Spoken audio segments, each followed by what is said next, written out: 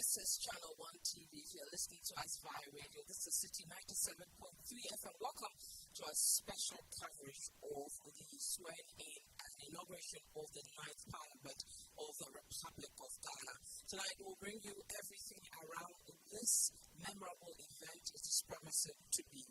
I will introduce to you the gentlemen and all others that will be part of this discussion when we come back to stay with us.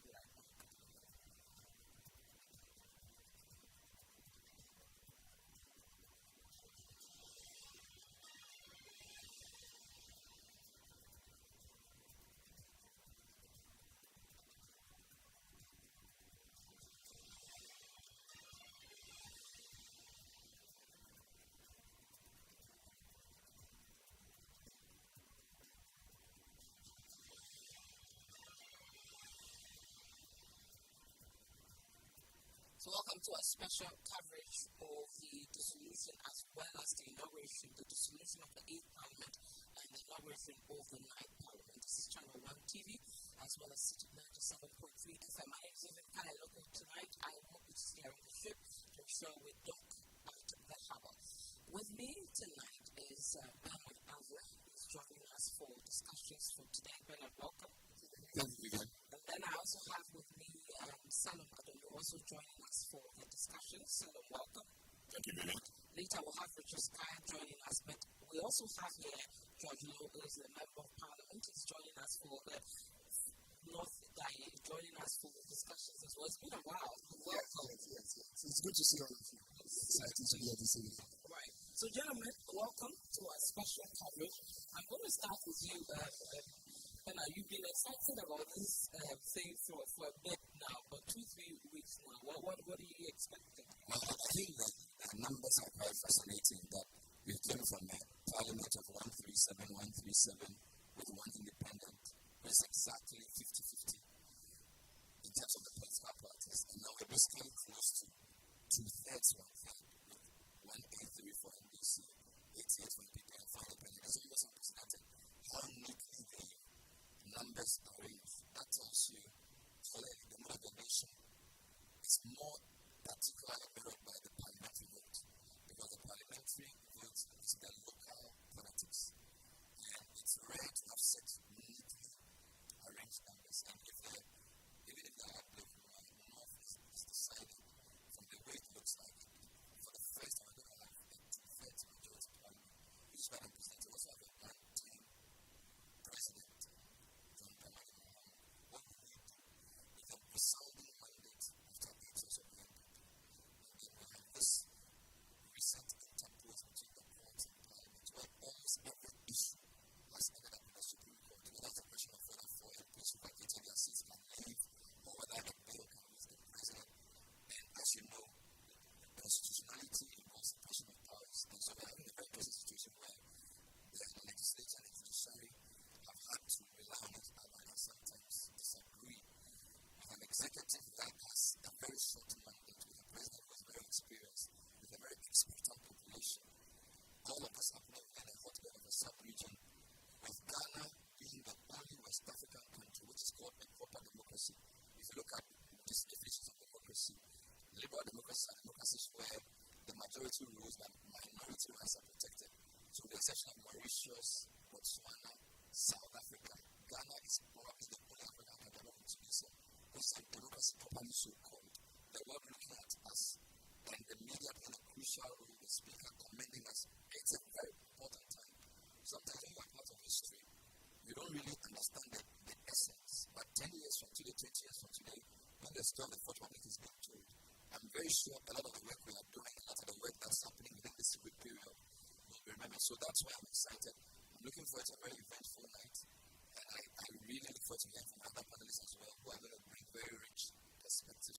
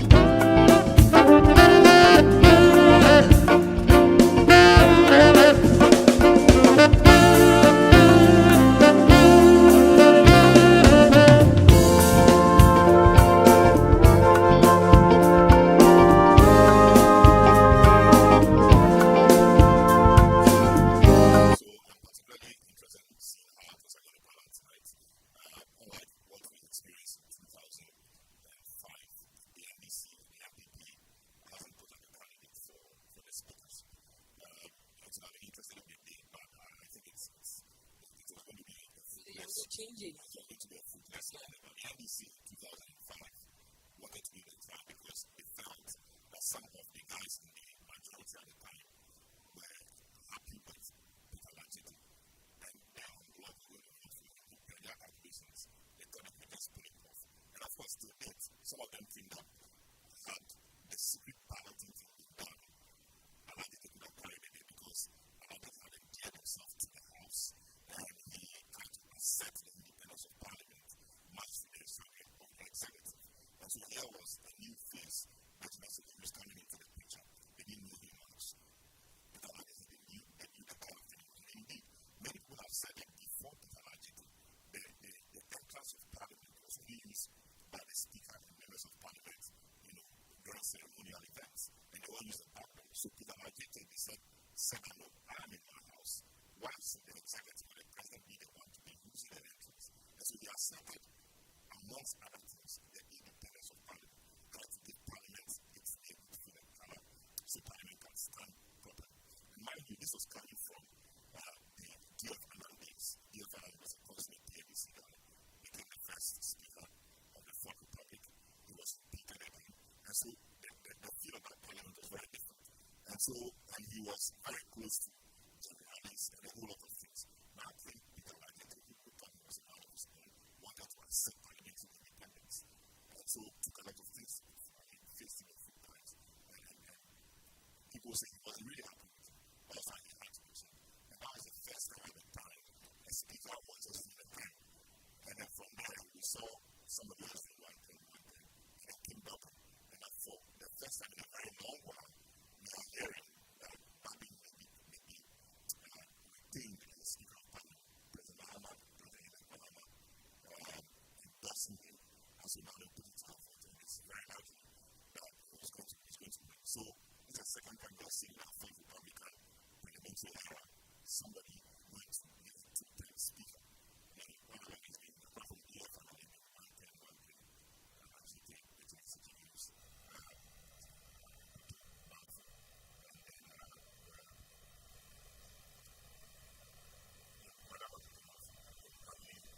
Choice, I'm talking about this. For that.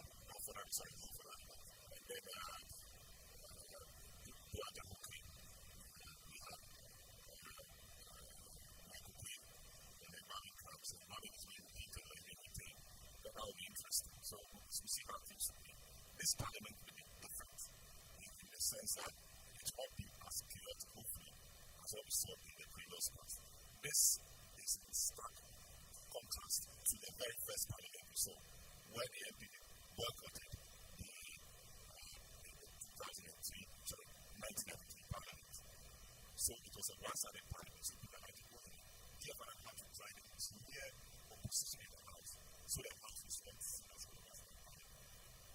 Contrary to what Marvin explained, there was so much activity in the parliament to that extent. We'll see how the leadership is like. His leadership style they adopted to sit in the hands of this particular parliament. So, not really expected of this parliament.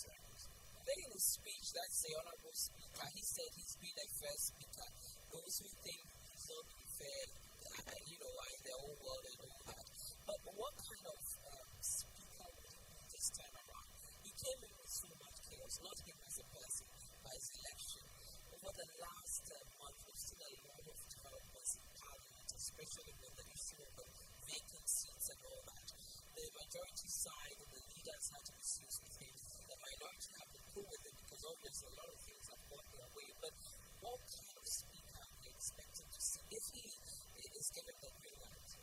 Well, I think it would be a first. He should be, he's so knowledgeable that he should know what to do. And I think, to the contrary, some of the NDC people, over the last few months, felt like it was more of it helping the majority. But if you know him, it's me, the consummate believer in the fact that the minority has had to say what the majority have to say. So say all you have to say, or all you can say, but let them put it to vote, or they put it to vote, the majority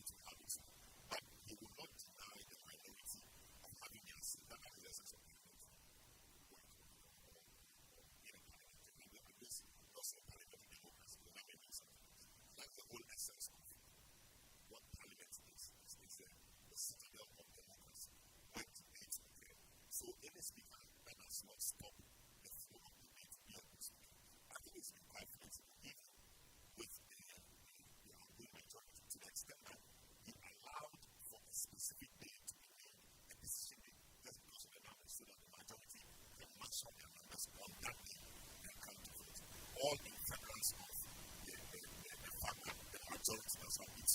Because each way is government business. So government business must go to. You can oppose, say all you want to say. You do all you want to do. But government business will be carried. You can do everything, but government's way, its business must be carried. So I think it will be a fair leader. He will be quite different from the very first time because of and I don't expect the kind of challenge you saw in the previous Parliamentary meeting itself. Especially in the last few months. I think some of the leaders have now had some more experience that they should, on one side, be able to advise them on some Parliament or some things.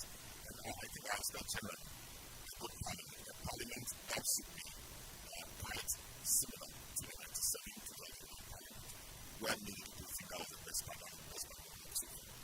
It's all, in my opinion, depend on how the new minority will handle their affairs. They should be strong, they should be knowledgeable, they don't necessarily have to be disruptive and destructive.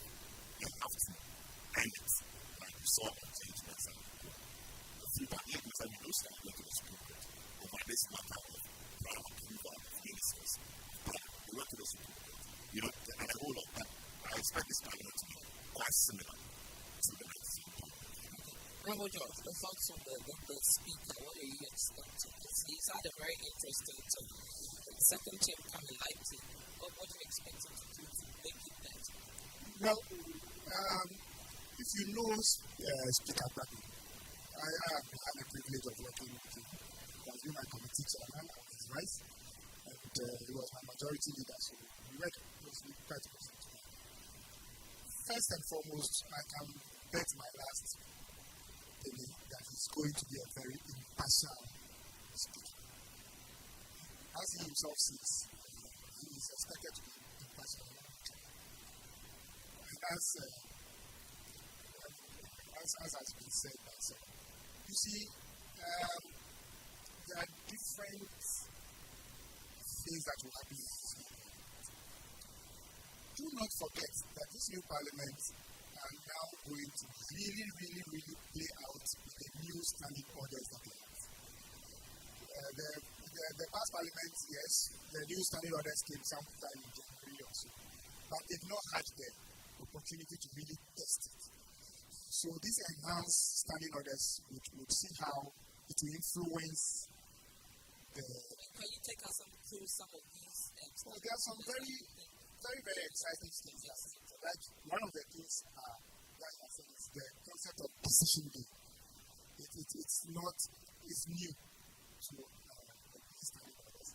There are very interesting things. For instance, the standing orders, they even provide for independent candidates to form a caucus where if they are 7 or above, and they can have their own majority, they can have their own things like that. So there are quite some new ways of doing it. And then, of course, composition of committees and all that. So this time you will find that a lot more opposition people chair some key committees. In the past, it used to only be legislative. It used to be public accounts and subsidiary legislation. Yeah. These are the only two that were chaired. This time it's about, if my memory serves, about 7. Okay. So you have the minority play a lot more role, even in terms of committee administration, which is very, very useful. But all said and done, one thing I can tell you is that Speaker Baldwin also believes in consensus building. And if the sides would give him the opportunity, many of the decisions will be arrived at by consensus, so that the normal agreement will not play out that much. Secondly, role, even in terms of committee administration, which is very, very useful. But all said and done, one thing I can tell you is that Speaker Baldwin also believes in consensus building. And if the sides would give him the opportunity, many of the decisions will be arrived at by consensus, so that the normal acrimony will not play out that much. Secondly, I believe that we are going to have a lot of voice votes because of the share numbers. Yes, so we are going to have a lot of votes, and that should make it easier for the speaker. I don't think that there will be anything where the minority will have the courage to call for ballots, secret ballots, for instance. So clearly, we are going to have a more organized parliament. The only challenge I see is that person for person, consistency for consistency, you will find that there are a lot of new faces in this parliament. What do they come with? Parliament is not, for a lot of people, they think that Parliament is just, you go there, you can speak nice English, and then you are a good MP, or you can stand on the floor and make statements. No, the parliamentary work itself, which is the legislation, needs a lot of guidance, needs a lot of training. So I would be interested to see even the CVs of those who are coming in, because that will determine on which committee you serve and the experience you bring on board. Interesting times ahead. I think that yes, there will be challenges, but if they are not challenges that cannot be surmounted. Very interesting times ahead. Well, as you know, there are a few matters to be decided. The president-elect has indicated he prefers Speaker Babin. That doesn't necessarily translate to 4 years ago, and the need to avoid any discordance. They chose to make the name public early. But I feel like on hindsight, it should have been maybe the National Executive Council of something of the party. Because you know that there have been rulings that suggest that the MP represents both his people and his party. So for the head of executive, to say, I prefer this person to the head of the legislature, I don't think it rings well for the independence of Parliament. That's point number one. Point number two, Mr. Babin himself is not a shrinking violet. When he was appointed for the Parliament of 2000 as minority leader, many people were surprised because Kwabena J was majority leader. Someone talks about how when he was appointed, a lot of people were wondering what this young man could bring to the table.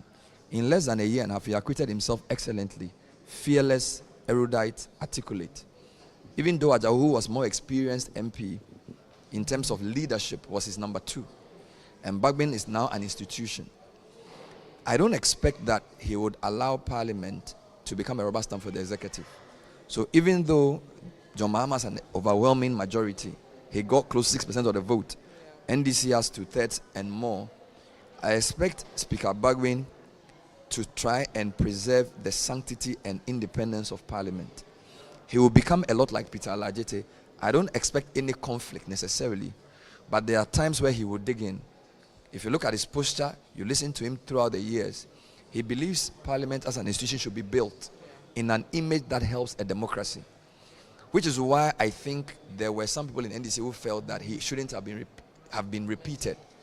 Because when people come to power, they want malleable media, malleable judiciary, malleable legislature. It's normal. Babin is unbending, a very strong-willed person, highly competent. So it will be an interesting parliament, because even though NDC overwhelmingly has the majority, I'm very sure there will be occasions where Speaker Babin will make decisions to favor Parliament. This is one of my predictions. Number 2, the second big issue will be who to make the deputy speaker. I think Selom explained that quite well in terms of the maneuverings in 2005 and how it cost NDC. If I look at the posture of NDC and the way they are fighting for every seat, they feel really hard done by the MPP in the past 4 years, particularly. If you listen to Kazilato forcing very carefully about his prosecution, I don't think MDC is going to give MPP any gifts. They've won overwhelmingly, but from the deputy minority leader Kofi Boa to Kazio, they both describe this as the worst government. I expect them to try and show MPP where power lies, at least from the beginning. Partly to assuage their very angry supporters who believe they've even left guard, because some of these supporters think they won 190 seats. So I don't think NDC will give MPP any favor. So it may even turn out, we are told Bernard Ahiafo will be the deputy speaker. It's very possible they may even make an independent member of parliament the second deputy. And which is interesting, because when you listen to President Mahama talking to Nana Akufo-Addo this evening, when they met in the afternoon, it was very conciliatory, very cordial. These are two experienced politicians who know the game. But the maneuverings of parliament is very different. So I think we should look out for the voting for speaker and the selection of deputy speakers. I think it's going to be very, very interesting. And I think the other more important question as well is who will lead the majority, because again, we've been told that these current executives on the minority side will lead temporarily, because I suspect a lot of them will become ministers. Then the tone of parliament will be set by the personality that is chosen to actually the majority, probably in about 2 weeks. Because President Mahama has said that he will choose his ministers in 2 weeks. So in 14 days, we'll have the full complement. And from there, they will start rearranging parliament. So a lot of the matters in terms of the nature and character of this parliament will be clearer probably by end of January. So I don't think NDC will play their hand now. MPP took a risk by playing their hand. We know it's Apenyo Makin. We know it's Mama Patricia Acheje. Political maneuvering-wise, I think NDC will wait. And they may pull a very interesting surprise for who they choose as majority leader in terms of wanting to use, because final point, for a one-term president who has to be replaced by competition, who is in the middle of an IMF program, he effectively has 2.5 years. So there's going to be a lot of pressure on President Mahama. So I expect him to choose somebody for his majority leader who will facilitate his very ambitious policies to make them happen within 2 years. Because by the third year, all focus will be on who replaces him. There will be no coherence in government. So you expect a Mahama insider to lead the majority side to try and push through all the things he wants to do. So watch this space in the next 2 weeks. A lot will happen. Okay, let's look at the people who are likely to support Speaker Bagbert in terms of the deputies. Names are being, bundled around. Let me start with you, Selim. I'm sure you've heard some names and all that. Sure. We've had a few names. So, of course, what is quite obvious is Bernard Ahiafo is a lawyer, very good lawyer, and I hear he's one of the top brains in Parliament when it comes to legislative drafting. Indeed, I hear himself and Chairman Sabonsu. And indeed, my good friend Jojilo in his time was also one of those guys. But I hear in the last Parliament, Bernard Ahiafo and Chairman Sabonsu were the key guys anytime it came to legislative drafting. And that's key for an institution like Parliament. And so even though he was in the minority, you understand he was used a lot by the guys in the majority to help them work on drafts, etc. His name is come up. But you see, it's a representational thing. So Bernard Ahiafo there solves the voter region problem. So you have Speaker Babin who solves maybe the northern problem, and the executive ticket itself has no representation from the voter region, which is a key part of everything. Yeah, for them. So northern is represented there as well in John Mahama, and the Fanti question is answered, or the account question perhaps is answered. So I think the workings of the NDC, or maybe the thinking, should be that they need to satisfy a core group of their base, which is in the voter region.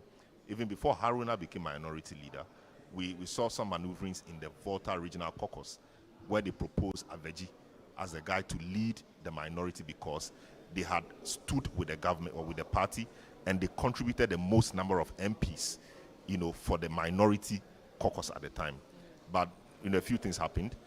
Haruna emerged as a leader, of course, with word from Cletus Avoka and Co, who said that the parliament required somebody who understood law, and Haruna was a lawyer, blah, blah, blah. Haruna eventually emerged as a minority leader. And then Aveji was made to deputize him, solving the voter question again. So I think in this sense, Ahiafo solves that question. He's competent in his own right. He's a lawyer. He's good. He's had some experience. I think he succeeded Dua Jaho. So if for nothing at all, he succeeded as speaker. So perhaps there's some there's some traces of speakership in that seat. Perhaps he brings that to the table. Yeah. Perhaps he learned from Dua Jaho. So he answers that question. The second deputy speaker will be quite interesting. The convention really has been that normally the opposition party takes it. The constitution is clear that the two deputies must not come from the same party. I think Article 96 or so. The two deputies must not come from the same party. What we saw in 2005 was interesting. When the majority at the time told the minority guys that do not propose anybody. If you propose somebody, we will take the second deputy speakership away from you. That second deputy speakership at the time was to be given to Kenjirasa because he had, in the previous parliament, acted as the first deputy speaker. So, true to their words, when they opposed Bejina Sechi Hughes' ascension to the speaker role, and it was time to propose a first deputy speaker, of course, they proposed Freddie Blay. And if you watch it on that day, quickly, Kenjirasa was the guy who stood to second it, thinking that everything was fine. So when it came for the second deputy speakership, now they proposed a guy from Yendi, Malik Yakubu, who at some point in the Kufuor first term was the interior minister, but had to resign because of the Yendi matters. He was proposed as the second deputy speaker of parliament. It went through. They put it to a vote. He won. So he became the second deputy speaker of parliament. What was interesting was that the two deputies, they don't come from one party. Freddie Blay was from the CPP, whilst Malik Yakubu was from the MPP. Now, there are a number of independent candidates in there.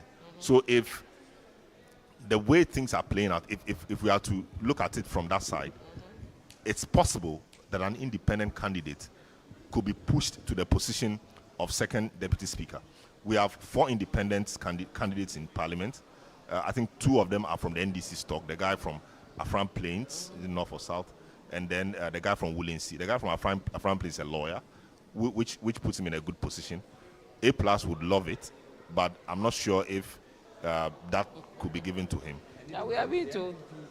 Gentleman, we are told, has said he will caucus with NDC. Yes. Oh, he will caucus with NDC? Yeah, but of the 4, I know certainly that the Afram Plains North is a lawyer.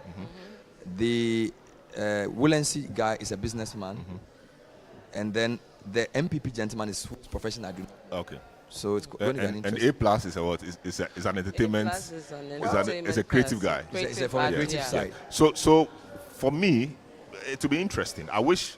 And they are all first timers. Yes, they are first timers. I wish they could give it to the MPP to continue in the tradition. But given the acrimony we saw in the last parliament and things we are seeing around, the NDC may want to show its muscles and say, okay, because you've done ABC, we will take this from you. But it would be nice to have the MPP represented there as a second deputy speaker. That would be nice. That would really be nice. But are there any MPP names that we could consider? Because you look at experience, because I think the speakership is an experience role.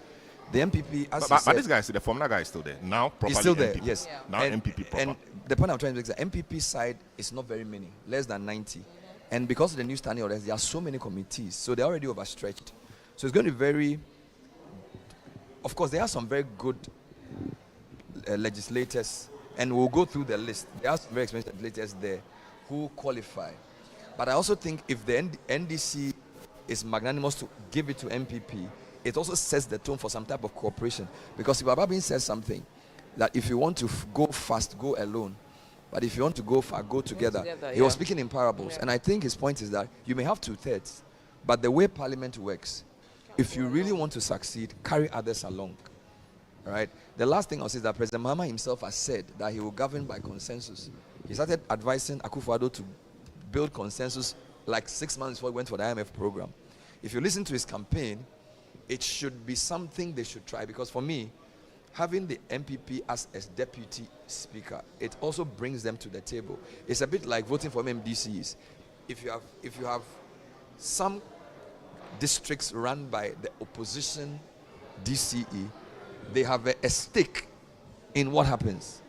So I think that the calculation should not be just, we want to show them where power lies, but let's put the nation first. And I think there are some very quality legislators on the MPP side who can help form a formidable team. Because as we saw, give us some of the names you think can do a great job from the MPP side. I was just going through the list. take Eastern Region. MP for Akim Swedru. He's been on the Road Transport Committee, sparring with Governor Saboja for many years. He's a good legislator. I would say Patrick Boama, if his issues are troubles resolved, behind of him, course, yeah. because of the way the Okaikwe South is going, it may be acrimonious. But there are some really quality but lawyers on the I MPP would side. take the Formula MP, now MPP proper. You know, because he's had experience in the first parliament. So why not repeat him? Because And he was independent he before. was now he's MPP. Yeah. So he's had experience. But So we need why to ask repeat? NDC whether they think Let's how is to you, yeah. Isiama viewed among the NDC? Was he a fair? Because I can say that when Freddie Blair was speaker, I don't think the NDC was happy with him because he was quite hawkish for MPP, which is how come they even eventually pushed him fully into MPP. But I don't know whether Isiama's conduct has been hawkishly MPP necessarily. Well, you see, the first thing was that is that Freddie Blair was a first deputy speaker, and the first deputy speaker and the second deputy speaker, there's a bit of a difference. You know, second deputy speaker, you rarely get to even preside over the house. Siama, as we all know him, well, he was okay. But having said that, the dynamics are very different now. You see, you are taking decisions not based only on the fact that Parliament wants to take a decision. Parliamentarians got there by a political party. And the political party has a base. Sometimes it's dangerous not to listen to your base. Sometimes it's okay not to, depending on what you think you would get. Do not forget, but before then, let's also see that if Bernard Anyanfo, for many should remember that he was actually going to be the second deputy speaker in the last parliament. In actual fact, he was a name that NDC wanted to twist. Then, by some twist of fate, it was given to Esiama. And do not forget that it was Muntaka who proposed Esiama. So there may have been some backroom negotiation at the time. So for Bernard, I agree with Selom. Bernard represents the Volta region.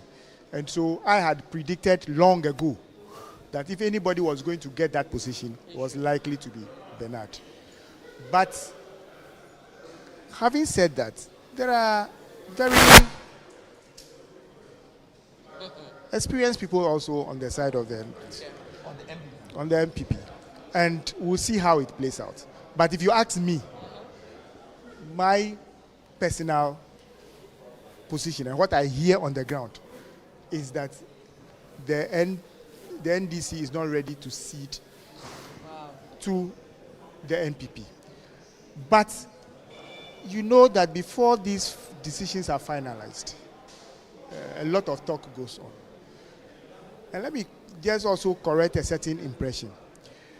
You see, in nominating or in asking that Speaker Gbagin be nominated or mandating, you see the word was, he has mandated them to nominate Speaker Gbagin. Yeah.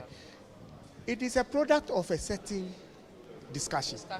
It's not out of the vacuum. No, there is an advisory committee that is advising His Excellency the President-elect on appointments. Yeah. So you can be sure that that may be a product of that system. Whether we like it or not. Well, for the, I don't know, for effect, some people think that then it should be seen as though some neutral body was elected. But whether we like it or not, it is always the president-elect whose consent must be bought in nominating a speaker. And you will remember that in the last election, before Right Honorable Gbagin was elected, all the MPs had a meeting with former President John Mahama. Okay. It was from that meeting that they came to the House and nominated Speaker Gbagin. So clearly nothing untoward has gone on. The reality is that whether we like it or not, the man whose consent must be sought is the president-elect. And he has just done that by saying, I give you the mandate to nominate Mr. So and so. and do it. But like we all know, it doesn't preclude others from nominating anybody. It doesn't. Are we likely to see that tonight? You see, in 2005, why nobody expected the Speaker Gbagbe to nominate Speaker Alajeti. Nobody expected it, but it happened. So in this case, in the unlikely event, because as we sit here, we haven't heard that anybody was coming. In the unlikely event that there is a second nomination, the good thing is that it's not likely to fly at all, looking at the numbers on the floor. So for me, things will be made simpler if we just went and nominated Speaker Gbagbe. And even with a voice vote, we should be able to confirm him. If the NDC decide not to see the second majority slot, what kind of names are we likely to see? Oh, there are 4 names, and it's likely that one of them would be. Give us your names, and then the. Well, I mean, as I said, there are 4 independent candidates. Okay, there are 4 independent candidates. No, are you saying the speakership? Yeah, the deputy speakership. Yeah, deputy speaker, as I said, here for has been. No, not the for second. the second. Yeah. No, the second. If MPP is not going to be considered, there are 4 independent candidates, and for me, I agree with Bernard when he says that Pelly tops my list for the simple reason that he's a lawyer. He will understand things better. He will conduct the house better because he's also an NDC member who, because of primary disagreements, went and when I interviewed him, his argument was that if he hadn't run as independent, MPP would have won the seat. Yeah. Then he writes to the General Secretary to indicate his willingness to cooperate with the NDC side after the interview. So you can tell he's playing his cards very well. That, look, I went in to save my party because if I hadn't gone independent, Crosby would have lost. And if you look at the votes he got, it's quite clear that the MPP person would have made inroads. So he could have an argument. And usually independent candidates have only 1 term. Usually you don't stay independent for 2 terms, which is why Formina brought him back. So it's quite likely that if he plays along with the NDC, it will mean that then it prepares the ground for him to then get to go back again. Yeah. And as a lawyer trained in Canada, which is a common law jurisdiction with their English French, I think he stands tall among the independent candidates. But I still think that you can also send the signal. Kennedy Osenyako is a good guy from the Eastern region. I saw there are a couple of guys. I think it will most likely be Eastern or Ashanti if you look at the MPP side. Yeah, but you see, with the MPP side, what you mentioned, Patrick Boama, who has issues. Yeah, Numedwintri is a very experienced Asante Hakim. He's been chairman of Constitutional League. Since his 5th term. You know, highly respected. Sometimes when somebody's in parliament for a long time, they tend to get respect on the other side.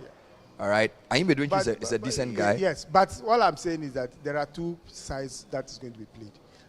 There are the option of, well, let's play ball, let's be conciliatory and get the MPP. But I'm saying, and I'm not saying, that's what it will be. All I'm saying is that if you follow the sentiment on the ground, the foot soldiers are not in a mood. They are not in the mood for MPP. So is it the tail wagging the dog? Don't you think at some point, for me, look, sometimes leadership, because of their clearer vision and their better understanding of what is at stake. Yeah.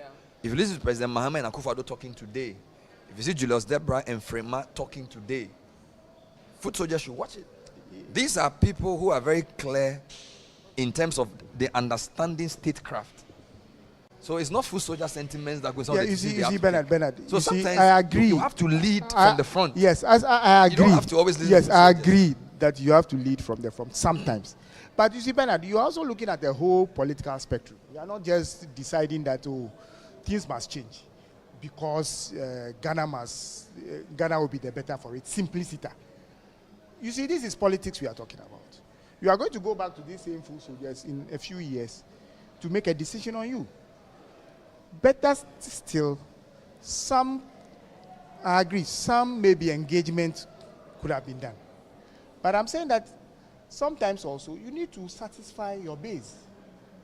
Listen, if you bring in Peli, the good thing about it is that if you bring in Peli, Peli, as we speak, is not an NDC member. The constitution allows it. He's experienced. He's a lawyer. He's experienced. He's capable of doing it. That is one way. Then we can also say that we want an MPP around the table, and therefore let's get. But when it mattered most, they didn't want us around the table. That is one of the things you remember. So the sentiment on the ground for NDC yes. When it mattered is most, they give an didn't want independent us candidate around. the second deputy. They didn't want us around. Big. The NDC has a very huge mandate. A lot of that will chip away over time because you are always more popular before the nomination, than after the nomination because you will take decisions. Of course, the stagecraft thing Bernard is talking about, we saw that in 2017 or 2016, 2017, after the MPP won that election. It was the same thing, and it's how it will be. I mean, you don't have to be fighting. But after that so-called statecrafting, we saw how some elements of the NDC will argue they were treated. Okay, so that is just for the cameras. Okay, it's just for it. Now, the sentiments on the, like he's saying, I won't say they're calling for blood, but they want to retaliate, which may not necessarily be in the national interest. Yeah. But Mahama will also need that goodwill from the grassroots to carry him a bit far. So you don't want to be chipping away that goodwill now. I'm open for anything. They can decide to go with the independent. They may decide to go with the MPP too. I'm not expecting any magic or anything big.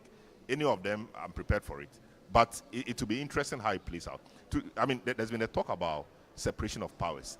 And I think sometimes we overemphasize separation of powers, okay? It's a doctrine. It's a doctrine put out by some jurists and some doctrinaires. It is not a watertight system. So we say the judiciary must be independent. But the president, who is executive or head of the executive, appoints the Supreme Court justices and the Chief Justice. What is separation of powers? In consultation with Parliament.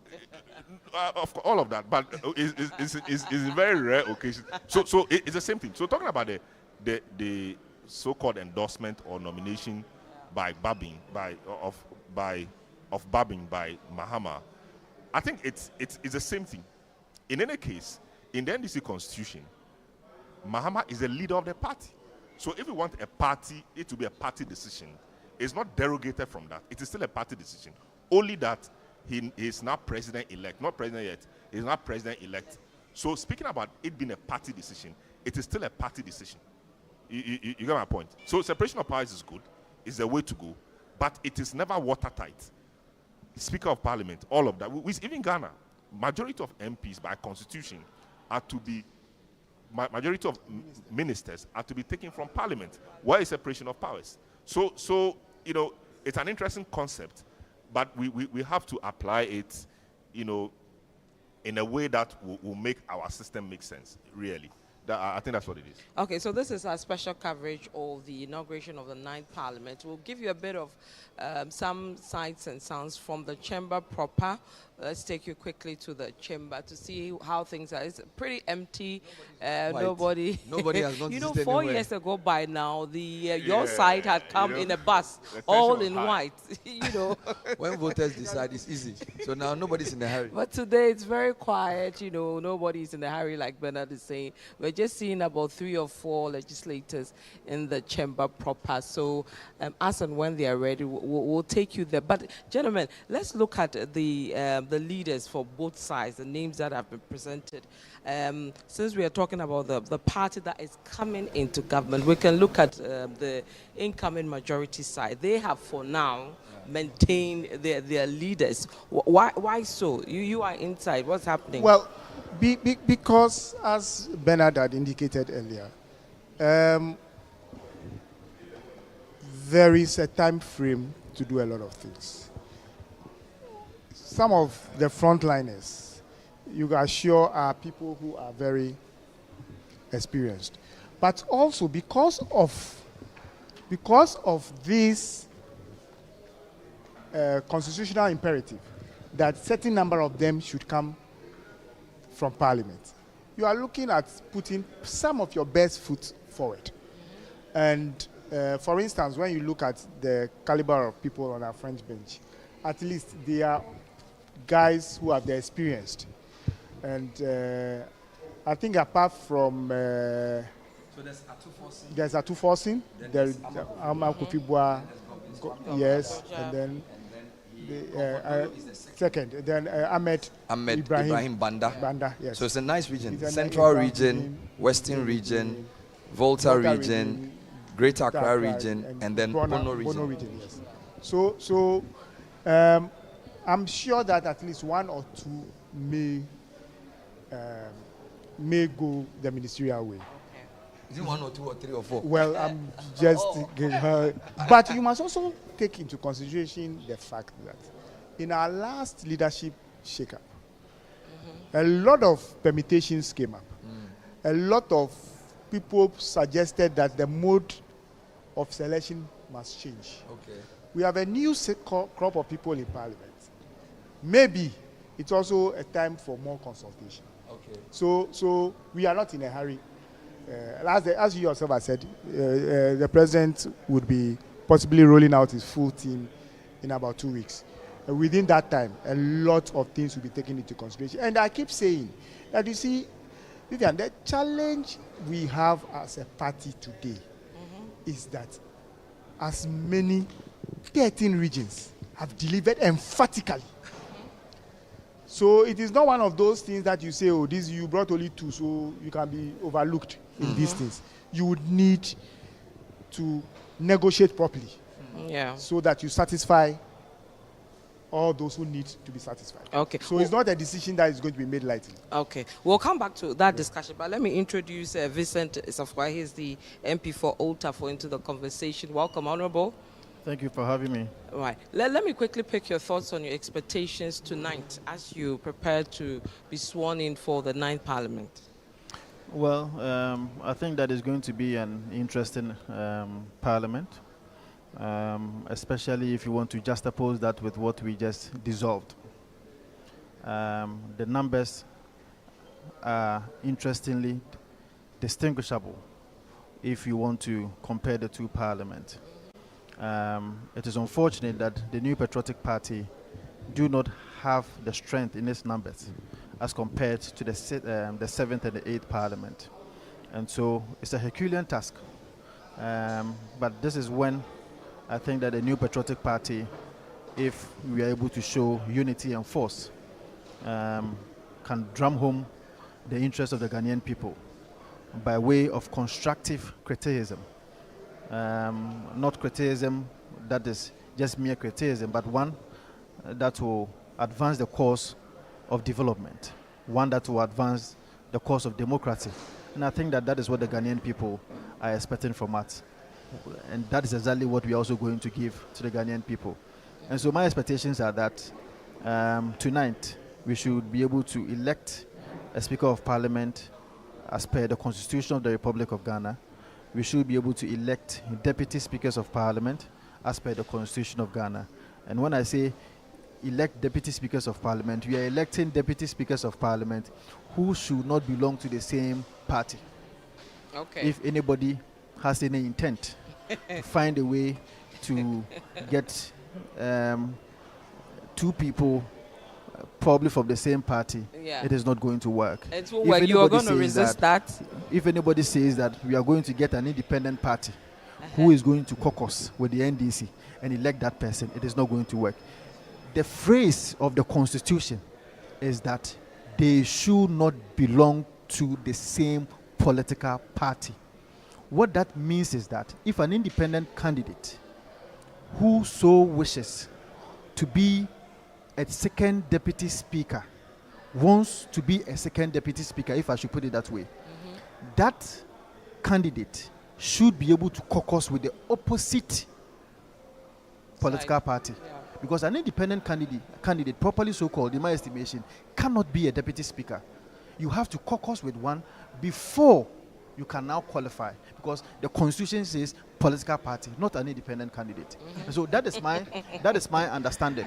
So I hope that is going to be a discussion, or if you like, a show of understanding of what the Constitution actually says. I do not expect that the MPP will be shortchanged in this.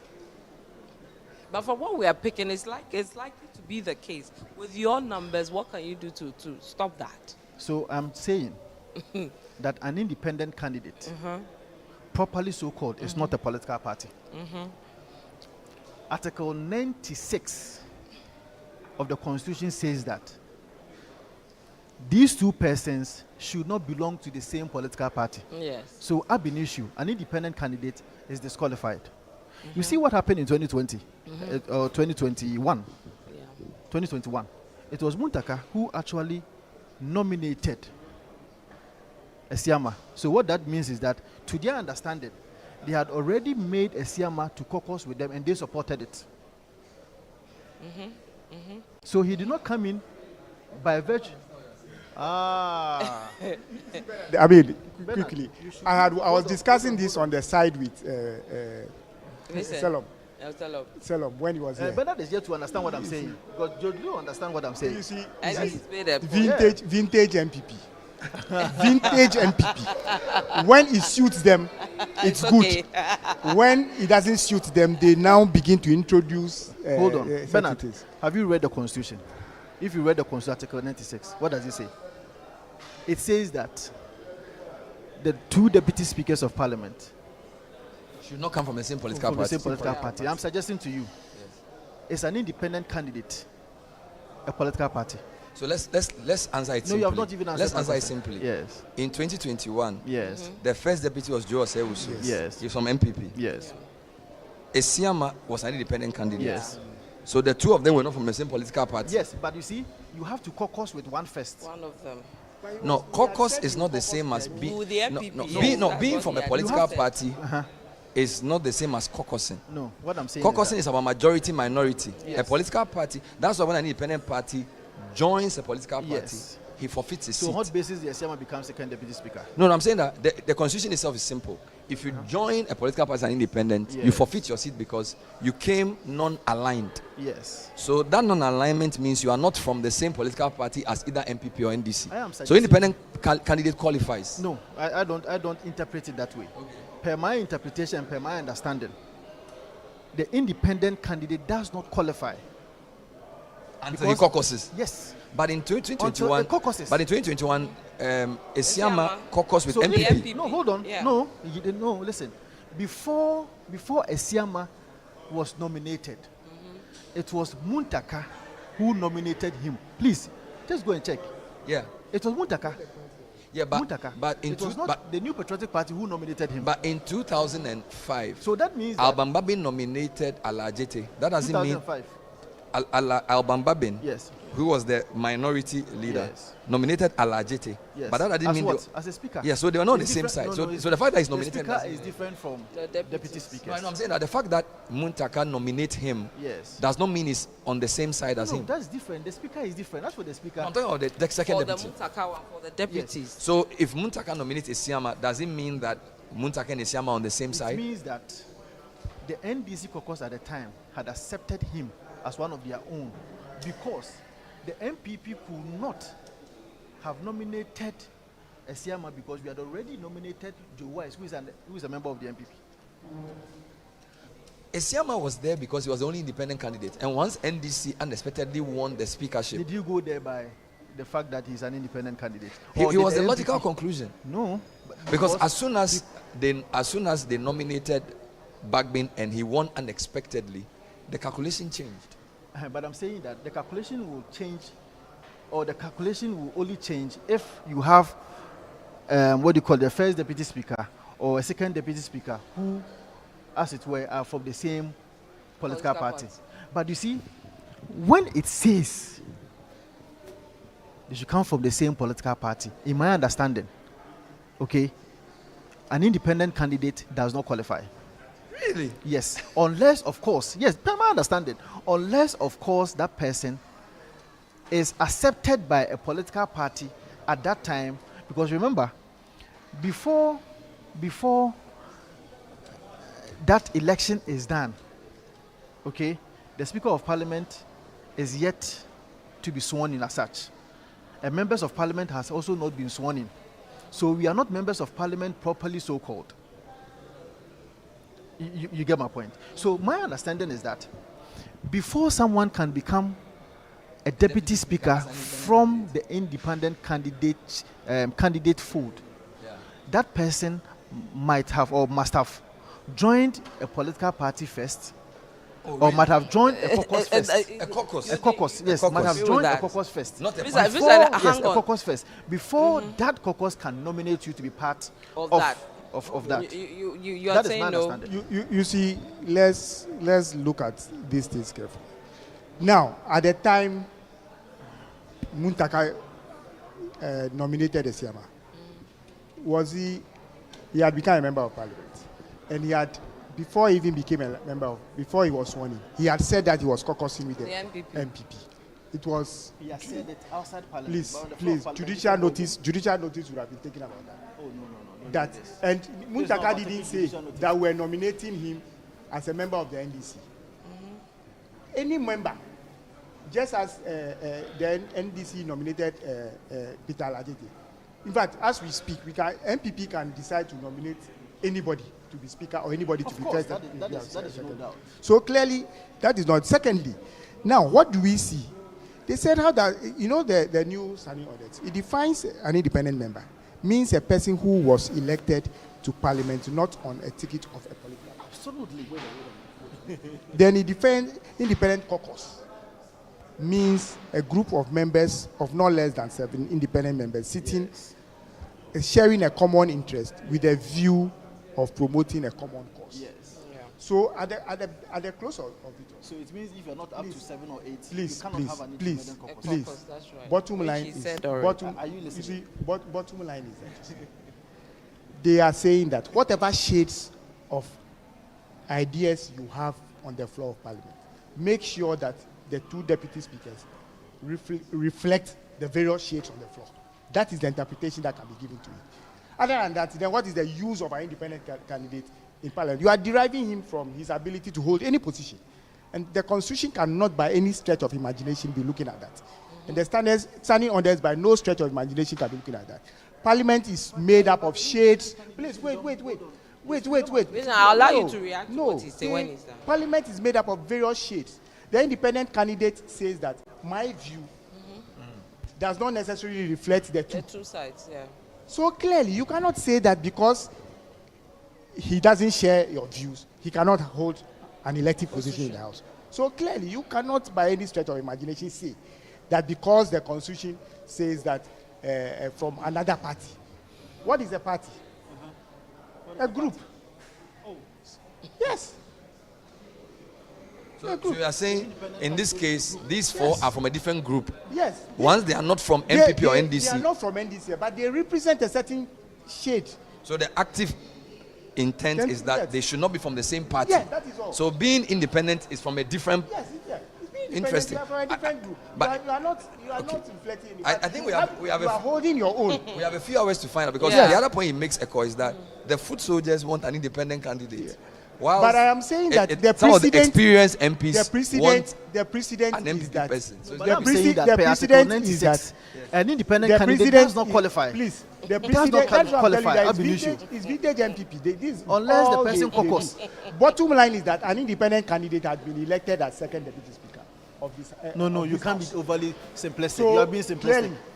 clearly, the president is there. Is there. And the president is there because he was nominated. He could have been nominated from any side, and it wouldn't have made any difference. But Bernard, do you see that even the freedom of the independent candidate, as per his own readings from the standing orders, has been taken away from him or her from joining, or if you like, from being part of an independent caucus by virtue of the fact that they are not up to 7. You get that point?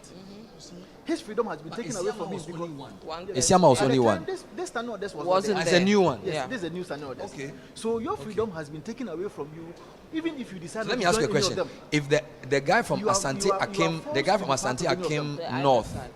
who was an MPP member who went independent against and the Akubi, Yes, if MPP were to caucus with him, yes. could he qualify? He will qualify.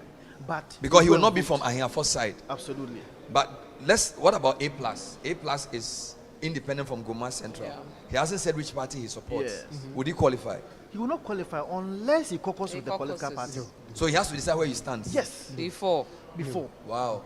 That's You the way see- you understand you the see- standing you order.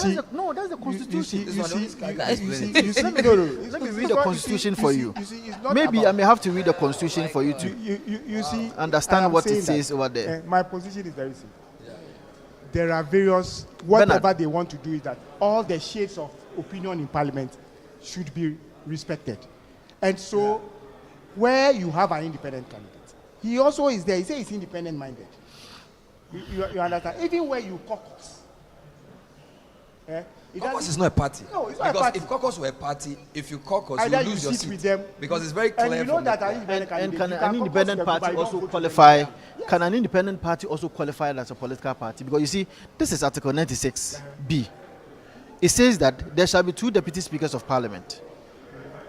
A, B. The B says that both of whom shall not be members of the same political party. Both of whom shall not be members of the same political party. So my understanding is that before an independent candidate can qualify to hold the office of a deputy speaker, you should have been able to qualify as per Article 96B of the 1992 Constitution, properly so called, to be within the range of what a political party is or what a political caucus is in Parliament. So you yourself, as an independent candidate, does not qualify ab initio per the intent and premise of the Constitution of the Can you Republic raise of your Ghana, mic a bit? that you do not qualify to be a deputy speaker of Parliament. You only qualify if you decide to caucus with any of the caucuses of, if you like, the political parties in Parliament. Maybe I am not. what I wanted to ask was, Yeah. based on what you know, Yes. does NPP have somebody they will put up for second deputy or first deputy? No, that I cannot sit here and say. But I'm only saying that if anybody has this in the contemplation of his mind, that they are going to put forward an independent candidate as a second deputy speaker without necessarily having or making sure that the person caucus with a political party opposite the one that is the first deputy speaker of Parliament ab initio, think that it's is not flawed? possible. It's flawed, and that is illegal. Well, I'm also hearing that there's a strong view that Isiama should be giving the second deputy. That's what I'm hearing. So I don't know what you guys So it is possible Esiama can be maintained if the party so decides. But if he is maintained, it means that the party will also have to vote. That is, NDC, MPP, and all members of Parliament will have to give our blessing to him. If they go for the vote and the NDC with their majority says that it is not possible, the vote is lost. Well, this is an interesting interpretation I you are told bringing. you, I was raising this with Solomon when he was here. But I still think that you must, what is it called? When you are talking about constitutional issues, the first line is that what was the intention of the framers of the Constitution? At the time they were putting those words there, what was their mind? All their mind was that Parliament should be such that not all the people will come from one side. Okay. Or one shade of the house. Everybody should have a stake in it. In the interpretation. In this case, independent candidates are also members of Parliament. They belong to a shade of opinion, and they But must not be political catered parties. for. Okay. They don't necessarily Listen, have we to know be you have to leave, so Yeah. your final words and then you can go. So off. my final words are that it's going to be an interesting Parliament. We are going to make sure that the laws of this country is adhered to. Nobody will usurp the powers of this country. Nobody is going to be allowed to misinterpret the Constitution the way it suits them. We are going to make sure that on the floor of Parliament, the law is the one. The law is the one that is giving all of us the power or the mandate to be sworn in as members of Parliament, deputy speakers of Parliament, and the Speaker of Parliament. The same law will have to be adhered to. There was a report in the news that when the new minority leadership was proposed, some people did not agree. They even quote Ayu Efriye as being part of a faction that wanted a different leadership set. You are from the Ashanti caucus. Any thoughts on the front bench in terms of how formidable it is? Was it discussed Was it an It easy was decision? discussed. It's a very it's a formidable bench. You don't rock the boat in these circumstances, and all of us have given our blessings to the leadership that we have now. Afenyo Markin is our leader. He has the 100% support of the members. We are going to support him. Anodon Press, the chief whip. We are going to support him. Mama Pa, the deputy minority leader. We are going to support him. It's a unanimous decision from the bench. From the members of parliament. Because you see, in 2021 when I came to parliament, I couldn't have been given the mandate, or if you like, the chance necessarily, or properly so called, to make decisions on leadership that I do not even know or have not even worked with them before. So the proper thing to do is to allow members of parliament who are already in, that is the 8 members of parliament, to, as it were, make pronouncement, make contributions as to the kind of leadership that we have, because we have been working with them on the floor of parliament. No, I don't think that Afenyo Markin has failed as a leader. I think that Afenyo Markin, in the circumstances, tried his best to make sure that he hold the party together. But now you are more experienced than some, because now you are in your second term. A lot of the guys coming are fresh, so you also be teaching some of them the maneuverings, I'm sure. Well, I mean, that is how it's supposed to be. But one of your leaders, Jerry, is a new MP. Yes, he's going to learn very quick on the job. Learn quickly on Today, the job. I saw him following Anodon Pre, and I loved it. Everywhere Anodon Pre was going, I saw him following. So clearly, he is somebody who has Yeah. now accepted. Yeah. Who thinks that I have to learn. Yeah. And within the short time, if he learns, will he even be better than people who have been And there I in need the to say second and the third that term. when he was MP, he was a first-time MP, but he was so formidable that I remember when he lost his primaries. In an interview, one of the leaders of parliament was mourning that this guy was on his way to becoming a fine legislator. He was deputy to Bagbin on some very important committee. So it's not really about whether you are fresh or not. Sometimes your freshness gives you the eagerness to want to work hard, which is what we are seeing in some of the new faces coming. But certainly you are an experienced guy now. Sincerely excited about Jerry, because I've known him as a lawyer, I've known him as a friend. He's a sharp guy. I mean, no two ways about it. So I see. All right, Vincent, thank you so much for your time. So that's Vincent. So this is our special coverage of the inauguration of the 9th Parliament. We're doing this via Channel 1 TV as well as City 97.3 FM. We'll take a quick break. We'll be right back.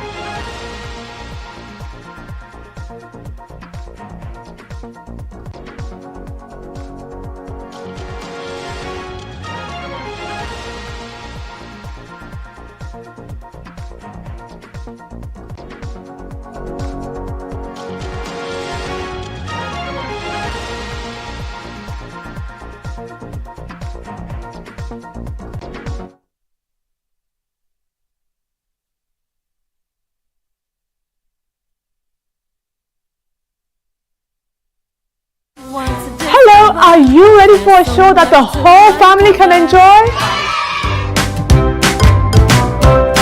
Join us on our fun educational adventures as we discover interesting places, meet amazing people like a pilot, a soap maker, a chocolate maker, and more. That's not all. You will learn about our culture, explore musical instruments, symbols, and cloth, learn all about kente, gather around and listen to our folk tales and discover the interesting history behind our stories. Wow, this show is really informative. Yeah. We'll also have fun experiments, whoa, and lots of art activities. Look at my spider. So beautiful. You definitely don't want to miss the Wonder Space show with Miss Natalie. Wonder Space! Watch the Wonder Space show on Saturdays at 12 noon only on Channel 1 TV. Get ready for a day of gratitude and nostalgia at the Swesco Annual All-Year Group's Thanksgiving and Remembrance Service. Join us on Sunday, January 19th, 2025 at the ICGC Christ Temple, Aboseokai in Accra at 2 p.m. The service will also mark the launch of the 66th anniversary celebrations of Swesco. Wear your Swesco cloth and be part of this special gathering. Contact your year group president for further details. Let's make this a day to remember. See you there.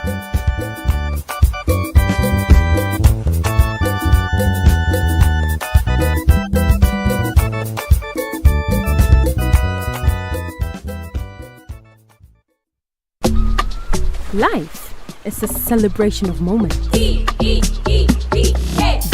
and small. The sun is scorching, I'm feeling the heat. With Piva Drink, every moment becomes a refreshing celebration. From the beach to your home, in every corner of your world, Piva Drink adds a burst of refreshment.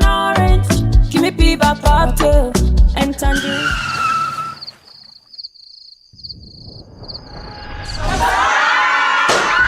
Celebrate every moment with Piva Drink.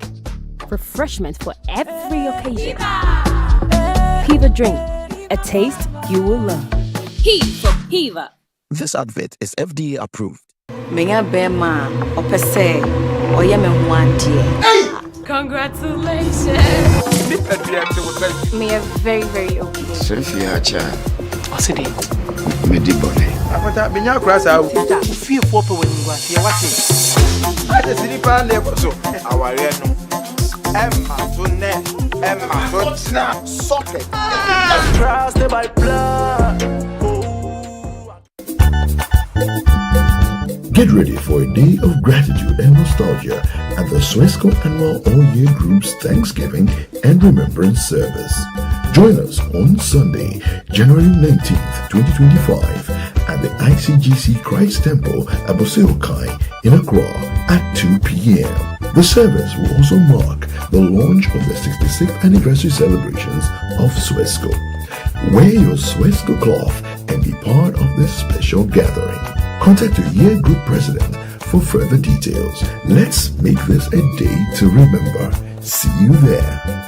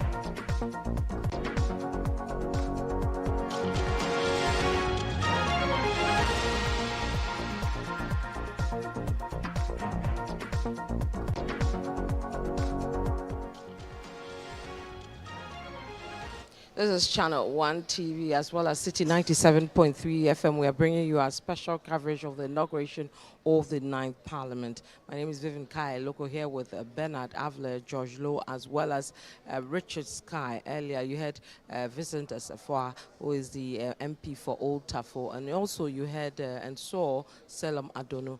We'll continue the program with Bernard Avler, George Lowe, as well as Richard Sky. So, gentlemen, it's been an interesting, election. We've seen members of parliament elected, but there are still some issues with some with regards to them being given the green light to operate as MPs. But before we look at that, I want us to give viewers and listeners an idea of some of the MPs we are seeing for this new dispensation. I think we can start with Greater Accra because it's one of the regions that you have 2 or so MPs having issues with regards to their election. So let's start with Greater Accra region. Let's give viewers some of the people there. Bernard, who are some of the people there? Out of the 34 seats, 33 have been determined. The only outstanding is Ablekuma North, where the collation is still happening. But from the 33 we know, NDC has 28, MPP has 5. So if you see the MPs who have the green background are all NDC MPs. So with the exception of Tema Central, Trobu, Wejak Bawe, and then the then Anyaso just 3. The rest so far are all for NDC. Some of the people on the screen, in terms of experience, the MP for Ladekotopon is not a first timer. It's now Odole Soa. Indeed, the coastal MPs for the NDC are predominantly 2-timers. Ayiku is second time for Teshi. Retana Odole Soa, former MCE, in her second term as well. Zaneto in her third term as well. She's also a coastal MP. On the screen now, the most experienced MP is the Ernest Nogbe, a procurement professional who's, I think, getting into his third term, Richard Sky. He took over from the lawyer, Agbeshi. He's done quite a fine job. I think the biggest story on the screen, there are 2, Dome Kwabenya and Ayaso West Wogon, because Dome Kwabenya was the largest MPP heist, and for Stinali Makurugu to come in and win it for NDC by a very small margin, less than 500 votes. That tells you that NDC will be very, very excited about Faustina Elikli Makurugu winning Dome Kwabinya from no mean a person than Mike Okoye Jr. I think John Seto Dumelo as well is an interesting addition to Parliament, beating the Minister for Sanitation, Lydia Seram Al-Hassan. So there are quite a number of interesting people here. The La MP, and Adomako, I heard him on TV. He also beat a Minister for Gender, right? And then Kwekuado as well, beating Esla Owusu. So a lot of giant killers on here. Most of them are freshers. Ododio is a fresher. Botiano is a fresher. Ablekuma West is a fresher. Please go back to the first one. I just want to finish that. So on this screen, we have about 5 freshmen on the screen with a few second timers. If you come to the second Greater Accra list, Vivian, the 5 MPP are the ones down there. Jerry Ahmed Shaib, who's going to be the second whip for the minority. Charles Forson in that contentious Tema Central. Patrick Buama Okankwe Central. Gloria Usu Trobu. And then Emmanuel Tobin. The rest are all NDC. And in terms of experience, NDC has a lot. Okovandapoy, Ablekuma South, former mayor, Francis Xavier Sosu is carving out a niche for himself in legislative advocacy. Comfort Doyo Gansa is a deputy leader in terms of the website. Adan is comfortable for her. Even Yusuf Jaja, Ayawaso North, MTN, they call him Ayawaso East. They've been there for this, their second or third. Samonate George, now Momolate, also quite experienced. So it's a lot of experience on any side. Even Linda Oklu, former MC for Tema, Odamten Isaac Ashai, an interesting coastal. So a lot of the coastal NDC MPs are in their second term. Tema West, for the first time, falling to NDC. James Enu as well. Abdul Latif is in the second term for Ablekuma Central. And then Mohammed Ramadan also for the first time. Adenta having a repeat. So for the NDC people on this panel, even for Greater Accra alone, you have a very strong mix of MPs, and I think Mahama is going to have a headache, a very serious migraine, deciding who to appoint for what, because this guy. Let me bring in the Honorable Minta Akando, the MP for Traboso. I mean, we're talking about Mahama having a headache and picking ministers. I want to pick his thoughts because we've heard his name being bundled around in terms of ministerial positions. Which one are you likely to get? I thought you were going to welcome me well. So I don't envy President Mohammed's position at all. It's a very difficult position, but I think that he's going to do the right thing. He's been the president for some time. He's been the vice president. He's been in opposition for 8 years. He's worked with all of us. He knows everybody and your capacity. So I'm of the strongest conviction that he's going to choose people in the interests of the country. He's going to do well. You are going for health? Well, I don't know about that. But he's a farmer. Or you want to do deputy agric or agric I don't know substantive? about that. I don't know about that. I know you play around it, but what are your expectations for tonight? Well, it's a very simple constitutional work we are going to do. We are going to dissolve the 8th Parliament. Once the 8th Parliament is dissolved, the first thing we'll be doing is to elect the Speaker of the 9th Parliament, of which His Excellency the President John Dramani Mahama has called on us to nominate Right Honorable Speaker Aban Babin to be elected as the Speaker of the 9th Parliament. After that, we will then be electing the first Deputy Speaker and the second Deputy Speaker. Which ones are you going for? For the second deputy and the first For deputy? the first deputy speaker, for the first deputy speaker, for now, I can tell you that Honorable Ahiafo will contest for the first deputy speaker. And second? Well, I hold on for now. So there's an interesting development around that position, isn't there? Well, we don't have to unveil all our strategies. So for now, I can tell you these two. Well, what do you say with the incoming minority saying that if you attempt to bring in somebody from your side for the second deputy, they will resist that move? How are they going because to that's an illegality. How are they going to resist? How? You may tell me. Well, the Constitution is clear. We do not have to pick the first deputy speaker and the second deputy speaker from the same party. That is clear. That is non-ambiguous. So I don't foresee us doing that at all. But so we don't have only 2 political parties in the chamber. Yes, there are some independent candidates. Well, that you are trying to pull to your side. So by now, I think that their posture should be different from what you are telling me. Not to be throwing their weight around. So let's all start this new parliament, the 9th Parliament, with the heart of coming to serve Ghanaians. And nobody should attempt to threaten anybody. Nobody should attempt to throw any threat here and there.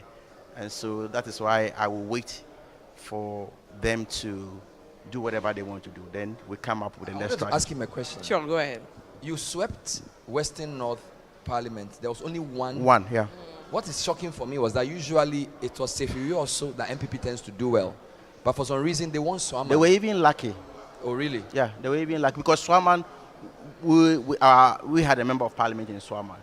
So how come they won Swaman? MPP won Swaman? Well, we had 9 seats in all in Western North, and at the end of the day, they've gotten 1. So it's okay. Because Western North is supposed to be an NDC stronghold, but as George said, regions like Western Region, Bono have delivered for NDC to a point that it makes nonsense of even your stronghold now. Because, for example, the whole Bono region, MPP has only 1 seat. Ahafo, they have only 1. Bono is they have only 1. You so know, that type of World Bank status that you used to have has even been matched by many regions. At the moment, I personally, and that's my humble opinion, I no longer believe in stronghold. Okay. And I have this sense since 2020. Okay. And so we should watch it. For me, if the NDC is able to go into every election with the right strategy and with a set of questions to take, we'll do better going forward. So the issue of this is my stronghold and this is not my stronghold, I think is doesn't hold anymore. Yeah, no. I see. So there are constituencies where we lost in the difference of about 17,000, and this time we've won them. And there are constituencies, even in Western North, there are constituencies we have won over 6,000, 10,000 vote difference. And though we have won, but we have won marginally with about 200 votes. So the electoral map has changed. So please, the sentiment has. If you still believe in this is your stronghold and this is not my stronghold, then we are leaving you behind. I wanted you to comment on what we have on the screen. Yeah. On the sheet are the Western North MPs. Yeah. So Frederick Addy is the MP for Suaman. Samson, he's obviously the most experienced on this. Yeah. I'm told that the constituency that you are in, it was a split. Exactly. So it was Bodi, and in fact, ideally, we used to have 2 constituencies, now has been divided into 6. Really? Wow. So the whole of, Draboso, Bia East, Bia West used to be one constituency. Bodi, Draboso, Bia East, Bia West. The 4 used to be one constituency. Okay, so they divided it into Draboso and then Bia. That's the first one. Then they further divided Bia into Bia East and Bia West. And now Bodi and Draboso. So Honorable Samson, he was the member of the then Draboso constituency. And so can we say from the personalities there, he's the most experienced? Yes, for now he's our senior most. Richard the Champion is also quite known. Yeah, so I came with Richard. So this is his 4th time and this is my 4th time. And Seshuyu also has been tricky for NDC for a while. Yes, so now it's his first time.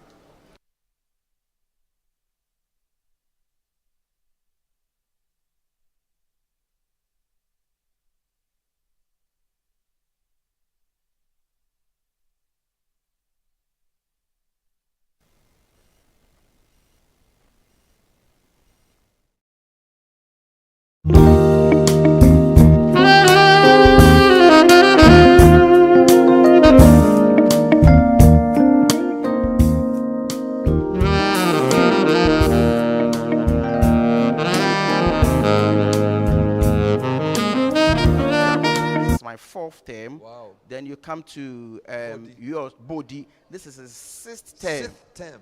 Yeah, this is his 6th term. Then you go to Awonwi. This is his 2nd term. Then you go to Babiani Anyaso Bekwai constituency. This is his 1st time. We've lost the seat for about more than 16 years ago. So you just captured about. Last question. When I went to your region, I went from the Western region. You can tell the difference. Yeah. Western region is greener, better development. Western North really look deprived. Yeah. Now that you have your own region since 2018, I suspect your people are desperate for more development. Yeah. And as an MP, even in opposition, there's pressure on you. Yeah, now true. That the NDC has won, what kind of pressure does it put on a legislator from the Western North region? Yeah, you see, the politics we see in the urban areas is quite different from what is in the rural areas. In my constituency and in any other rural constituency, if you go and campaign that I'm going to Parliament to make laws for you, you lose the election. Oh, that means I can speak, so I can make better laws for you, so vote for me to go to Parliament. You lose the elections. So they want to hear you promise development. And basically, rural constituencies, we are looking at water, we are looking at good roads, we are looking at rural electrification, we are looking at good schools, we are looking at good hospitals, the basic ones. That's what we are looking at. If they behave like this guy who went to make laws, they will lose. He was a fantastic lawmaker. And we used to have a conversation. I was always telling him that in this house, it's not about laws alone. Not about laws alone. It's not about laws alone.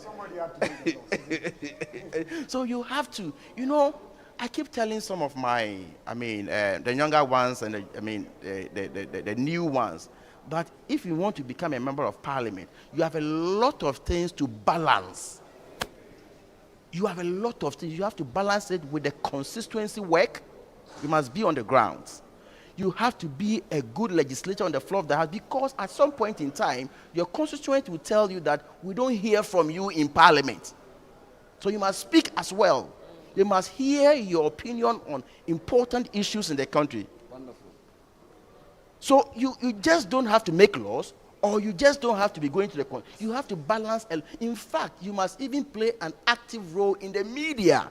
Like you are doing. Like you do. I want to show you Western region finally. Okay. Because for me, one of the shocking things I saw was how NDC got 15 out of 17. It's a neighboring region to yours. Yeah.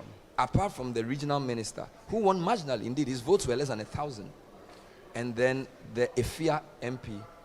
I mean, second D. Yeah, second D. Yeah. I mean, what happened there in the Western region? Was just. You have forgotten that they are all part of Ghana. Every part of Ghana, we are going through the same hardship. We are experiencing the arrogance of the appointees. We are going through, no facet of the economy is working.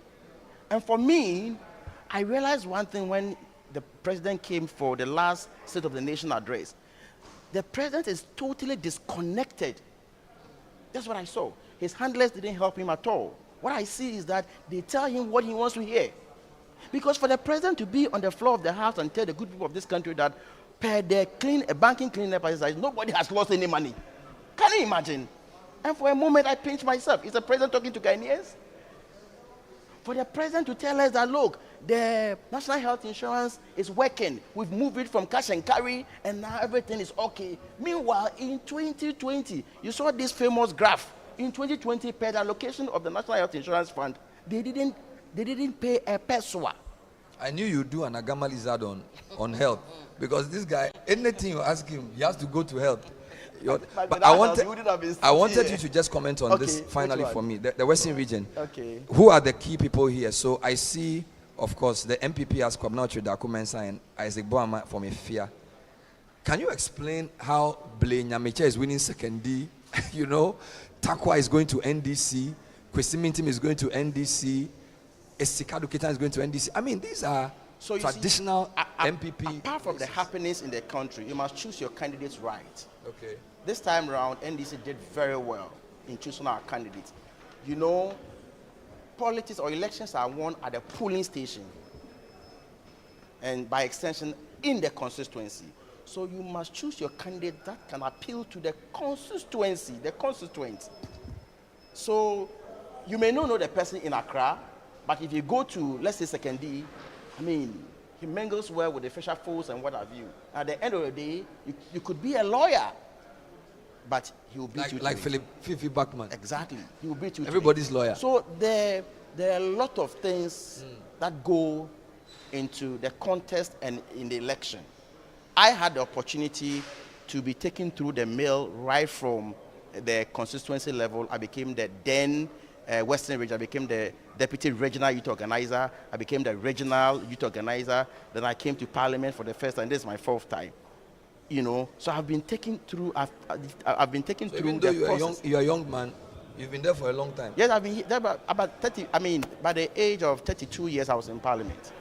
Wow. Yeah, 35. I was the deputy minister for lands and natural resources. So you've been there, done that. So who are the most important people in that region? Just before you go, who are the most important? Everybody's in terms important. of experience, everybody's knowledge, important. But of course, in terms of the House, the work. parliamentary in Parliament we deal with seniority. Yes. So here, Honorable Kofi Boa, followed by Eric. Eric is my colleague, although he came through with a by-election. So this is Eric Afo. Eric Afo. West. Then the next one will be Robert. Robert and then Dorcas are, I think they are on the same level. No. Then Isaac. No, the Takra. Isaac. No, okay. When it comes to the general, yes, the region as head, then Okyerdaku is the senior most. Okay.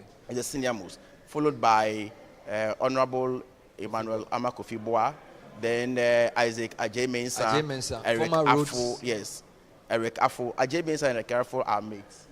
They are mates.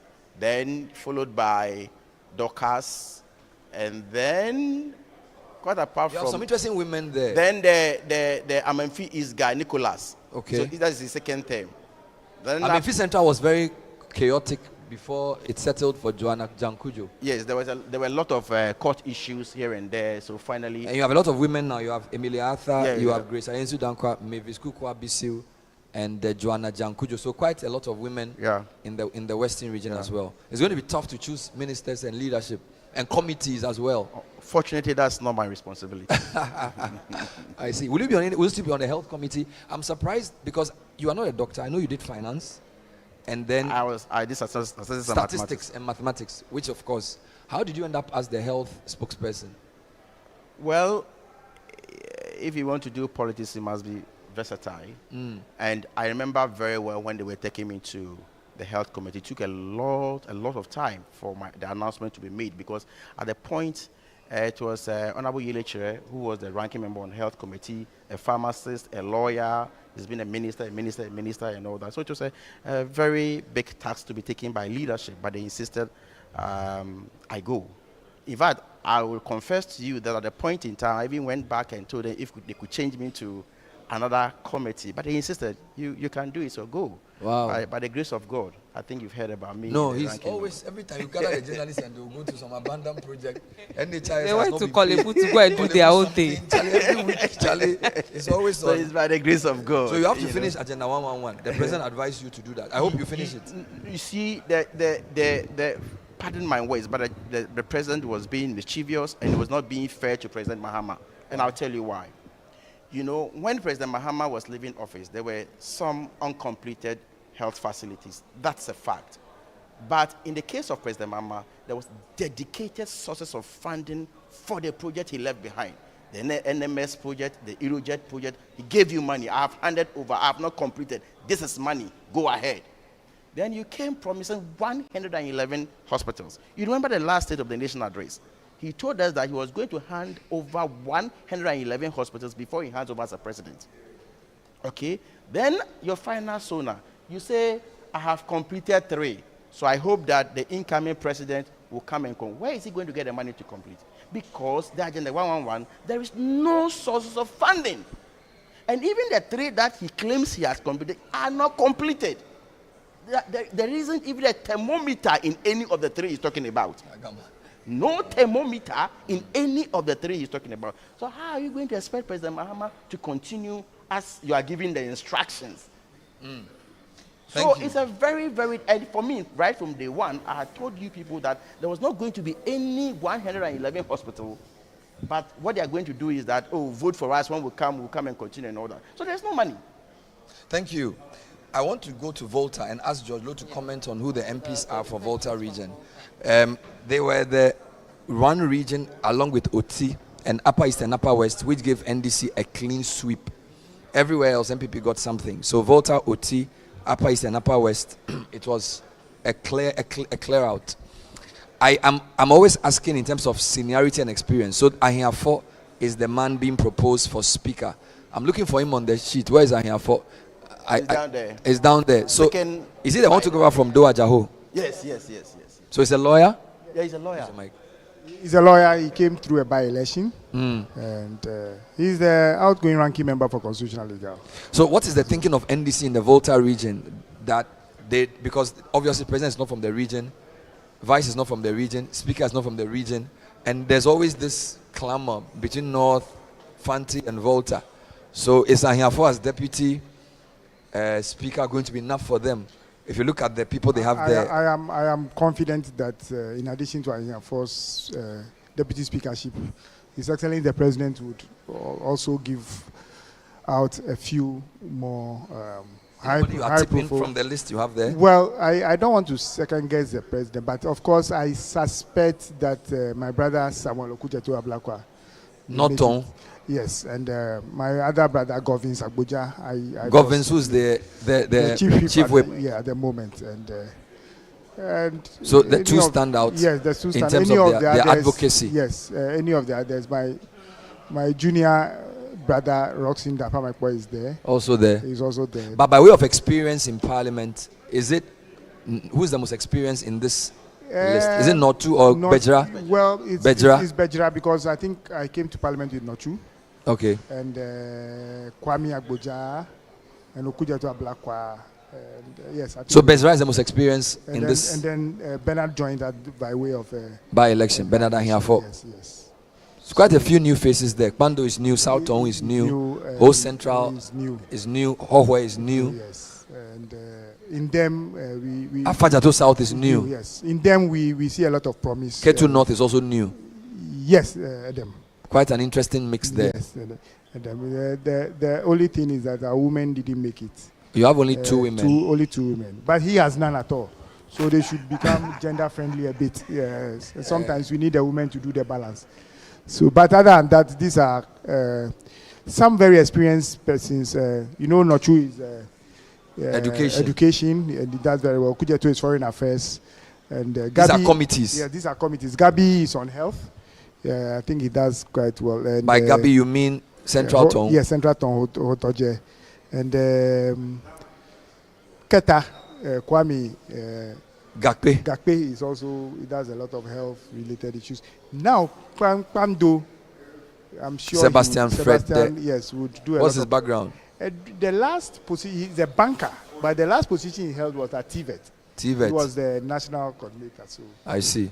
But Agboja is an architect. Agboja is an architect, but we are told his special area has become more of roads. Roads. Yes.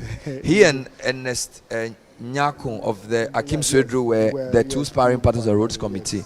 So you expect some cabinet positions in this region? Well, there should be. There should be. Cannot be left out. There's no way Volta will be left out. At least there will be one. Yes, regional. But now the region is 16. Yes. It's quite complicated. But I think constitution is 19. Will he stick to 60? Will the president stick to 60 ministers? The promise he made. Oh yeah. You are sure? You guys are not worrying him to increase it. No, he insists that he would do that. I see. And we can take his word. We hear for it. Yeah. Because we saw a story in the newspapers. That what? That the system may not be feasible. You people write your own story sometimes. No, it was a different newspaper. But we are confident that His Excellency will keep to his promise, at least in the interim. Yes. Interesting. He still stands by those promises he has made. Yeah. Wonderful. I wanted to show Eastern Region briefly because I'm sure as the parliament is about to be sworn in, people would want to know who the incoming MPs are. The Eastern Region is one of the places NDC got about 7 votes. The most shocking for me was Ekwapim South. Yeah. I mean, Laurentia Jiwon was like, if Kwapim South, what's going on there? All right. In terms of this list, Bane Champong, quite prominent. Charles Redu is a former Deputy Foreign Affairs Minister. Yes. Oh, Charles, okay. Yes. And then the independent for Afram Plains North, Walasi Belly. This is the gentleman they were discussing for. Alexander Akwesiakwa is a deputy minister as well. Kennedy Osenya, quite an experienced guy. Samuel, quite well known. So I think MPP on the Eastern Region side have some really quality names. But Apia Dankwa is Apia Boatin Joseph. Apia Boatin, I think this is. He went back and came back. Yeah, so it's also pretty. Afram Plains South.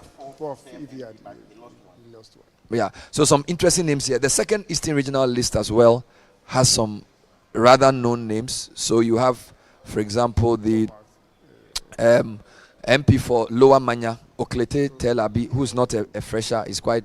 I think this is his fourth term. Abena Oseasari, who's a Minister of State in Finance, probably going in very important in some of the committees because of her experience as an accountant and economist. Etiwa West has a new face, replacing the Roads Minister. Ayensiano, MPP has taken it back from NDC. First time NDC took it. The Fantiakwas were quite controversial, and I'll tell you something. The Fantiakwas North, the gap between the two winners was less than 200. So this Kwame Appiah Kodia winning, it was a very tight race with the NDC person as well. Lower West Akim and Upper West Akim, typically NDC tends to do well. And then you have some of the, this is the final, of course, Aswejaman. We always thought Pius was going to. Oh, no. You didn't think Thomas was in any trouble? No, not at all. I mean, at the beginning, Pius misled himself by thinking that he was on the ground. But when the proper forces were marshaled, he had to take off. So temporarily, he was making inroads. Oh, of course. I mean, he was the new kid on the block, so he was all over the place, believing that he would make an impact. But I mean, like I said, when the real forces went onto the ground, in election, one of the most important things to know is to be able to detect your weakness early, I mean, the risk, and I think that in that regard, Thomas did very well. He was able to identify the challenges in the constituency, and then where he needed to call for help, quickly he did. In terms of experience on the minority side, incoming minority from the Eastern region, if you can show me the rest of the list, I was wondering whether I could point a few more people to me. So we have, for example, the Atiwa East. Obviously, finance will be an important. Anybody else there? Is there any other? Fred, I think there's one more sheet because Eastern has 33, right? There's one more sheet which has Kojo Ponkroma and Co. Just wondering, yes. So Davis is in Praeso, New Job in South, in Anodompre, Ofansia Iribi. Any standout people who will be important in Parliament in your view for the work of Parliament? Yes, so I can see, just like you've indicated, Kojo Ponkroma, Anodompre, then who again from the MPP side? I think I can. Otribefi, who is a former, is a deputy minister, I believe, for trade. A few new faces as well. Yeah. You know, because Suhum is a new face, I suspect. And Okere also happens to be rather new. Davis is an old face. In interesting times. Nyakotedi is his second term. Yes. So the NDC side, I think the two of them, this is their second. Yellow Krobo second term. Yes. And then Upper Manya Krobo. Of the West Akim, this one is NDC dues. Was it Upper West or Lower West Akim? NDC typically, Salas Mensah was an MP for one of them, and he was Upper West Akim, I think. Interesting. Well, so it seems as if 11 o'clock is upon us. And so are you going to sit on the left or the right? Where are you going to? I'm going to sit where the majority will sit. I see. And are you part of the front benches? Yes, I mean, I'm a fourth timer. I'm not a small boy. So you are going to be. I'm not a small boy at all. You're a big man. Serious in this country. His only problem this evening is that there will be no Esla to sit on his lap. Oh, you were the guy. Go away. Oh, you were the one she sat on. Oh dear. So there's no Esla to sit on. Amazing. I'm sure you missed that moment. I wanted to go to the north briefly. Fred, if you can help me with the north, just to show a few quick MPs in the north as we try and move quickly to the next segment of the show. All right. Now, I wanted the north. Okay. This region had 6 MPP, 1 independent, and the rest is NDC. The finance minister is obviously going to be important. Mohamed Amin Adam, who's Nitiwul is also, I think, Nitiwul is very experienced as well. Bimbila. Sunday is about his second term. Who? Tampuli also Gushehu. That's the second. Harun Idrisu obviously Towers. Matthew Nyindam is a comeback. Is a returnee. It's a returnee, yeah. MPP. Yeah, MPP, yeah. Of course. Suhini is there for Tamale North. Mutala is Tamale Central. He's a third termer. Because Mutala was first Nanton and then came to Tamale Central and is retained. So he's a third timer. Suhini is also a third termer. Suhini as well. Habib Idrisu is a second term. But is in leadership for the MPP. Yeah, for now. And then Hassan Umar is also, a returnee. Wow. So some returnees there. Yeah.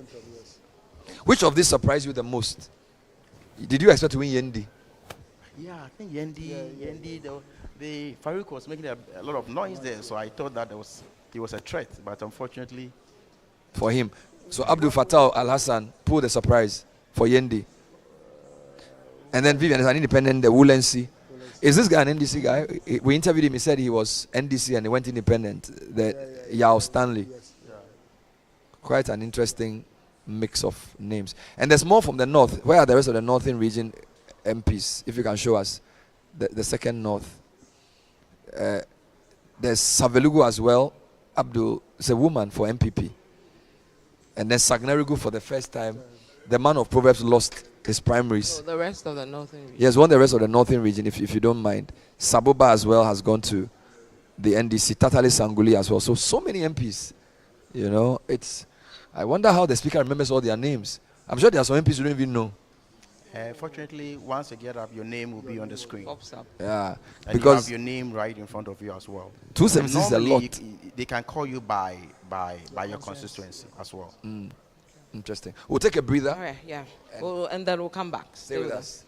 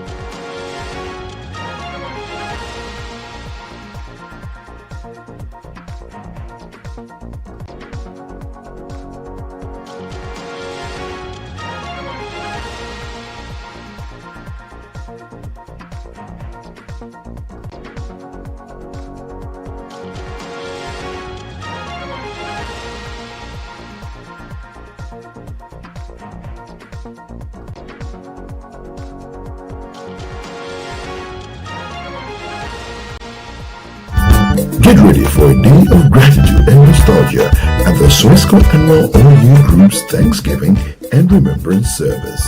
Join us on Sunday, January 19th, 2025 at the ICGC Christ Temple, Aboseokai in Accra at 2 p.m.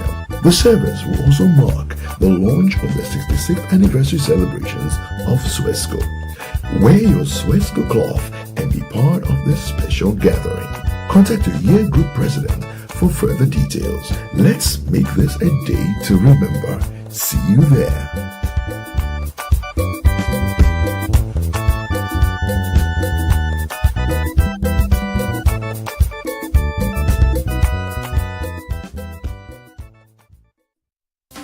Hello, are you ready for a show that the whole family can enjoy?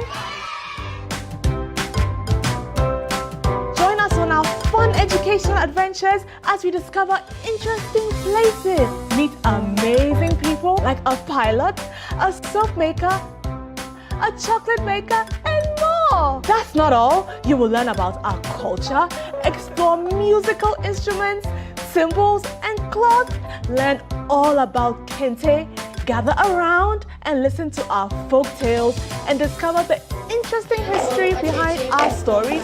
Wow, this show is really informative. Yeah. We'll also have fun experiments.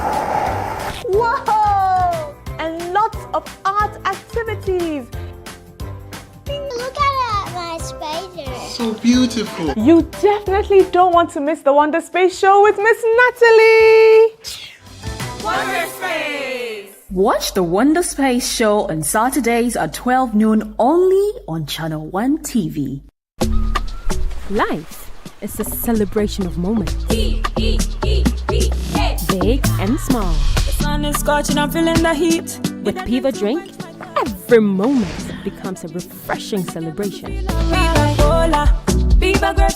the beach to your home, in every corner of your world, Piva Drink adds a burst of refreshment. And orange, give me Piva cocktail and tangerine.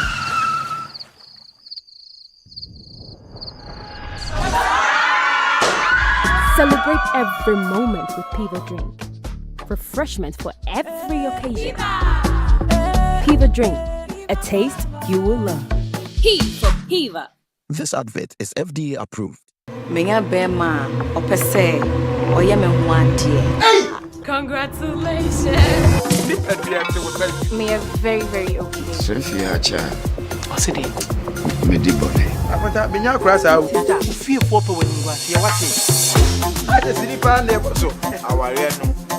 Emma so ne, Emma so tna socket. Trust my blood.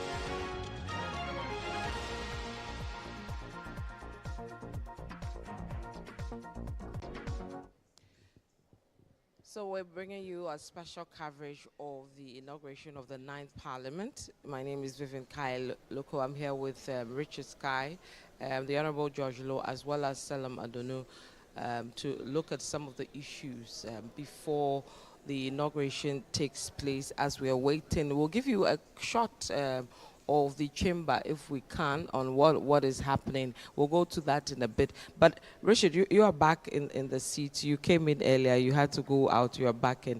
Gentlemen, I think we can talk about the leaders of both sides. We can start with the majority side. We are told for now the leaders are going to be maintained, right? Richard, let's look at the kind of leaders they had, starting from Castle to Force and all the way to the deputies and all that. Maintaining him there now, will this serve the purpose that the party will want to have in Parliament? Well, my understanding is that there was a meeting between the MPs elect and the president-elect much earlier this afternoon. And at that meeting, the MPs elect were informed that the leadership of the party was not minded to immediately effect a change at the leadership level because there are a number of factors at play. First of all, as I understand it, there are a number of members of leadership who the president-elect intends, and I'm quoting people close to the president-elect, to elevate to the status of ministers in his administration. And because of that, there has got to be a way of making sure that those nominations are made and communicated to the Speaker. You understand? Okay. Now, the question is whether you want to leave the front bench and go and sit somewhere in the middle or at the back bench and wait for an appointment that may or may not come. So then some took the view that why not? Look, let us be here for now because it's something that a bird in hand is worth 2 million in the bush. So they would have this now, and when the nominations are made, then... Is it that they don't trust that, they will sail through in terms of those nominations? Well, I mean, in politics, all kinds of things happen, the president can make up his mind to give you a post today. Yeah. By close of, by midnight. Mm-hmm. Somebody intervenes and that changes. You mean the destiny changes? Oh, yeah. I mean, there are people who do that. And it is because someone has sent some information that, oh, Mr. President, oh, this and that, have you looked at it this way, this person, A, B, C, D, then things change. Mm-hmm. But as I understand it, there are people in leadership that he wants seriously to serve in his government. Which names are we looking at in terms of those in leadership that may be elevated to the post of ministers? As I understand it, the current minority leader who becomes majority leader in the next parliament would most likely become our Minister of Finance if he is nominated by the president, and we are told that will most likely happen, and he is approved by Parliament to become the Minister for Finance. Then my understanding, speaking to close sources close to the system, is that the Honorable Agoja, who is currently the Chief Whip, would most likely become our Minister for Roads and Highways. Of course, my understanding is they will collapse the existing ports and aviation. And measure everything. Exactly, and put them back together. If the report I'm getting is anything to go by, then that would also be another elevation, if you like. Then you also have in there the Honorable Kofi Boa. There are conflicting reports as to whether he's going to lands and natural resources or going to energy. You know, previously he occupied the position of energy minister. Later it was split, power and then petroleum. And then he occupied the, the petroleum section. So if that elevation happens, either energy or lands, that will still create some vacuum that would have to be filled. Then you also have the Honorable Ahmed Ibrahim, who is the first Deputy Chief Whip. My understanding is that his godfathers within the party, and this is at the highest level, the national chairman of the NDC is said to be his godfather, seriously gunning for a position for him. There is lack of clarity as to where exactly he may well head. Whichever way it is, if he is elevated, again, that will be a vacuum there created that would need to be filled. Okay.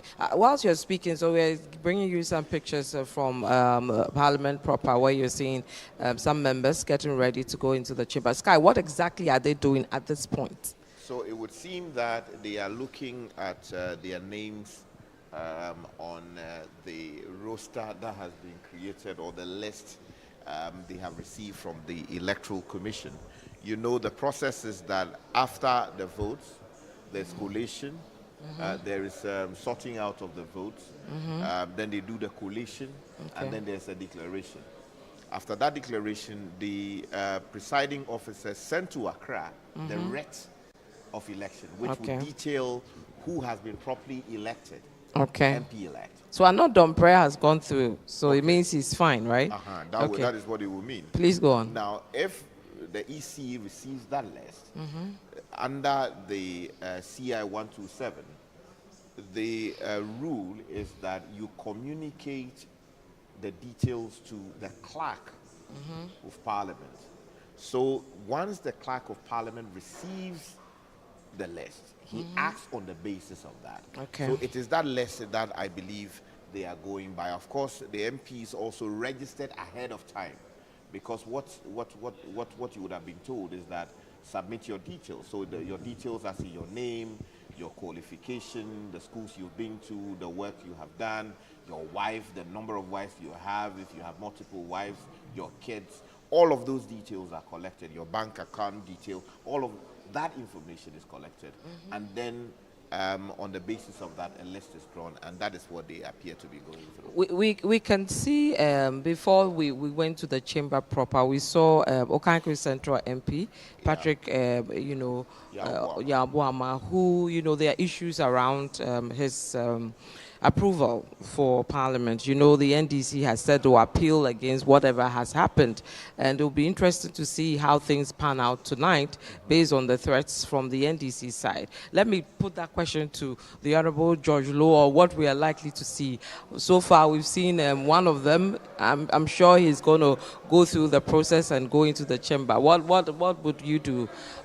Well, you know that at this time, sincerely speaking, first of all, let me say that this is a bit of an innovation, what we are seeing today. In the past, once you knew you are elected, you register, you just walk into the chamber and take a seat. But it looks like things have changed, and this process of sieving who should enter the chamber is novel. But whatever it is, as Richard has said, obviously there will be the registration backed by the writ of elections. But for me, we would have to wait and see, because we have had issues of injunctions and services against certain members directed at the clerk. As to what decisions the clerk makes at this stage, since he is in charge of this process, we would see how it plays out.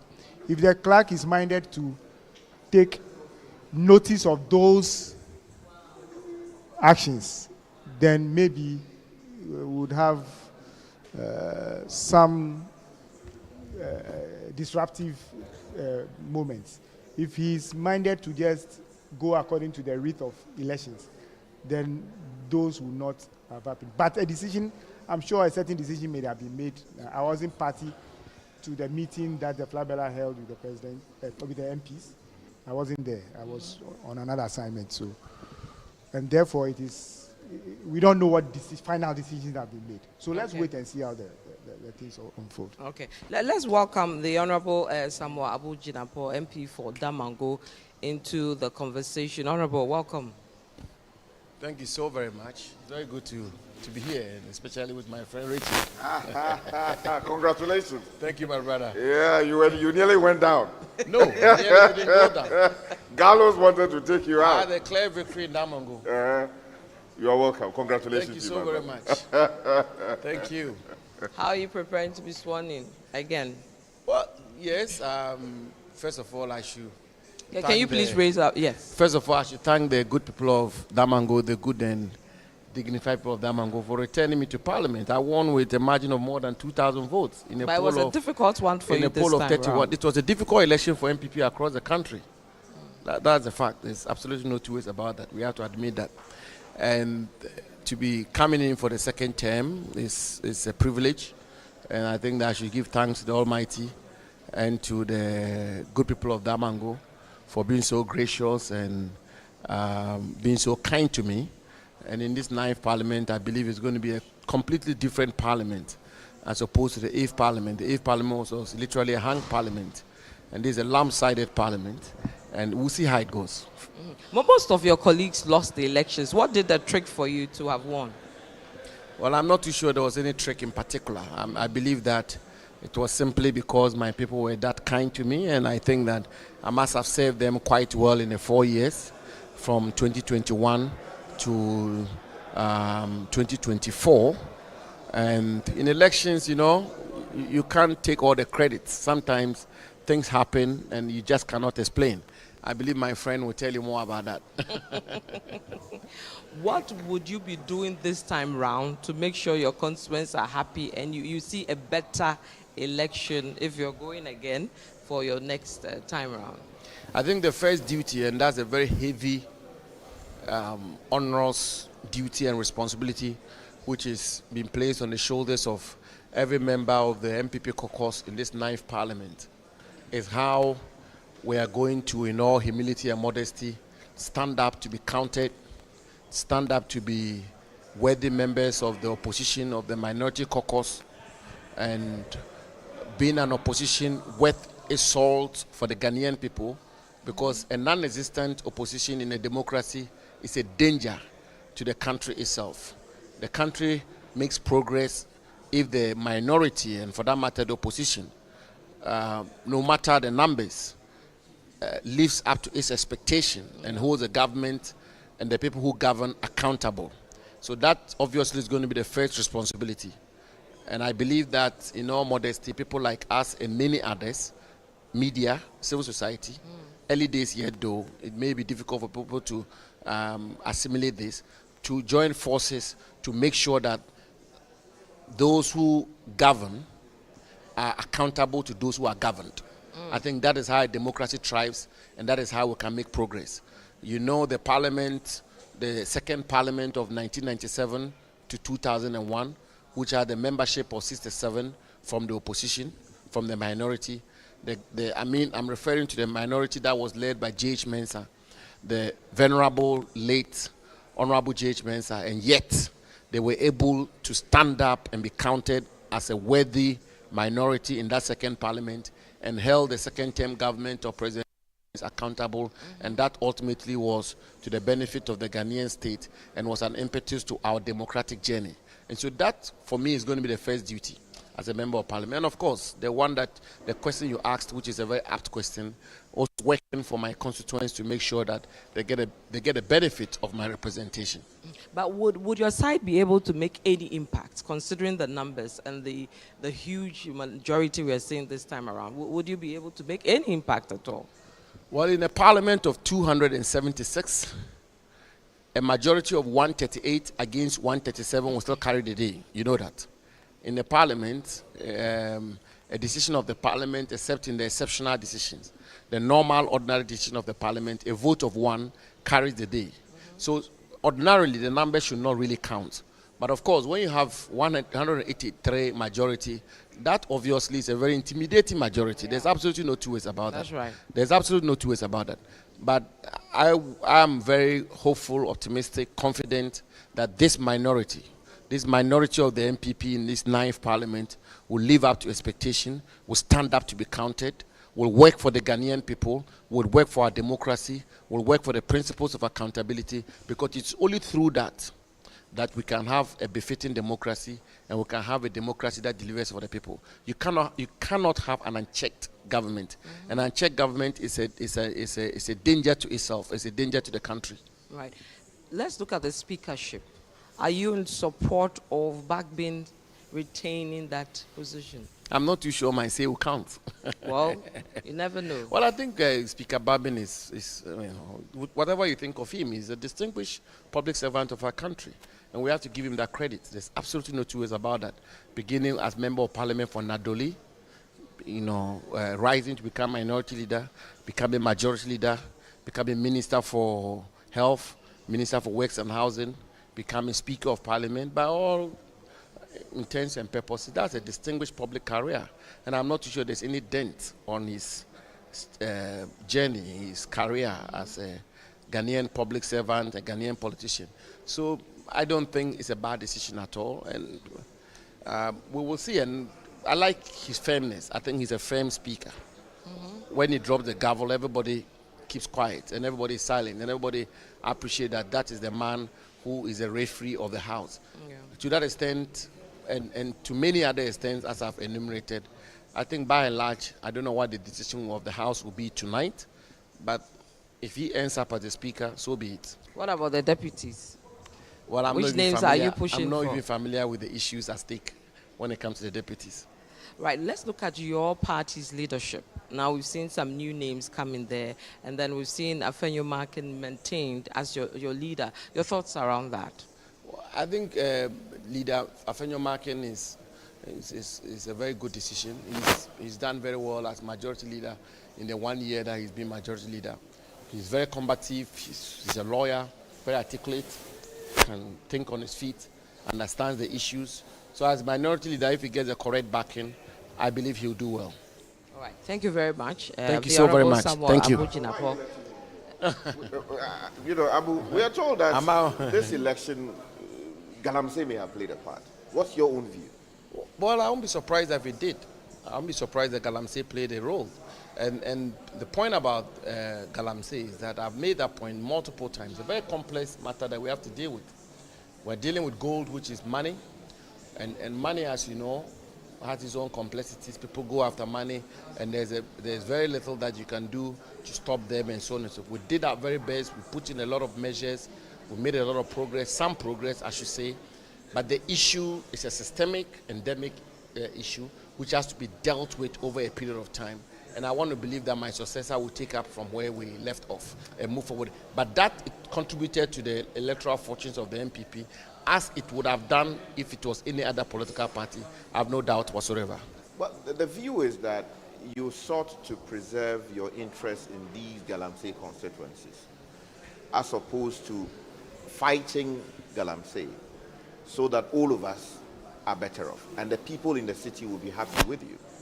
But somehow, you decided to go easy on the fight against Galamsey, defying views from all manner of people who were criticizing the government. And ultimately, you lost both in the communities where Galamsey is an endemic, and then also in the cities where the people are not happy with their quality of water. Well, you agree with that view? And some views also are expressed to the extent that, look, they do not even believe that losing these constituencies where Galamsey is endemic is as a result of Galamsey, or how you approached it. Well, I don't know about these views you are expressing. What I do know is that the instructions to deal with Galamsey was as expressed as it could ever be from the president and the government, and we did all we could to get a handle on this matter. And as I've explained multiple times, it's a very complex matter, it's a very difficult matter, and it's a matter that requires sustained effort. And the effort we've made did achieve some results and did make some progress. There is still a lot that has to be done. I hope my successor will continue from there. Is there anything you regret about the government's handling of the fight against Galamsey? Well, one of the things I think would have done better was public sensitization, both in this city talk you're talking about and in the community talk, because a lot of the people who also contributed to the discussions in the city did not actually appreciate, with the greatest of respect, the complexities on the ground, about the issues we're dealing with on the ground. And then when you went on the ground too, a lot of people did not also appreciate the complexities of the issues that we're dealing with and the importance of dealing with this matter. And so my successor, I believe, should pay particular attention to sensitization and getting and carrying the country with him or her. Okay, and then also, I mean, the joke is almost always raised that you have your brother on the other side and you are on this side. You find yourself in government, your brother is in opposition. You find yourself in opposition, your brother is in government. The two of you, do you pray for the success of each other in terms of what happens at the polls? At least Ghanaians would want to know things like that. When you meet, what do you talk about? That, oh, it should be well with you in your elections and that of your party, or that, oh, it should be well with me alone in this election? Well, first of all, we are brothers like everybody else. And secondly, I've made a point multiple times. I have very good friends in the NDC, extremely good friends, whom I wish very well, who wish me very well. Much more my brother, and vice versa. And so, we are brothers. I mean, we can't take that away. And it's turned out that we are in different political parties. But I believe also that at the end of the day, it's all about public service. It's all about trying to contribute our quota to the welfare of our country.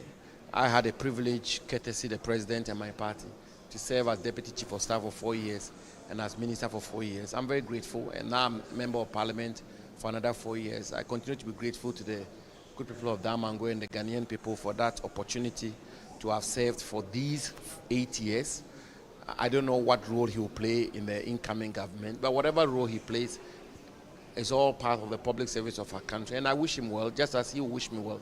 And of course, just as I will even wish any NDC minister well, because if they do well, Ghana does well. If they don't do well, Ghana doesn't do well. So it's always in our collective interest to wish every government well, which is in that spirit that I wish President Mohammed's government well. We hear he may head to the ministry responsible for energy. How do you feel about that as his brother? He may head to the Ministry of Energy as the minister for that space. What do you feel about that? I don't know. I don't know what the plans of the president is. I don't know what President Mohammed's plans. I wouldn't even know. How will I? Where I sit, I'm like you. But how do you feel about that space for him? That if he was Minister for Energy? Yes. Well, it's just to be an opportunity for him to serve. I will wish him well, and I hope that he serves and serves well. That's a very important consequential ministry, which affects each and every one of us. And so it will be now all of us, our collective interest, to wish him well, to do well, and to run the ministry well, for the good of all of us. Thank you so much. Yes, Thank Vivian. you. Before you go, John, the ally on, the mining in forest area, was it revoked? Well, I think there was an application to the Parliament for it to be revoked. There was. So it was revoked. It's been revoked? Well, there was an application, I know, that we put in an application before the Parliament for it to be revoked. Whether or not it was revoked, I have to check. All right, we'll come back to you on that. But thank you very much. Thank you very much. Thank you. All the best. Thank you. Bro. So that's the Honorable Abu Jinapo speaking to us over there. Let's go back to the chamber, Sky, and the Honorable George. You're taking us through what was happening in the chamber now. So I think most of the MPs have sat down now. Yes, a good number of them have actually taken their seats. There are still people, like you can see, the Honorable Akando, who is walking about in the chamber. You can still see a number of them still walking around and cracking jokes and greeting each other. You can see a conversation going on there. What it is once the chair hasn't taken his seat as to call the House to order, you'll still see MPs moving around. You can just see the Honorable James Agalga in your shot now. People will still be moving around having conversations because there's a lot. People want to know what's happening to them, where are they going to. All of these conversations, gossips will be dropped here and there, and what's happening to the speakership, you know, what's happening to the deputy speakership and all of that. So you would expect those movements. You know, you can see Kweku Kwatin there shaking the hands of Chincha. All right. Talking about the speakership and the deputy speakership, we've been joined by Peli Walasi. He's the independent candidate, or now going to be MP for Afram Plains North. Earlier in our conversations, his name popped up for the second deputy position. We're told that he's likely to caucus with the NDC side, right? Let's ask him himself what the situation is. And please raise your microphone to your mouth. Well, thank you for... Sorry, I have to welcome you with that question. Well, it will not be a blow because even at the gate, someone asked me when I was entering. So. Great. So I would say with that question, I will term it a rumor that has hit the person who is at the center of it. But as to its reality, I'm yet to feel it, not see it, or hear it. And so, like it is, maybe every rumor might have an iota of truth. I'll be waiting when the time comes, or if it is communicated, if it is so, I'm fine. You're saying that nobody has approached you, there's not been any discussion, nothing? No, not really. Is not it? really. Which side are you caucusing with? Oh, I'm an NDC. You'll go with the NDC side? Member, yeah. Yes, my constituents had been in that relationship with NDC from NDC's birth. And they wouldn't allow me anything more than caucusing with the NDC. And I agree with them. Okay. Yeah. Okay, you wanted to ask him something? Well, but in terms of the discussions, you know, normally these things come with discussions as to what you are likely to get from caucusing with either the minority side or the majority side. Have you had any discussions? And if you have had those discussions, where are they leaning? Well, I would say that might be a convention, but might not be legally true in any form. So for me, I've not had any discussion yet. I say yet because we still have time to the time of taking decisions. So I'm still in the waiting. But where I sit, what I have come to do is to serve my constituents. And the arm on which I want to lean on is what I'm leaning on, and I'll be there. So your decision is influenced just by reason of your history with the NDC, and then also what your constituents are saying, not necessarily because you have had some discussions and some things, you know, offered. Exactly. You know, the MPship or the job of an MP is to serve his constituents, be the mouthpiece. And so when you come in, they have messages for you to bring and who you should give it to and where you should pass it to. And I think the route they had given me is what I'm talking about. We do know that you have a legal background, a lawyer, not necessarily in this jurisdiction. Exactly. But you qualify to practice elsewhere. Yes. With that, many believe that you would have been a capable hand to either be a deputy speaker, the first deputy speaker or the second deputy speaker. As we understand it, your senior in the House, the Honorable Ahiafo from the Akachi South constituency, we are told will be nominated to take the chair as the first deputy speaker. And the speculation is rife that if the MPP side is not given the position, that position will come to you. Are you ready for that position if it comes? I'm too much of the word ready. I don't know what would keep me from refusing such a position. As a lawyer by profession, I'm ready for anything, anytime, anyhow. And I don't think it is a task that I couldn't run through, even if it has to do with studying on it and getting it at hand. I don't think it's a task for me too big. And I'm always ready, when it comes. Is this something you've considered? Yes, as human as I am, as the rumors start going on, you start preparing your psyche to hold it when it comes. So for now, I would say if it's before me right now, it's a grab and it's a work. If it doesn't come? Yes, I came to Parliament. I'll still be in Parliament. You wouldn't feel disappointed? No, not at all. All right, thank you very much for passing through. We wish you all the best. Thank you. I will be watching to see whether it comes to be. To God be the glory. I'll testify of it. All right, thank you very much. Thank you. So that's the Honorable Kweli Walasi, independent for Afram Plains North. He's saying that he will caucus with the NDC. His name has popped up for Deputy Majority Leader. He's saying that nobody, Deputy Speaker, yes, Deputy Speaker, nobody has approached him yet, but it's something that you grab if it's thrown at him. You feel he will fit into the slot? Well, I mean, the rule traditionally is one that requires a certain level of appreciation of law. So that it helps in how you discharge your duties as a deputy speaker in the House. Of course, it is not a requirement that you should be a lawyer. Once you have a passable understanding of the rules and procedure that is used in the House, it should be, one thing that you can discharge. And if you look at the standing orders, the rules are clear that it is not a position that the NDC can keep, so the speaker keeps the first deputy and keeps the second deputy. Yeah. Those two deputies you have to split. So if you give the first deputy to, say, party A, second deputy must go to party B. And under the rules, the term party has been defined to include independent members of parliament.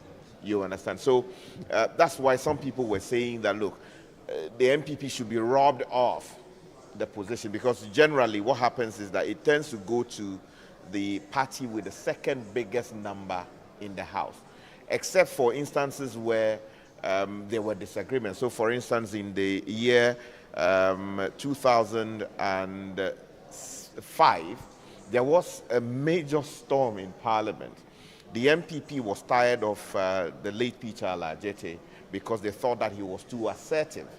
So they did not want to repeat him as the speaker for the second term of John Kufuor's administration. Then that information got through to the NDC side late.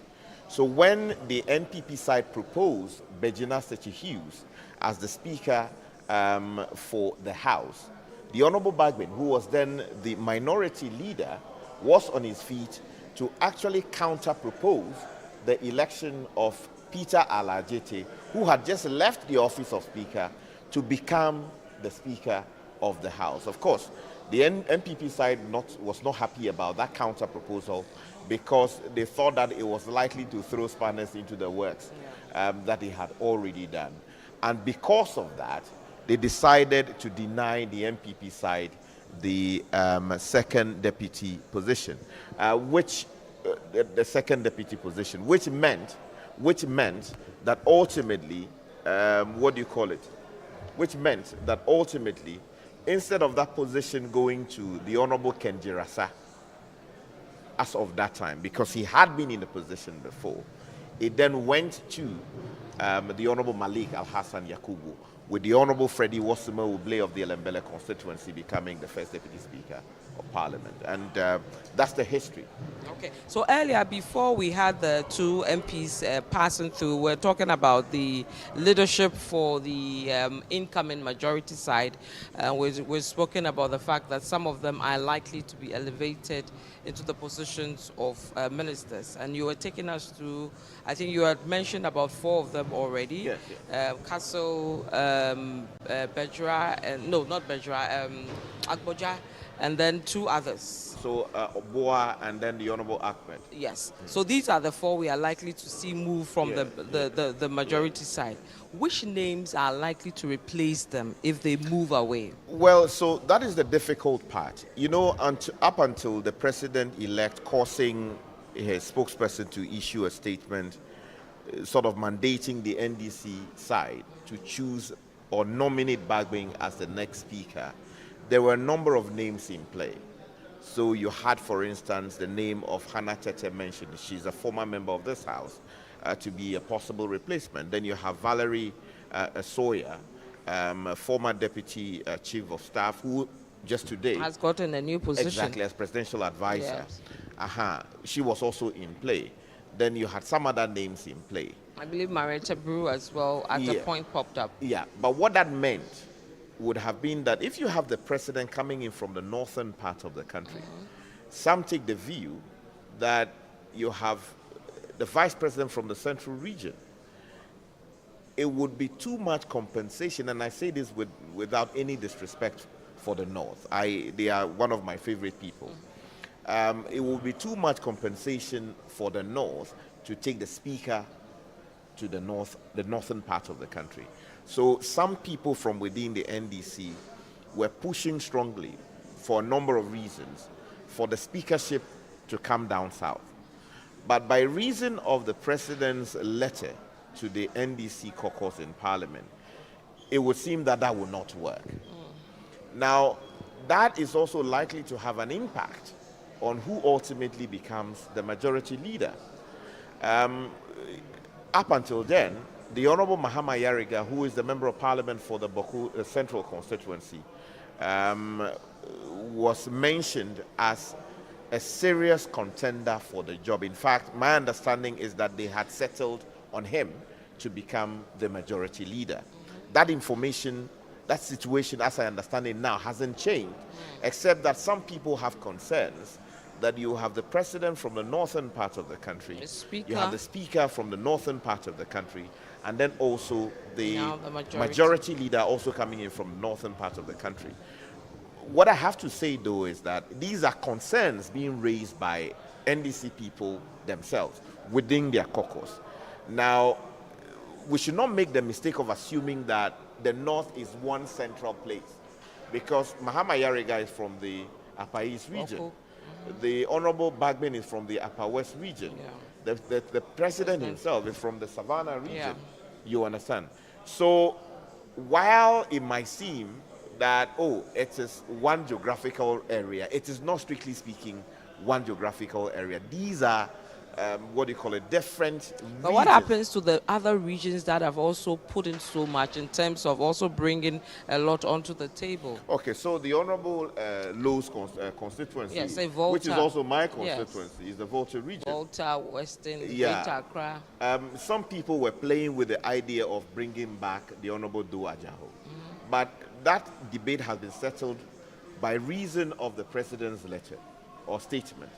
And then you also we have confirmation that the Honorable Bernard Ahiafo, who is the MP for the Akachi South constituency, will today be proposed as the first deputy speaker. And once he takes the chair, that is a compensation to some extent to the Volta region. Of course, there are a number of other positions. So as I told you much earlier, we hear that the Honorable Agboja, who is also from the Volta region, Member of Parliament for the Agbaklu constituency, would become, if things go the way many are saying, the Minister for Roads and Highways. So that is also another compensation. The name of the Honorable Okujetua Blackwa is also in play, linking him possibly to the Education or the Foreign Affairs Ministry. Of course, all of these matters are decisions that the president-elect himself would have to take when he assumes the role. So if you look at the Volta region, there are a number of big guns who are likely to be compensated with positions, and perhaps that should go a long way to, if you like, reward them for the efforts they made this election year.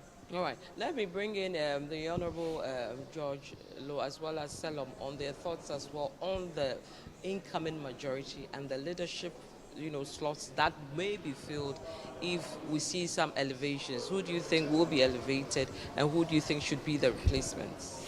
You see, as I said much earlier on, the president is in a tight situation in terms of appointments, and in the past it would have been easier even achieving regional balance, because in the past if you are nominated somebody from the north,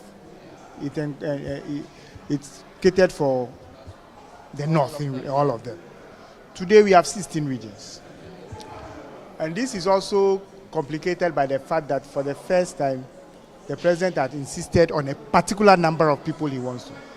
So there's generally some things to be done, some consideration. What I can say for a fact is that we may not see any region getting so many positions, particularly at the level of cabinet.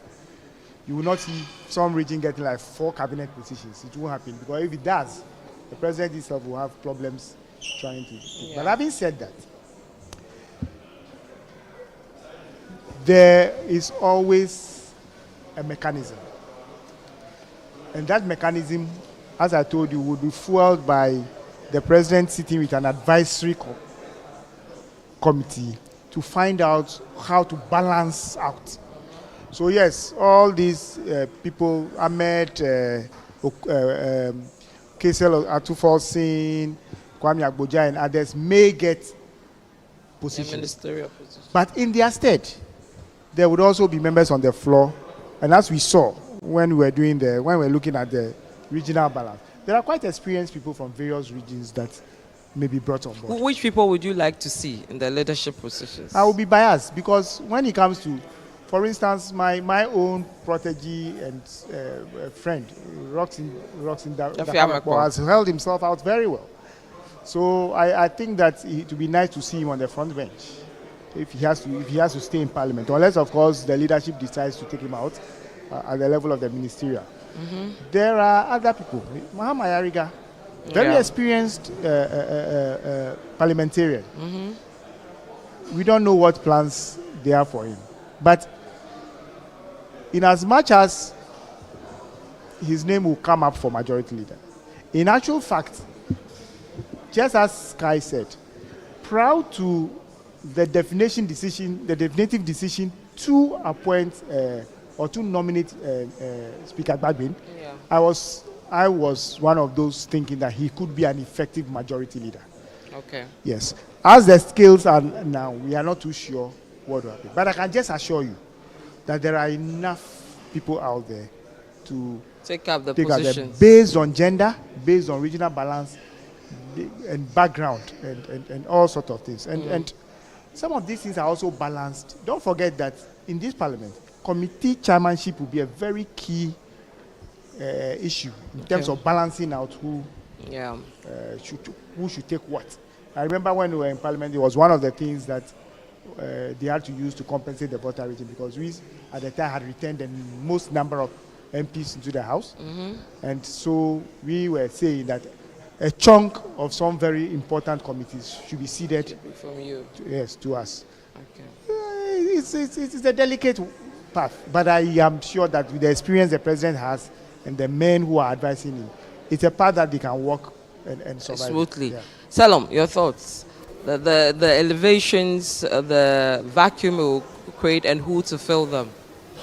Well, I think there are quite a number of experienced people. If, for example, Atufolsin is taken into the executive, and somebody like Mahama Yariga or Muntaka replaces him, I'm not sure, so much of a vacuum will be felt, because they are equally competent, if not more experienced, than Atufolsin. So I think, like Honorable George Lowe has said, there's quite a good array of talents in the House. And I mean, even Babin himself, we see him today as an institution. Before the year 2000 and 2001, he wasn't very known. He was the chair at some point of the Legal and Constitutional Affairs Committee of Parliament, I think. But he was relatively an unknown commodity. We saw him for the very first time, really, in 2001. When he said that, well, he looks like this, but as time will show, he's a very forthright person. He speaks clearly, and he says what he means. It's not intimidated at all. When J.H. Mensah and co. wanted to cower him, he said that on the floor of Parliament in one of the very early days. And that was a very interesting or difficult Parliament, because it was a Parliament that more or less expressed the depth of the NDC, because Jerry Rawlings, who had been there for a very long time, for a lot of us, our recollection of who a president was at the time was just Rawlings. Yeah. Had been, of course, he wasn't defeated technically, but his party had been defeated, so he was no more. And, the MPP had very experienced guys, Akufo-Addo, Kwamina Bartels, Hackman Usu-Ajiman, J.H. Mensah, all those guys in parliament. And it took the NDC even a very long time to regain their confidence to be able to speak on matters. And that was where Fifi Kwete and a few of the guys who were bold, began to make a good name for themselves. So Babin was the minority leader in that parliament. And he held his own even in the early stages. But here was a guy who wasn't really known, but he was there. The point I'm making is that despite a lot of people thinking Atuforsin, Haruna and Co. might have done well, there could be other people in the house who we've not seen because they've not been given the opportunity. So given the opportunity, it will amaze you to see the kind of thing they will do. In fact, Avenue Markin has always been there until he became deputy to Osechi Mensah Bonsu. Yeah, we knew him, but we didn't know him like this. So there are people with talent. It's only when you give them the opportunity that they can express that. And the position is also such that, you grow into it and you do well over time.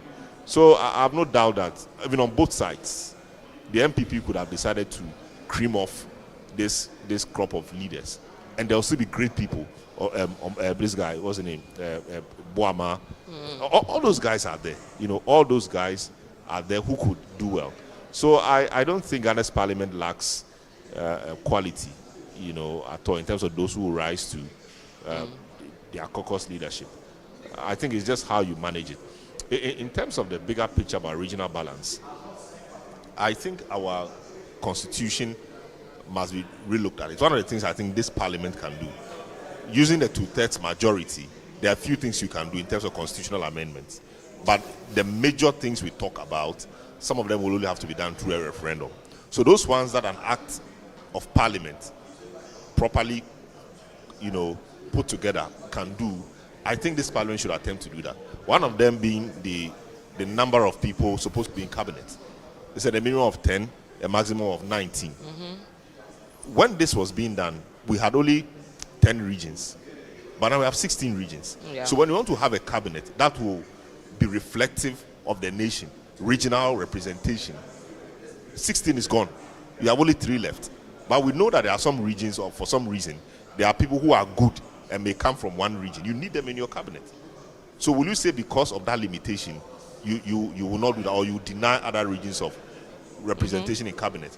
I think because the regions have increased, one of the things that can easily be done with this kind of parliament is an act of parliament purposely for the amendment of the constitution, like we saw in 1996 also. They should do that. Okay. I'm not sure even it will generate any. I'm not sure. I'll be surprised if it generates debate, because this will affect both sides. Salom, it's an interesting and a very great point you have made, except that you need to also temper that with the reality that Ghanaians are on the move. So you have, for instance, the Honorable Alfred Agbashi of the Ashaman constituency formerly had that challenge. The question was whether he should be added to the Volta stock or he should be added to the Greater Accra. Now, when he was added to Greater Accra said no.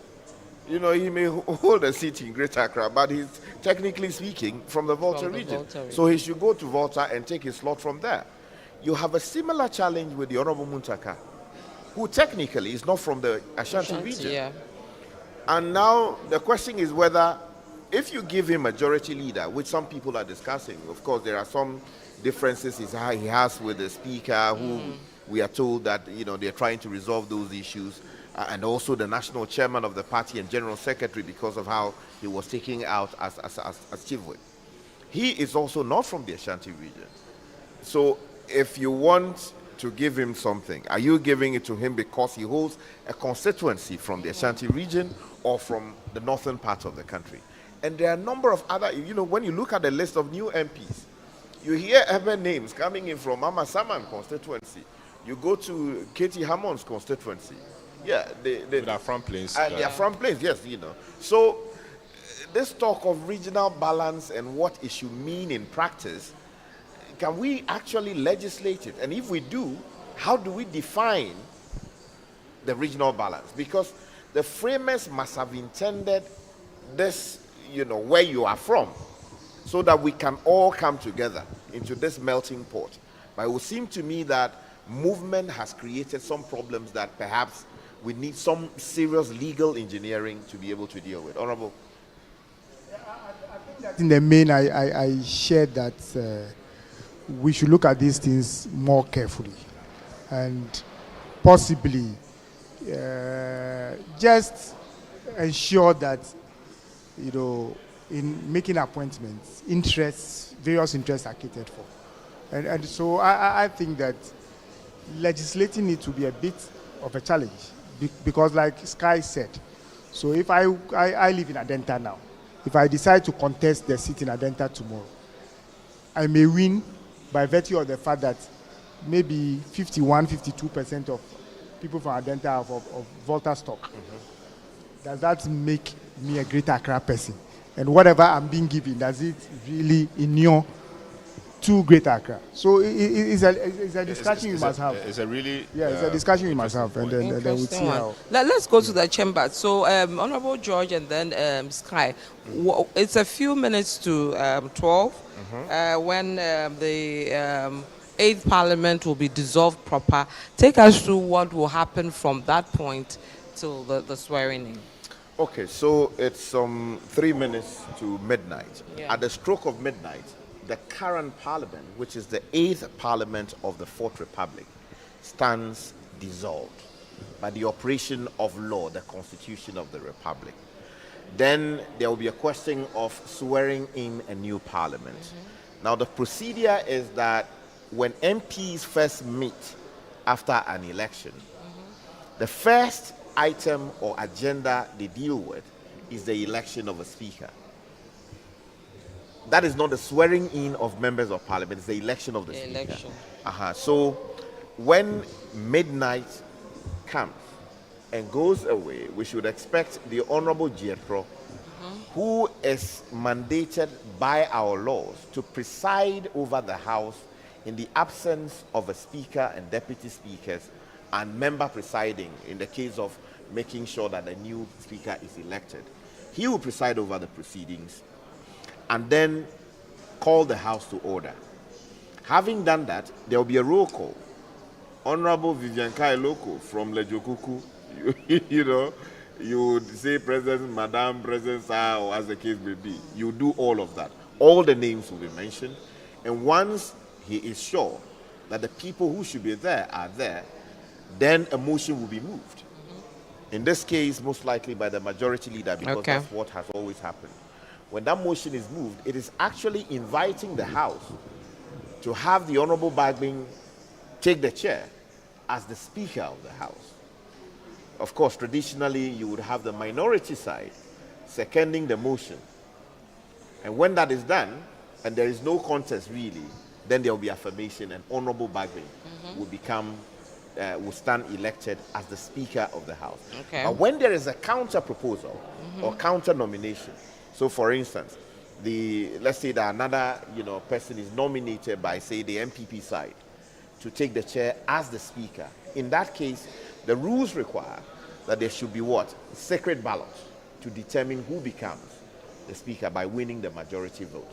Once that is decided, the Speaker will be sworn into office by the Chief Justice, who should be here by now. After which there will be swearing in of the MPs, because the rule is that you can only elect a member of parliament to take the chair as a deputy speaker.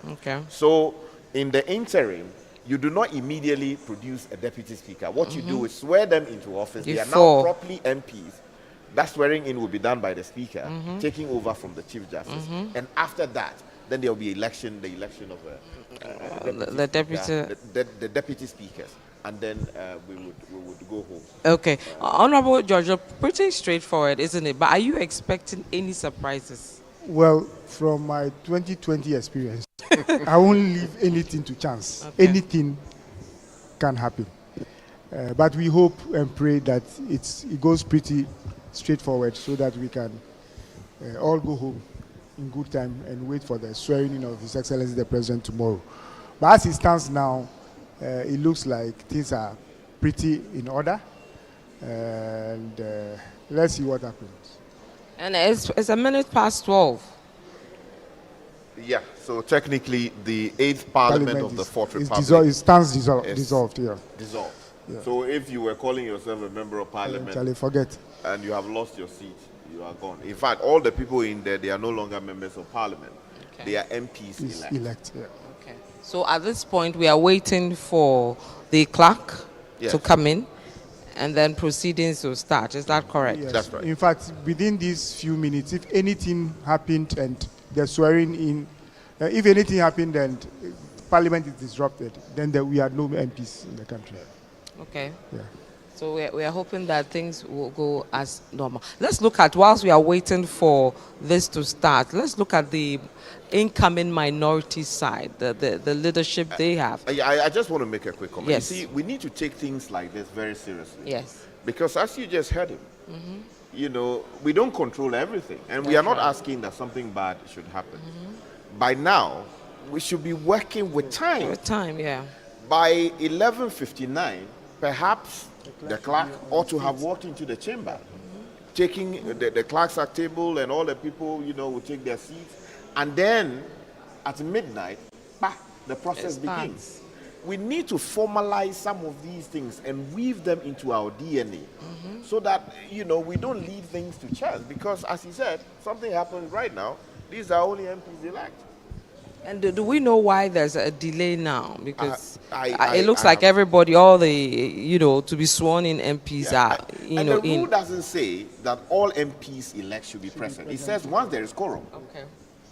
Once there is quorum, and if you look at it, 276, in my respectful view. In fact, there have been some occasions when MPs have traveled, and so on the day of being sworn in, they were not in. But when they come in, the speaker swears them in before they take their seats. So we'll see how this goes. We can see in our picture before it was moved. So now we are seeing the current or outgoing Minister of Finance speaking with the current minority leader. He's actually the outgone minister. Yes, because it's been dissolved. Yes, it's 12.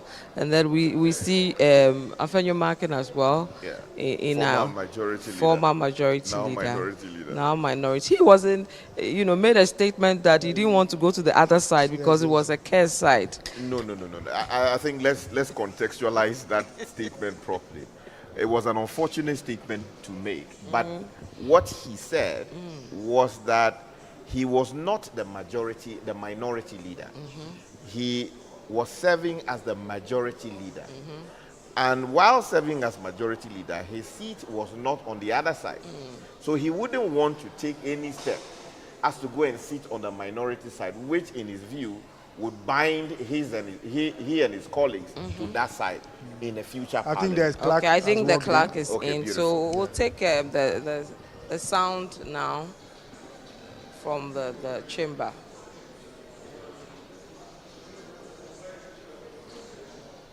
So whilst they are preparing, I'm told their montage is still being played. So we can still. So you were saying that he was saying that because he's still the majority, that crossing over to sit at the other side wasn't the right thing to do. Okay. So we have in our shots the clerk, right? Yeah. So the gentleman to the extreme left in the colorful, the one who just took a bow. Is the clerk to Parliament, Ebenezer Ahumajekro, previously a deputy clerk to Parliament, just recently elevated to the position of clerk to Parliament.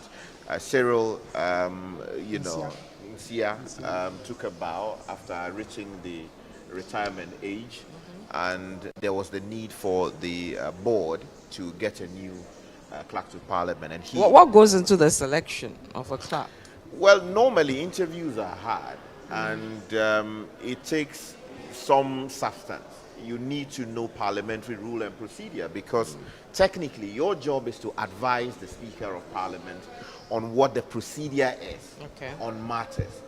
You need to understand how to administer this house, because you are the administrator. So what's going on? They are now all standing.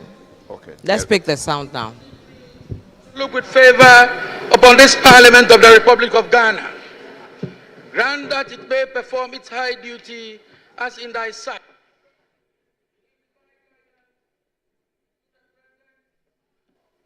Of the Republic. Endow members of Parliament and ministers of state with discernment and vision, integrity and courage, that through the labors of government, this land and people may be well and truly served, and thy good purposes for the common human life be realized in our midst. O God, grant us a vision of our country, fair as it might be, a country of righteousness, where none shall wrong his neighbor, a country of plenty, where evil and poverty shall be done away with, a country of brotherhood, where all success shall be founded on service, and honor shall be given to the deserving, a country of peace, where government shall rest on the will of the people and a love for the common good. Bless the efforts of those who struggle to make this vision a living reality. Inspire and strengthen our people that they may give time, thought, and sacrifice to speed the day of the coming beauty of Ghana and Africa. Amen.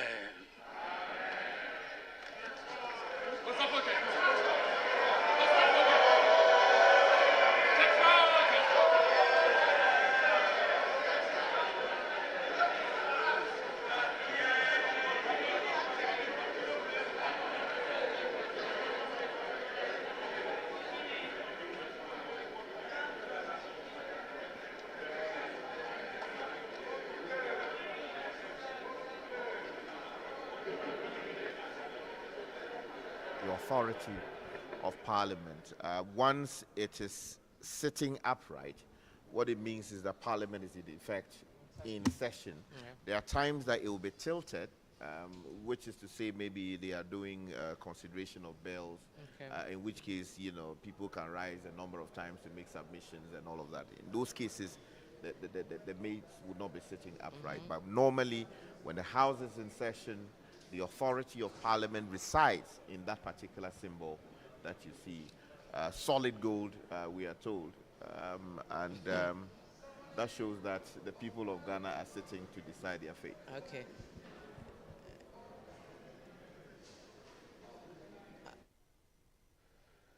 Know ye all men, that in the exercise of the powers conferred on the clerk to Parliament, I, Ebenezer Ahuma Jethro, acting clerk to Parliament, appointed under Article 124 of the Constitution and pursuant to Order A2 of the Standing Orders of Parliament, do hereby appoint Parliament House, Accra, to be the place, and 12 midnight of Tuesday, the 7th of January 2025, to be the time when Parliament shall sit to elect a Speaker and Deputy Speakers for the administration of oath to the Speaker and members of the 9th Parliament of the 4th Republic. Signed, Ebenezer Ahuma Jethro, acting clerk to Parliament.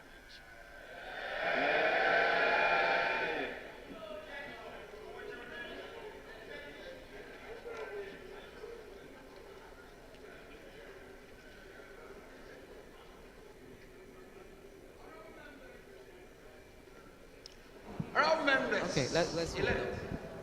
It is my honor to inform you that I have received from the Electoral Commission the writ of elections for the December 2024 presidential and parliamentary elections, and I shall proceed to read the communication from the Electoral Commission.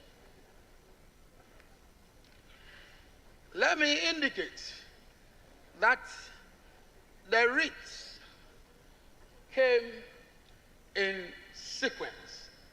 I have 3 writs of elections. Some are supplementary writs of elections. The first writ of election was issued dated 23rd December 2024, addressed to the clerk to Parliament. And it reads, Dear Sir, submission of writ of elections for the parliamentary elections held on 7 December 2024. I bring you greetings from the Electoral Commission and trust that this letter finds you well.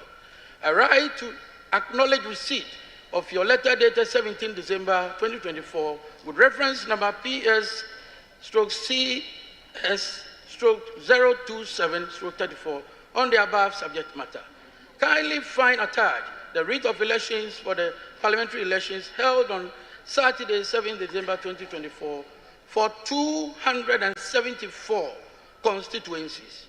Also attached is a schedule containing the names of the candidates elected pursuant to Regulation 43(2)(b) of the Public Elections Regulation 2020 CI 127.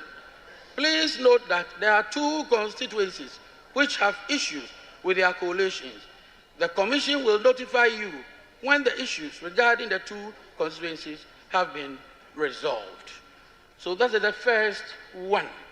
The second writ of elections was received on the 2nd of January 2025.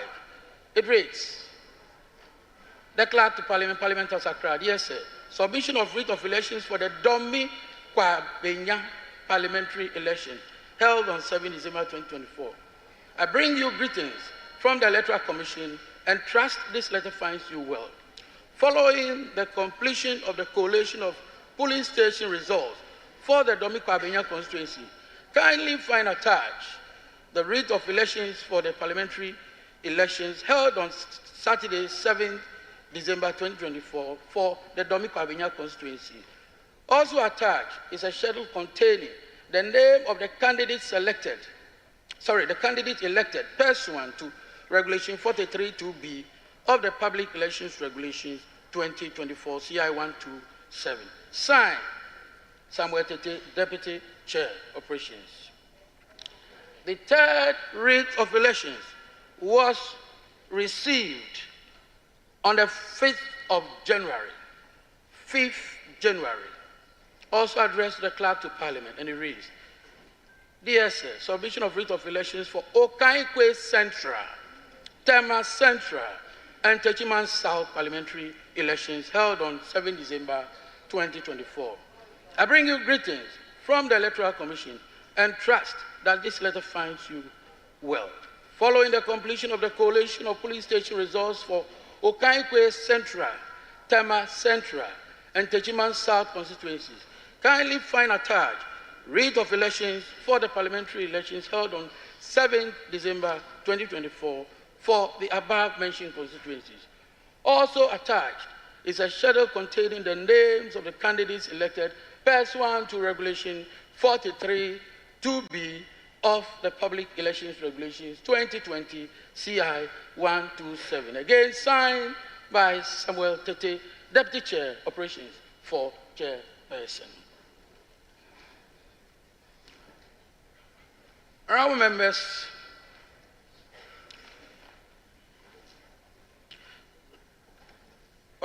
elect, by this communication, the writs are hereby tabled for the information of the entire House. Honourable members elect, Order A3 of our standing orders states that a clerk, as the presiding officer, shall conduct a roll call of the members of Parliament elect, and a member is expected to respond to the roll call. I now proceed to call out your names in alphabetical order. But before I do so, it is imperative to bring to the attention of honorable members a matter of concern. I say so because I know this is a matter which will come up on this floor. And so it is my noble duty legally, constitutionally, and procedurally to draw your attention. For your... So I proceed, honorable members. I proceed. Two issues relating to two constituencies are outstanding. And the constituencies are Ablekuma North and Akwetia. Honorable members, would you kindly listen as we proceed? Ablekuma North and Akwetia. The case of Ablekuma North is known to all of us in this honorable house. We don't have writ of elections from the Electoral Commission in respect of Ablekuma North. And therefore, it is impossible to proceed with any matter relating to Ablekuma North in terms of roll call and in terms of the eligibility of a member for that constituency to participate in the election of the Speaker. In the case of Akwetia, the clerk to Parliament was served a process on the 3rd of January 2025 with an order of interim injunction from a high court in Koforidua. This order was served through the legal office of the Parliamentary Service. The order directed the respondents, including the clerk to Parliament, indicating that they are restrained from proceeding to call, admit, register, swear in, recognize, gazette the said Ernest Yao Kumi as the elected member for the Akwetia constituency. At the time of the receipt of the order, the Parliamentary Service had already completed the process of registration of Ernest Yao Kumi as member-elect.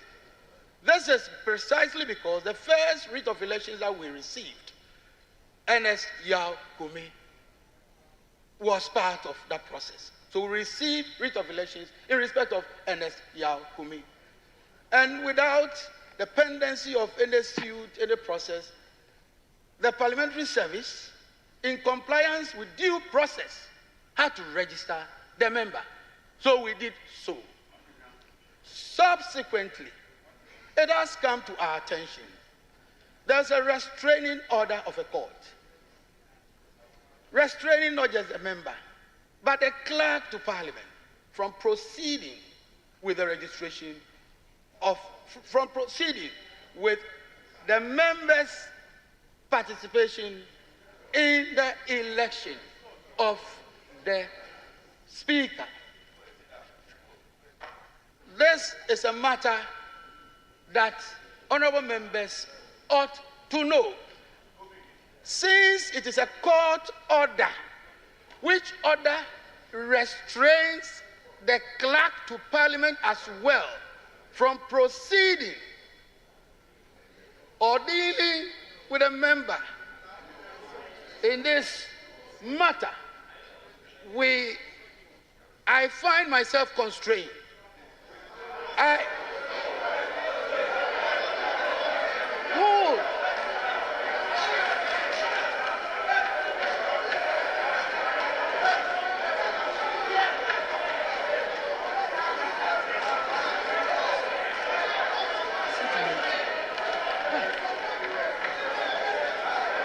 Listen to me.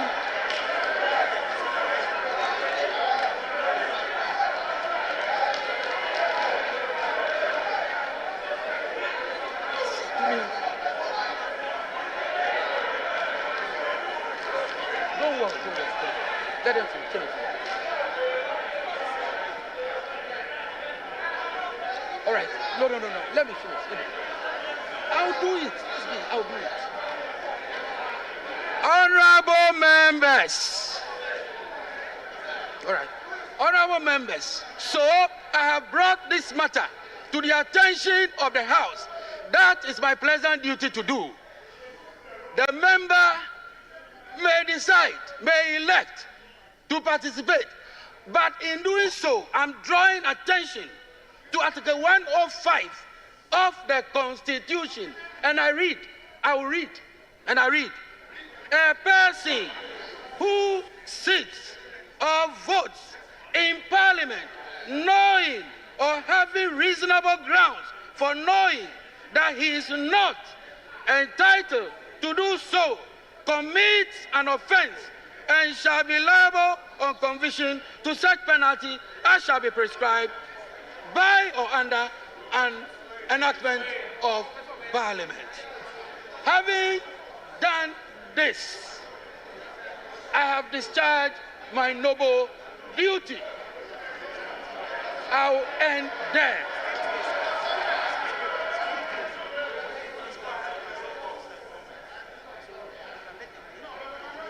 At this time, honourable members, I proceed.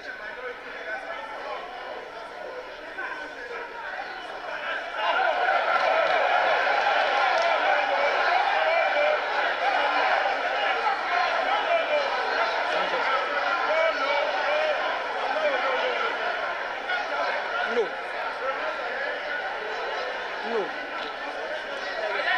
I am not sitting there.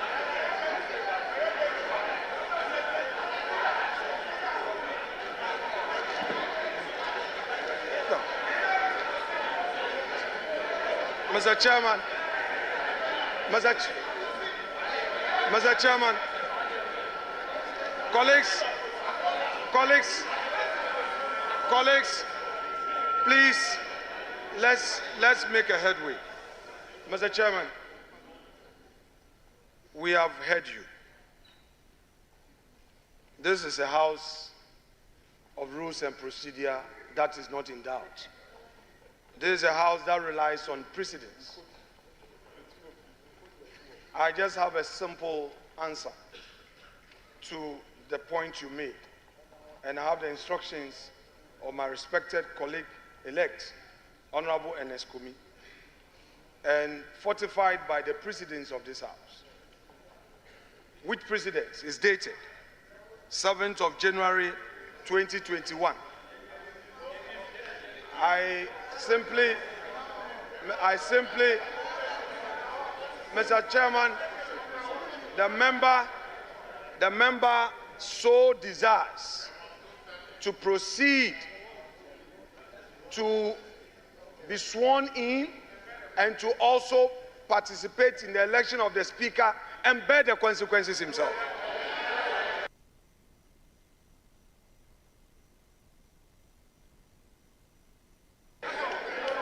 Thank you very much. Thank you very much, honourable members.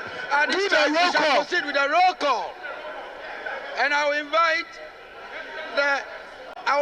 the head of table to proceed with the...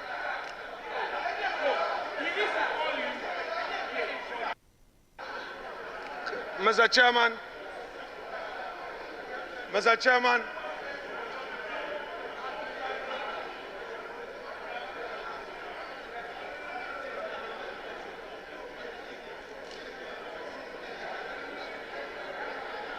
Mr. Chairman, we do not want surprises. We do not want surprises. We do not want surprises. I am therefore, for the records, inviting you to respond to the position the honorable member concerned has taken, just for the records, because we don't want surprises as we proceed. So we want to know so that we take.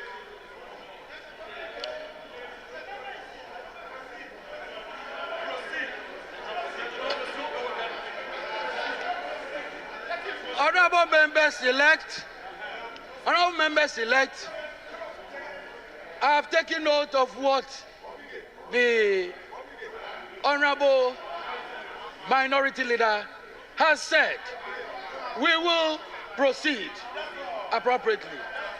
Yes. Yes. proceed. I have taken note of what the Honorable Minority Leader has said. The Honorable Member heard what we said. He knows the consequences of his actions and inactions. So we leave it there. We will proceed.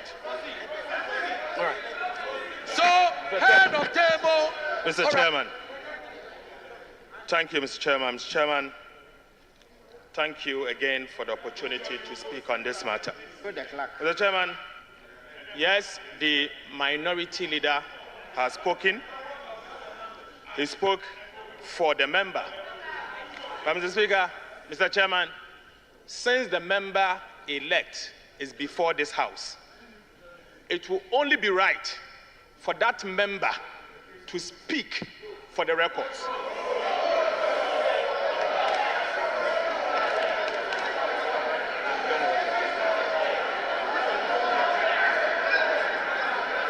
Mr. Chairman, I say this because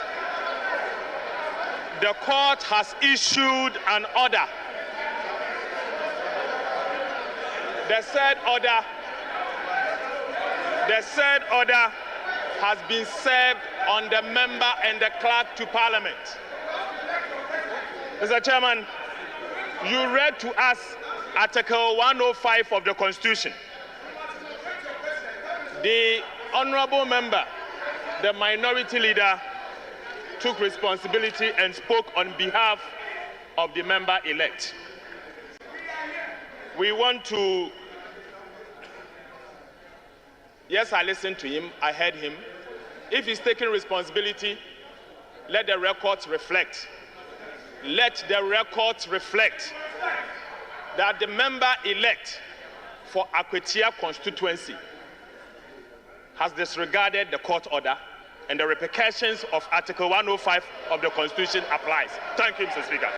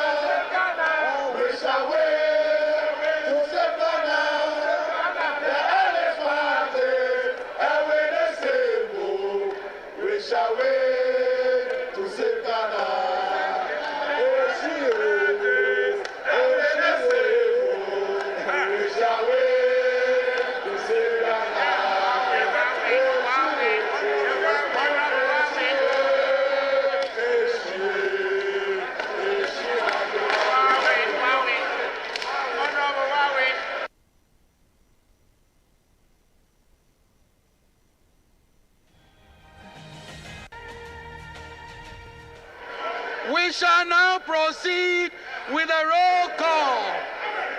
Yes. We are proceeding with a roll call. When a member-elect's name is mentioned, the member must rise in his seat to be recognized. Thank you, honorable members-elect. Head of table, proceed with the roll call. Abdul Khalid Mohammed Sharif. Ablakwa Samuel Okujeto. Abuaje George Kwame. Abuaje George Kwame. Abuaje George Kwame. Achampon Brian. Achampon Richard. Aqua Alexander Kwesi. Adam Hamza. Adam Mohammed Amin. Adams Abdul Salam. Adams Kofi Idi. Adams Mishab Mahama. Ado Ebenezer Kweku. Ado Kweku. Ado Yao Frimpong. Ado Kenneth Daniel Nana. Adi Frederick. Ejay Felicia. Adomako Ernest. Adongo Isaac. Educhum Yao Osei.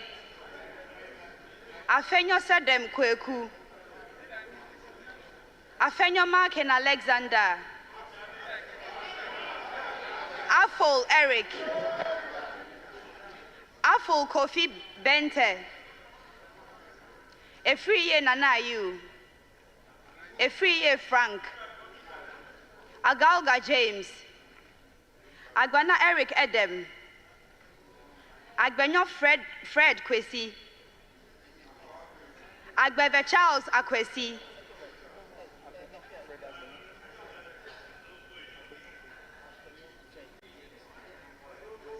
Agbenyo Fred Kwesi.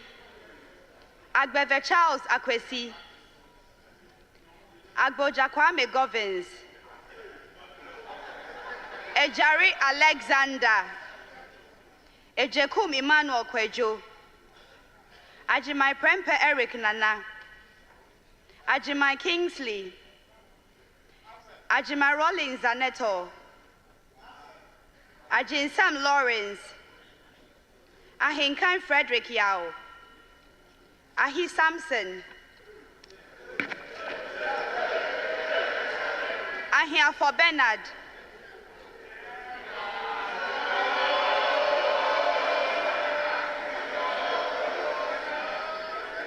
Ahmed Ibrahim.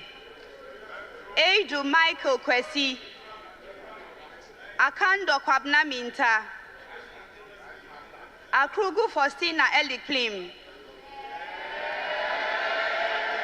Akwete Okli Felix. Alajos Seidu Al Hassan. Al Hassan Abdul Fatawu. Al Hassan Suini Sayibu. Al Hassan Umar. Amankwa Millicent Yabua.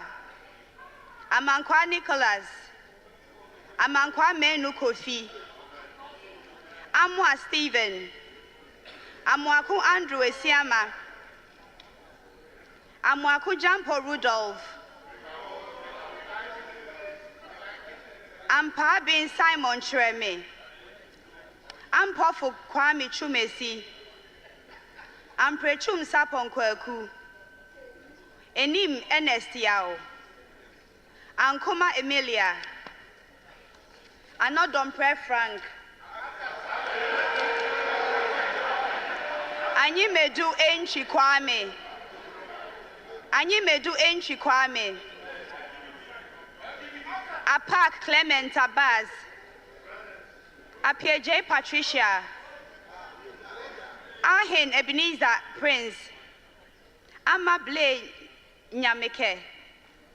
Arthur Emilia. Asamoah Fred Chey. Asamoah Vincent Topon. Asante Lawrence Koko. Asante Boatin Kweku.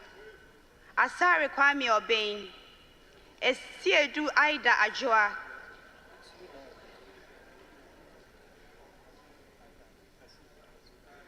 Asensu Boache Francis. Ashi Alfred Nikote. Esiedu Charles. Asafwa Vincent Eko. Aworigo Simon Akibangi. Ewa Naneje Bafo. Ewuku Samuel. Awuni Theresa Ladi.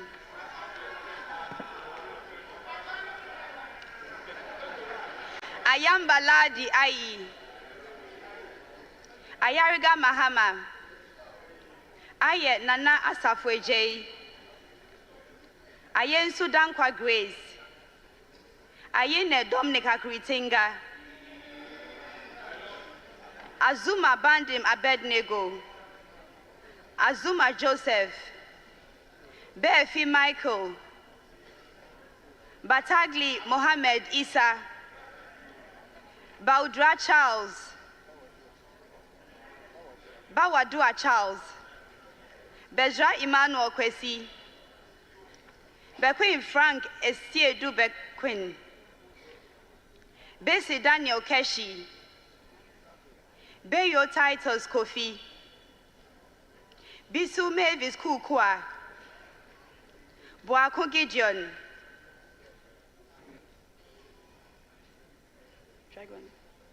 Boachi Yadom Patrick. Boa Emmanuel Kweku. Boa Ma Patrick Yao. Boa Tin Joseph Apia. Boa Tin Kwabna. Brahma Mohammed Bawa. Brefo Bright Asamoah. Boa Emmanuel Amakofi. Backman Philip Fifi. Bukari Joseph Nipe. Chiwete Andrew Dari. Kujo Comfort Doyo. Kujo Joanna Jan. Kujo Robert Wisdom. Dafia Makpo Roxon Nelson Eche Kwame. Damwa Kwejo. Dan Abdul Latif. Dangbe Ernestina Ofori. Dapa Elvis Osei Mensa. Dapila Kletu Seidu. Dako John. Dako Mensa Kwabnotre. Dauda Collins.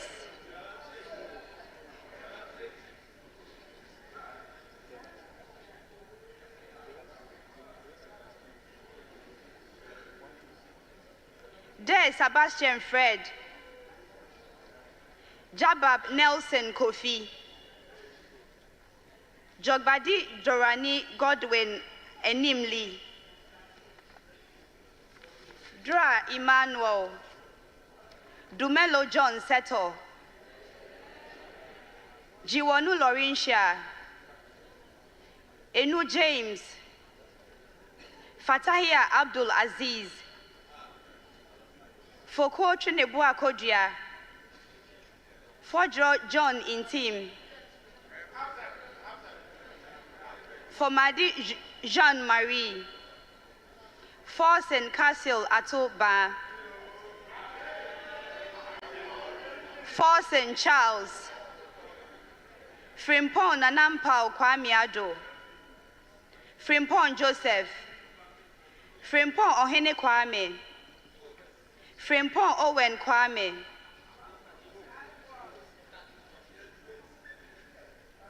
Good. Gakwe Kwame Jujoli. George Samuel Nate. Ganza Al-Hassan Kobna. Gomadoyao. Gomashi Jifa Abla. Jan Mensa Richard. Jechi Nasira Fra. Henry Bensel Godfred. Hotoje Alexander Roosevelt. Ibrahim Mutala Mohammed. Ibrahim Azura Mohammed. Idrisu Habib. Idrisu Haruna.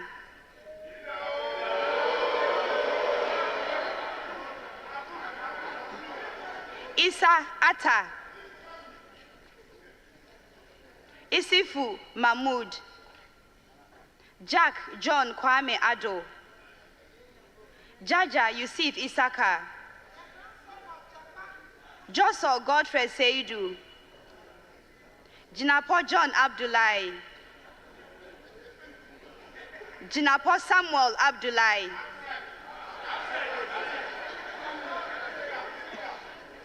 Kabiru Muhammad Tai Abdul, Kini Jeffrey, Kodia Kwame Apia, Kunedu Akwesi, Kosa Martin Kweku Ejei Mensa, Kweli Wolase, Potosu Edem Richard Kofi, Kuma Joseph Kwame. Present. Kumi Ernest Yao.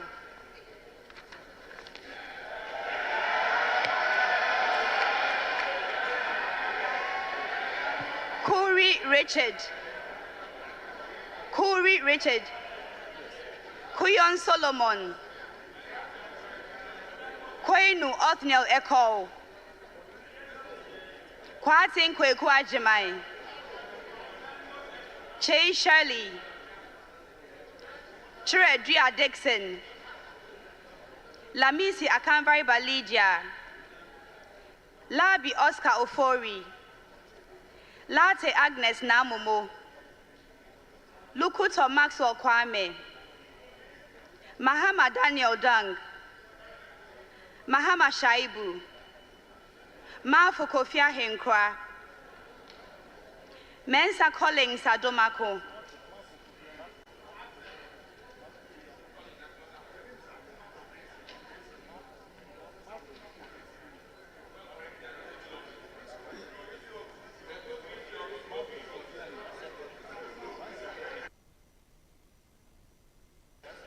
Mafu Kofi Ahenkwa, Mensa Collins Adomako, Miss Adomako Mensa Collins, Mensa Isaac Ejay, Mensa Joseph Kwesi, Mijima Shaibu Nuren, Mills Samuel Atta,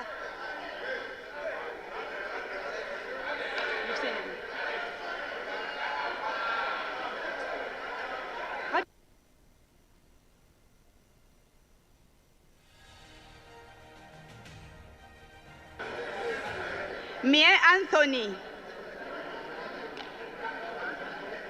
Mohammed Haruna, Mohammed Yakubu, Mubarak Seed, Mumuni Alasan, Muntaka Mohammed Mubarak,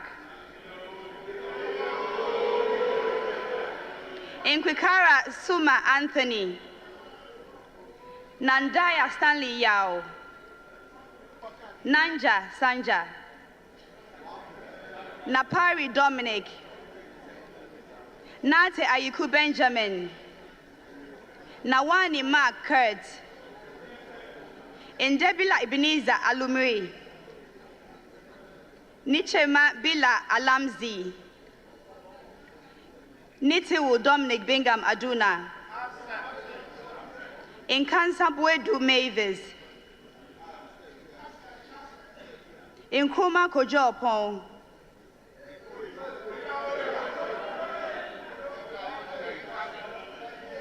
Nukua Pius Kwame, Nokwai Kofi Ako, Nogbe Ernest Henry,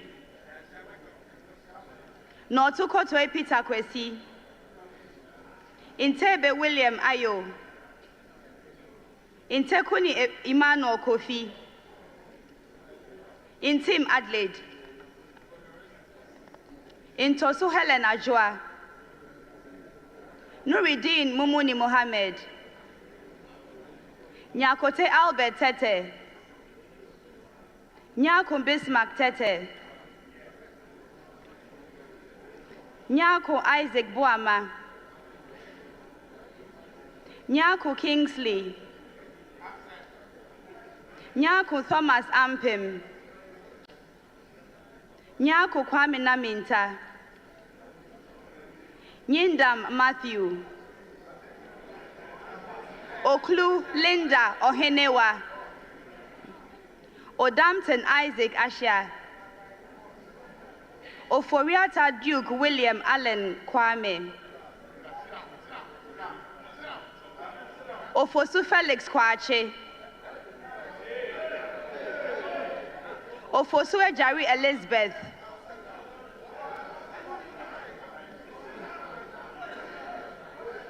Okuno Phyllis Nakoyo,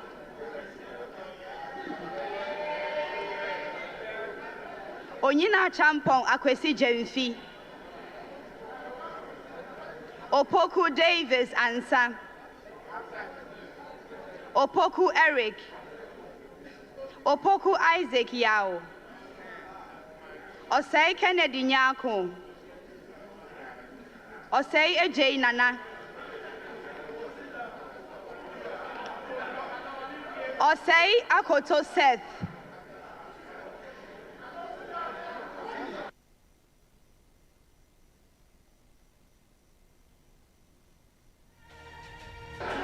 Osei Akoto Seth,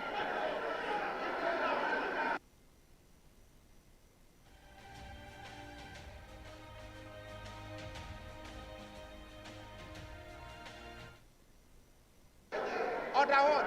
Order what? Order what? Order what? Order what? Osei Akoto Seth, Osei Asari Abena, Oti John Kwabena Bless,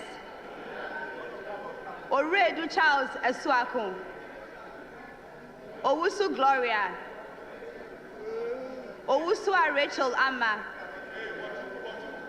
Owusua Charles Francis Kwabena Brimpong, Peito Desmond de Graft, Pelpo Abdul Rashid Hassan, Pokwe Dusei Ralph, Kwaisin James Jechi, Ramadan Mohammed Adamu, Ricketts Hagan George Kweku, Salam Damata Ama Epianima,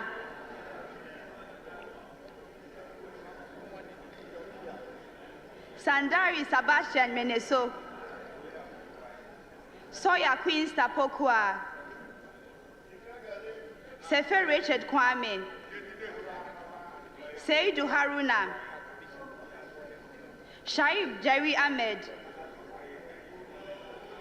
Sosu Francis Xavier Kojo, Sowa Rita Nao Dole, Supari Mohammed Adams, Absent.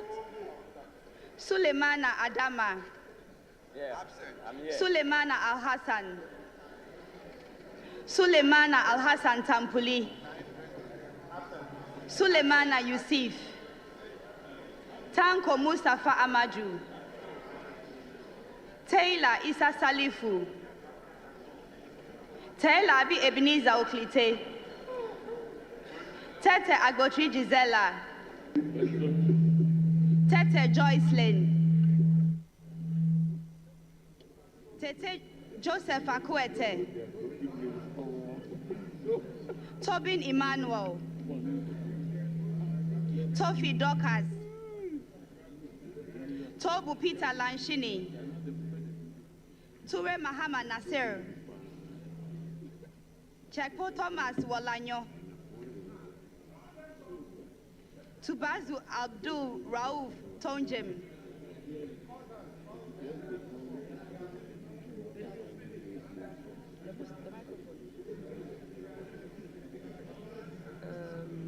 sorry? Yusuf Mustafa, Vandapoy Alfred Oko,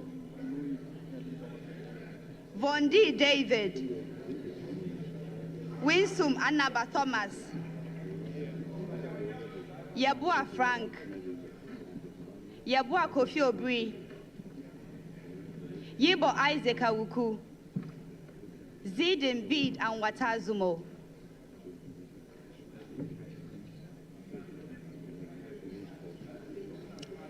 Thank you very much. Honourable members elect, we shall proceed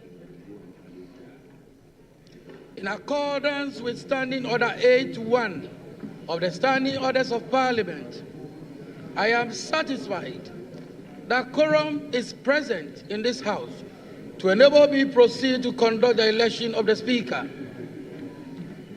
In doing so, I would like to draw your attention to Article 95(1) of the 1992 Constitution, which requires that a Speaker of Parliament be elected by members of Parliament from among persons who are members of Parliament or qualified to be elected as Member of Parliament. I also want to refer you to Order 7.2, which states, a person shall not be proposed for election as Speaker unless the person has given a written consent to the clerk to be nominated as Speaker. It is also important to draw your attention to Standing Order 8.5 of the House, and I beg to quote, where only one person is proposed, the person shall be declared elected and conducted to the chair without any question being put. A member-elect addressing the clerk shall propose a person to the House as Speaker of Parliament and shall move that the person do take the chair of this House as Speaker, which motion shall be seconded without debate or remarks. Honourable members-elect, I now invite nominations for the election of the Speaker.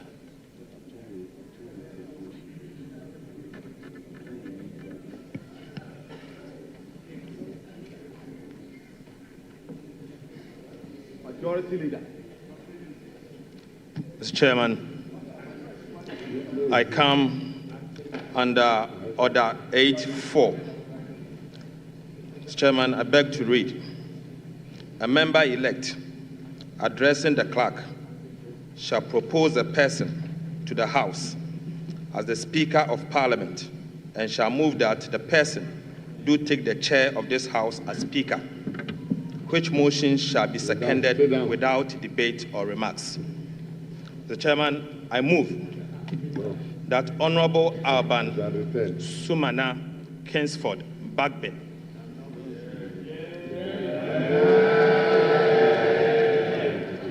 do take the chair of this House as the Speaker of the 9th Parliament of the 4th Republic. Mr. Speaker, Mr. Chairman, Honourable Alban Sumana Kingsford Bagbe is a teacher, a lawyer, a politician, a statesman, a result-oriented and transformational leader.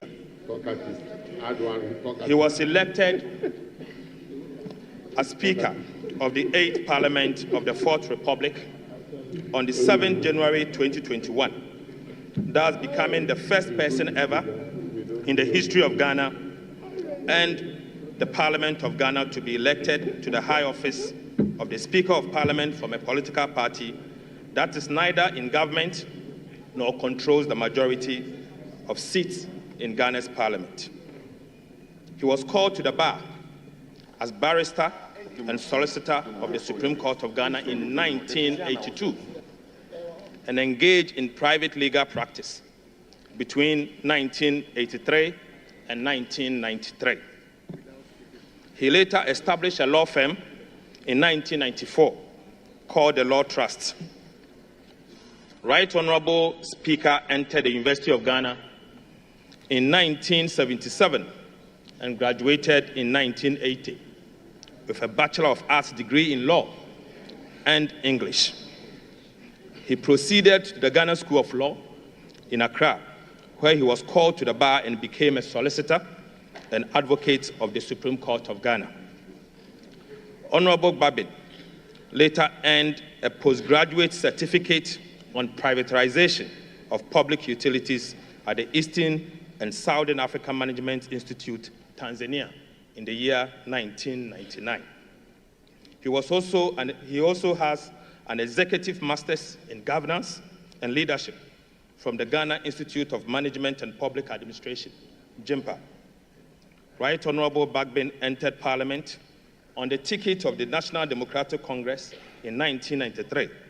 He won 7 consecutive parliamentary elections. He was Speaker. Right Honorable Speaker decided not to contest as a member of Parliament at the end of his term of the 7th Parliament of the 4th Republic in the year 2021. He was elected Speaker of Parliament of the 8th Parliament of the 4th Republic of Ghana. Within these years, spanning some 28 good years, Honorable Alban Kingsford Bagbin served on various parliamentary committees and chaired several of them.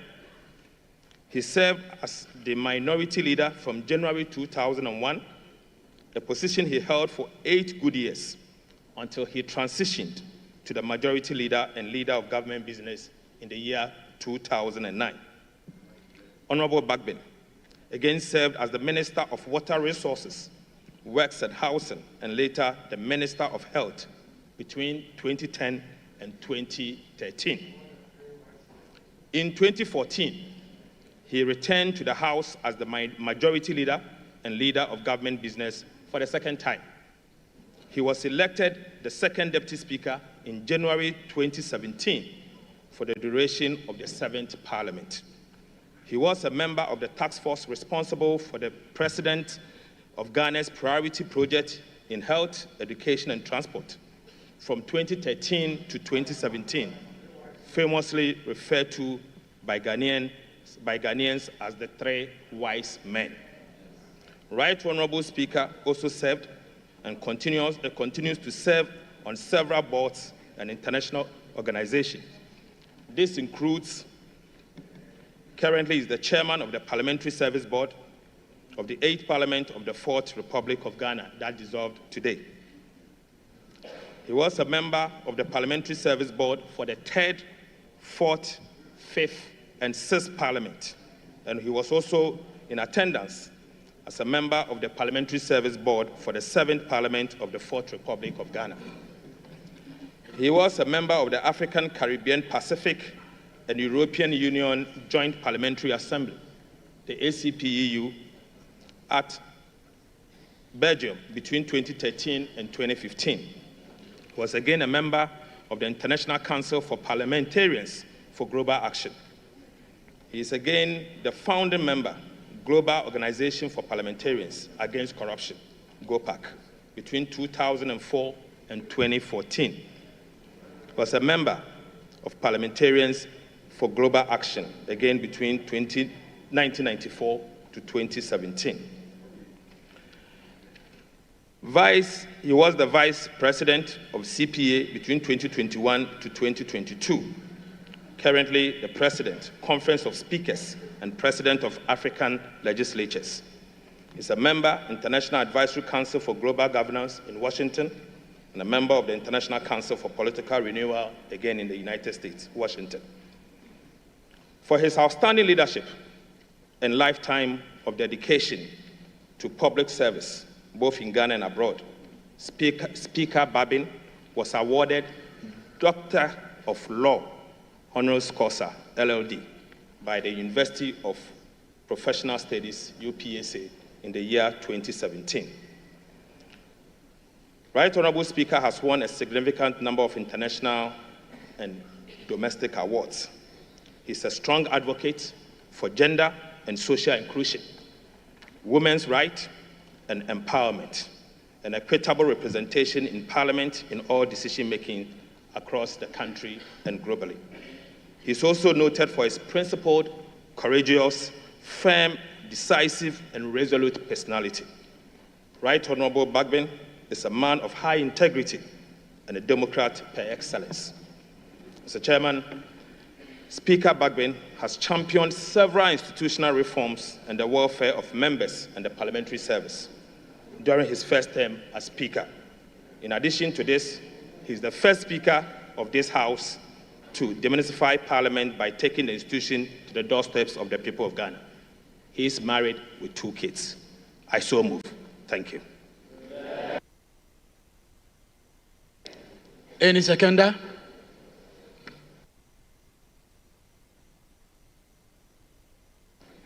Honourable Minority Leader?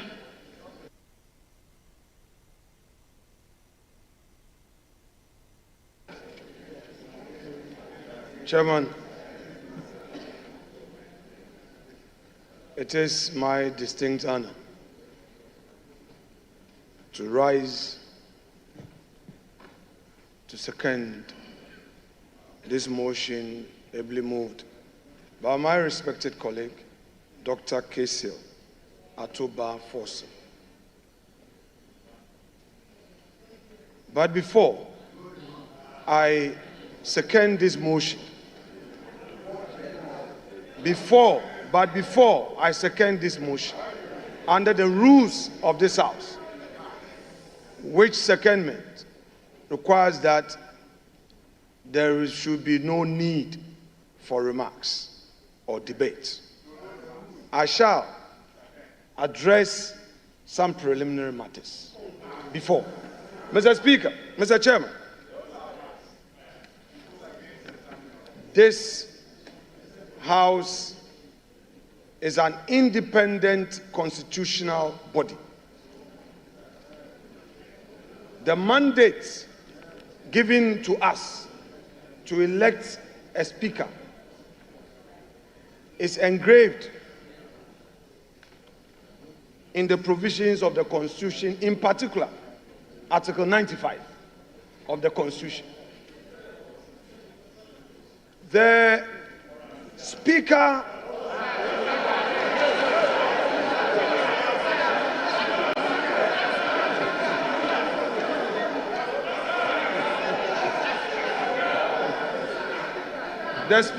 he hasn't called me. Mr. Chairman, your guidance will be needed in this matter. This is my 4th term in this House. And this is the first time in the history of this Parliament. Our standing orders are very clear. When you rise to second a motion, there must be no remark, no debate. What the minority leader, who has not told us if it is now spiritually okay for him to sit in the minority leader's chair. I don't know what his spiritual advisors are telling him now. He cannot be violently violating our standing orders with such impunity. We cannot accept it. So, Mr. Chairman, please, we invite you to ensure that this solemn occasion proceeds with respect for our Constitution and the standing orders of the House. If you have some, you call it preliminary remarks, you can do that out of the confines of the motion and secondment. You are minority leader. You are well within your right to make your preliminary remarks after. You cannot be violating our standing orders. Please, let's be careful the precedent we set. This is so bizarre. It's never been seen in this House. So, respected minority leader, please. And, Chair, I'm getting the impression that the clerk is allowing the minority leader to dictate the pace. Please, let's see your authority. We will not accept this. Thank you. Thank you. Thank you. Honorable members. Mr. Chairman. Mr. Chairman.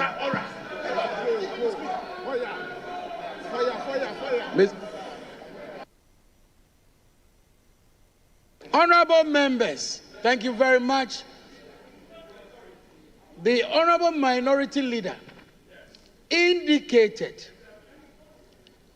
that he's aware of the rules of engagement regarding seconding the motion nominating the Speaker. That should be without debate or remarks. And I believe the Honorable Minority Leader will do exactly so. Honorable Minority Leader, you may proceed without debate or remarks. Honorable Minority Leader, you have the floor. Please proceed. Mr. Speaker, I do not want to take issues with my respected colleague, Honorable Ablakwa. I will always want to respect his views. But I love debate, and I would want us to go into the issues. I kept quiet. You are impatient. I kept quiet for you. Let's have some decorum. Mr. Chairman, my practice at the bar is always a guide for me. I said I have a preliminary matter to raise. In law, Mr. Ablakwa, you pay attention. This is a matter of law. This is a matter of law. This is a matter of law. Law, pay attention. When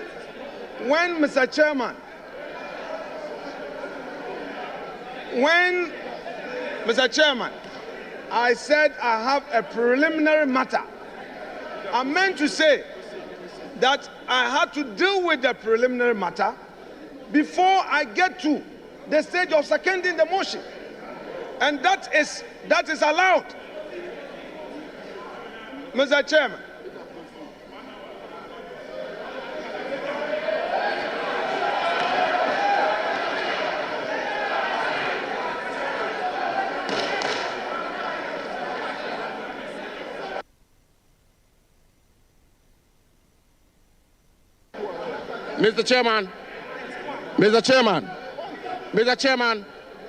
Mr. Chairman, this house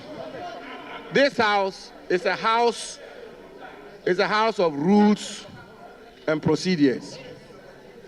Mr. Chairman, before I proceed, let me put on record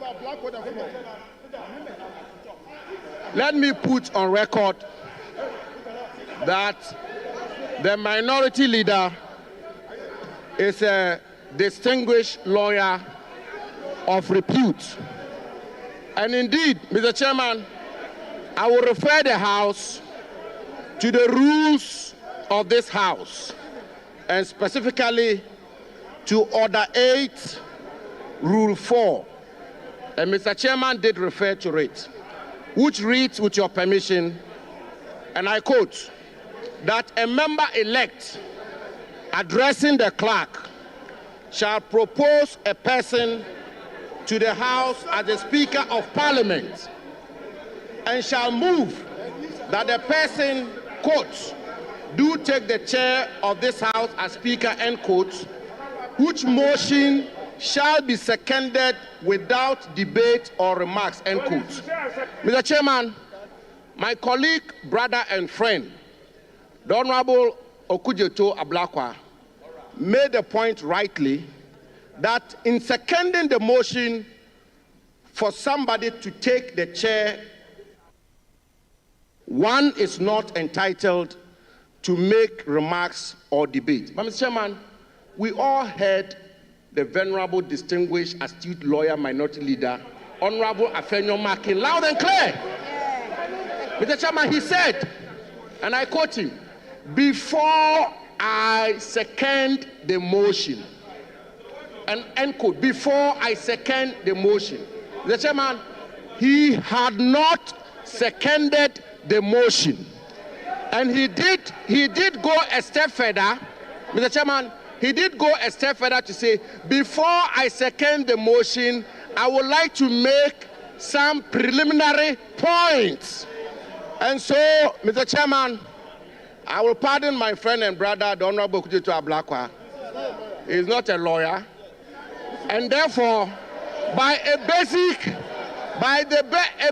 rule, Mr. Chairman, by a basic rule or canon of interpretation, even a lay person will appreciate that the distinguished minority leader is yet to second the motion, and therefore he's entitled to make the preliminary points he sought to make. So let the minority leader make those points. Thank you very much. Thank you, honorable members. Thank you, honorable members. Honorable members, we shall proceed with seconding of the motion. And honorable minority leader, please proceed. Brevity is the rules of the game.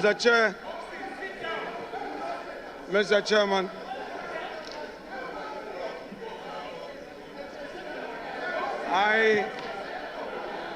Roxy, sit down. Mr. Chairman, to rise to second a motion is a voluntary act. If he's not interested in seconding the motion, he should sit down. I rise to second the motion. The motion is therefore seconded. Thank you very much.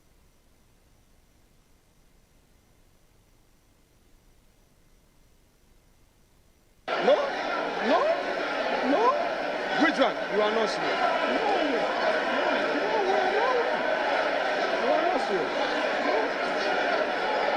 What has been said? You don't know what happened.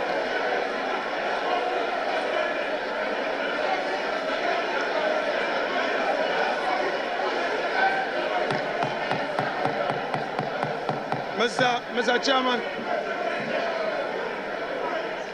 Honorable members, minority leader, just a minute. Would you kindly resume your seat, minority leader? Minority leader, I'll give you the floor. All right. Honorable members,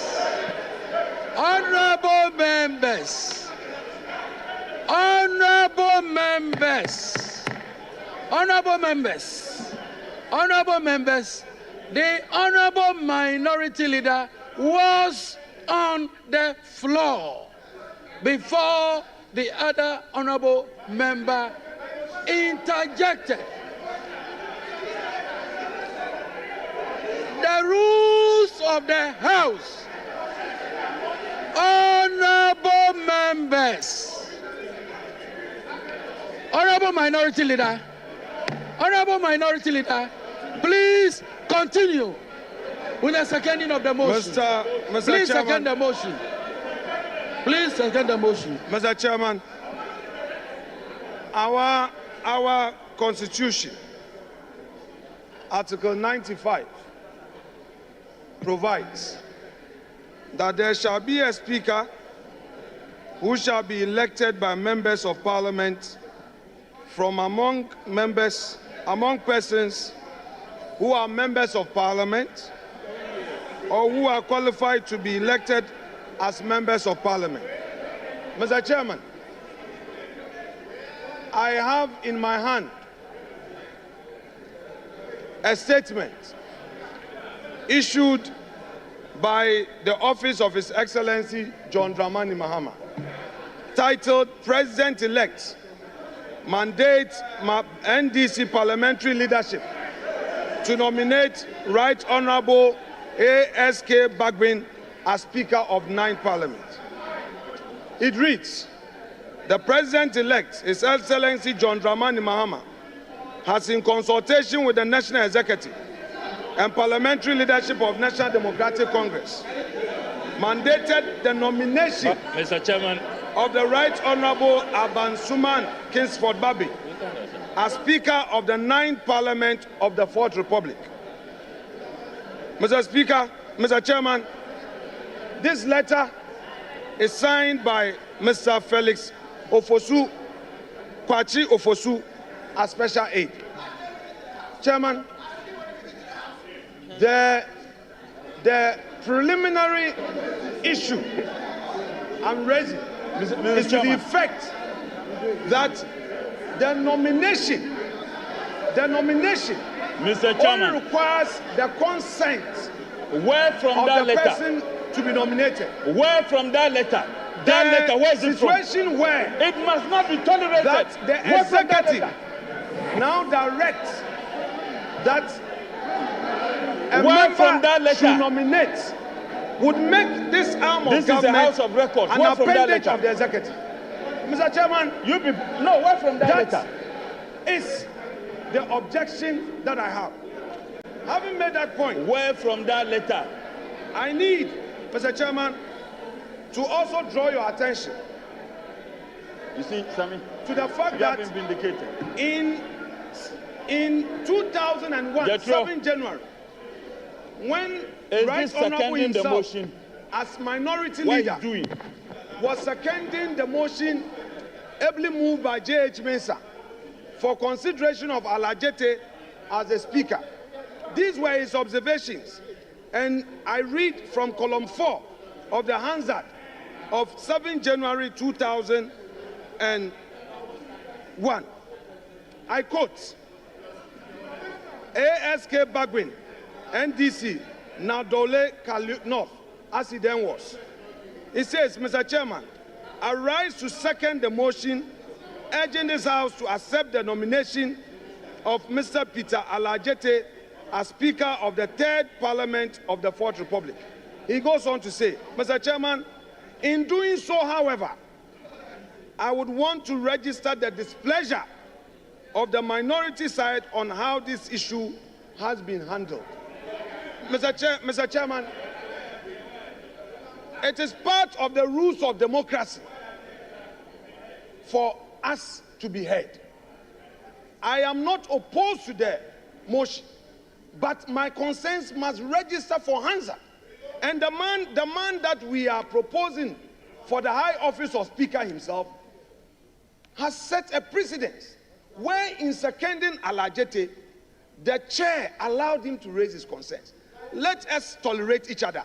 I am here with his own records. Mr. Chair, my contention basically is that in view of the improper consultation,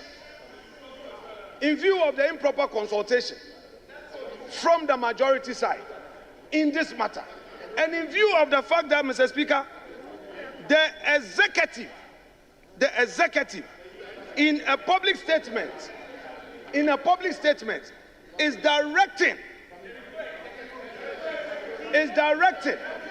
the honorable majority leader to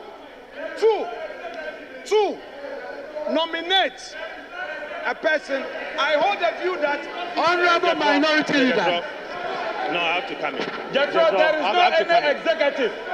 Minority leader. There is no any executive. Minority leader. Honorable minority leader. There is no any executive. Honorable minority Which leader. executive? Honorable minority leader. Weapon.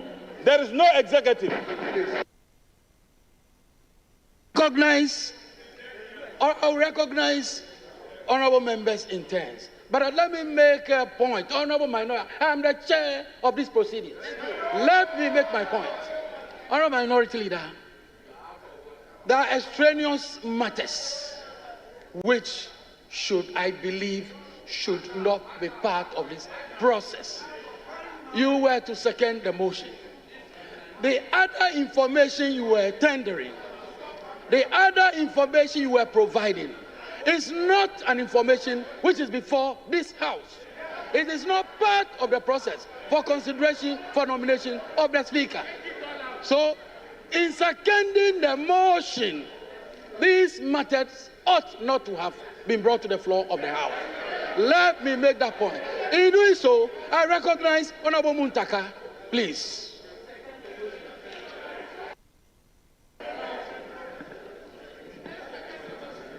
Thank you, Mr. Chair. The Chair, ordinarily, I would not have reason to speak. But because we have rules, and you have a leader grossly abusing it, I need to draw his attention. Aside Order 7, I want to refer the minority leader to our standing orders 11510. And in 11510, it says, and I read, under rules of debate, and I read, a member seconding the motion or an amendment shall state, Mr. or Madam Speaker, I beg to second the motion or amendment, except that this may be without limiting the right of the member to speak later at a later stage within the debate.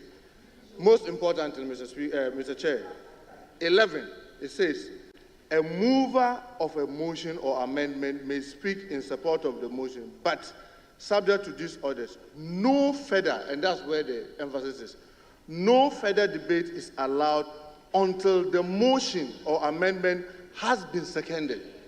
So while you are saying, yes, it's within your right as a member, and even when you go to Order 8, after seconding and the motion is taken, before the Speaker is called to take the chair, the standing order allows a member to get up and make other comments before that chair. So all we are saying is that in what you are doing, you are abusing the rules. You can second the motion, let the motion pass. If you have something to say, you get up and you cut the out of the chair, and then you'll be allowed to speak. So with this, you are abusing our rules, and we need to draw your attention. Thank you very much, Mr. Chair. Honorable Minority Leader, I take it that you have seconded the motion. If you haven't seconded the motion, Honorable Minority Leader, you will second the motion. You will not proceed on any other matter apart from seconding the motion. So long as I remain the chair of these proceedings, you will not do any other thing apart from seconding the motion. Thank you. Mr. Chairman, Mr. Chairman, Mr. Chairman, Mr. Chairman, Mr. Chairman, I have heard Honorable Muntaka. I disagree with him, but I'll reserve that for another day. Mr. Chairman, with the greatest respect to you, wait, Mr. Chairman, with the greatest respect to you, a preliminary matter is a preliminary matter. Having raised them, Mr. Speaker, Mr. Chairman, having raised them, I shall proceed, therefore, to second the motion moved by my legislator colleague.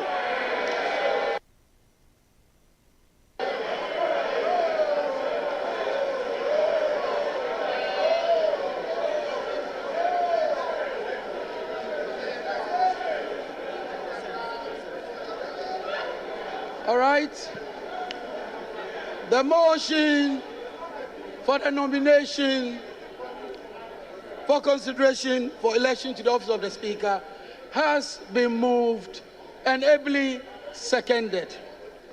Earlier, I drew attention to the relevant provisions of the standing orders, which requires a consent letter from the person nominated. Let me indicate, I have in my hand a consent letter addressed to the Clerk to Parliament, Parliament as Accra. Attention, Mr. Ebenezer Ahuma Jetro. Written consent to be nominated as the Speaker. Pursuant to Order 7.2 of the Standing Orders of Parliament, I hereby consent to be nominated to be elected as the Speaker of the 9th Parliament of the 4th Republic. Your cooperation is highly solicited. Signed, Right Honorable Aban Sumana Kingsford Bagby. So we have the consent letter. Having secured the consent letter, yes, it is appropriately tabled. It is appropriately tabled. Yes, together with all. Yes.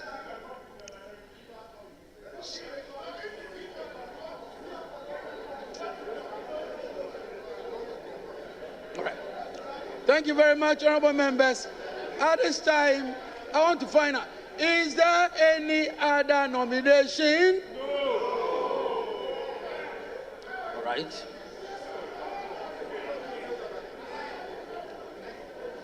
Mr. Chairman, in response to your question, our side has no other nomination. Just for the record, we do not have any other. Why are you scared? You think we want to pull a fast one on you? Why are you scared? Mr. Speaker, why are they scared? We are not pulling a fast one on you. We will not. Are you sure you don't have any other nomination yourself? Mr. Chairman, I want to find out from our side. Mr. Chairman, have patience for the process. Our side, the MPP minority, has no other nomination. But we want to find out from the backbench whether they have any other nomination. They should tell us.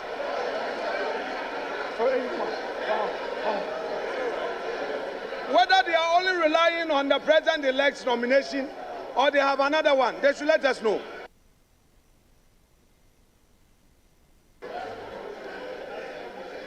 There be no other nomination. I hereby duly declare Alban Sumana Kingsford Bagbin as having been elected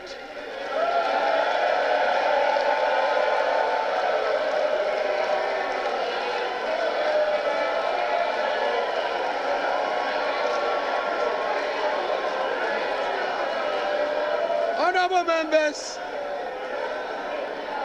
members, we will continue with proceedings. Will you humbly resume your seats? Honorable members, please resume your seats.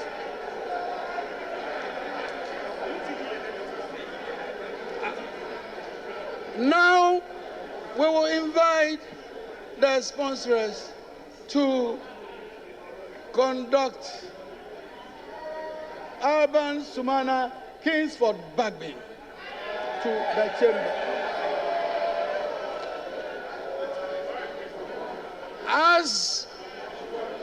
As Alban Sumana Kingsford Bagbin is being conducted into the House, I shall invite the Chief Justice, Her Ladyship Justice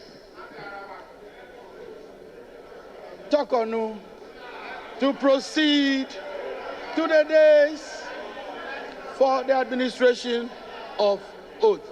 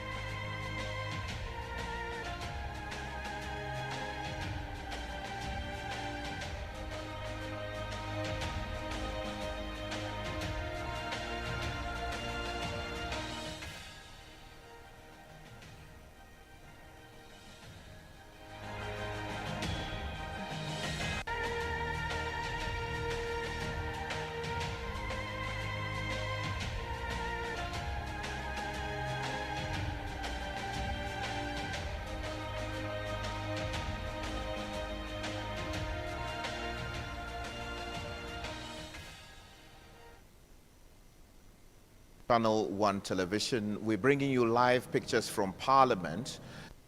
The 9th Parliament of the Republic is sitting as we speak. They are electing a new speaker to govern the affairs of this legislature for the next 4 years. And as you just saw in your pictures, the Right Honourable Speaker of the 8th Parliament has been renominated, and that renomination seconded by the minority side, and the House is currently waiting for the sponsors of the motion inviting the House to have Speaker Bagbin put back into the chair. They're seeking to conduct him into the chamber. They would do that for the Chief Justice of the Republic, Esaba Tokonu, to do the official ceremony of having to lead the oath ceremony, which is required by the provisions of both the Standing Orders of Parliament and then the Constitution of the Republic. It is only after that that the Speaker can move on, or the new Speaker can move on to perform the role of Speaker of the Republic. Mind you, these provisions in both the Standing Orders and then also the Constitution of the Republic are cardinal, because as you do know, the Speaker is the third in line to the throne of the presidency, so that you can see presently the Chief Justice of the Republic is walking into the chamber of the House together with the husband, Mr. Tokonu, and you can also see the Judicial Secretary being part of what is happening there in a one handshake now with the Clerk to Parliament, Ahuma Jetro. And I must say that it is only when the Speaker takes the necessary oath that he would be made to assume the role of Speaker of the Republic.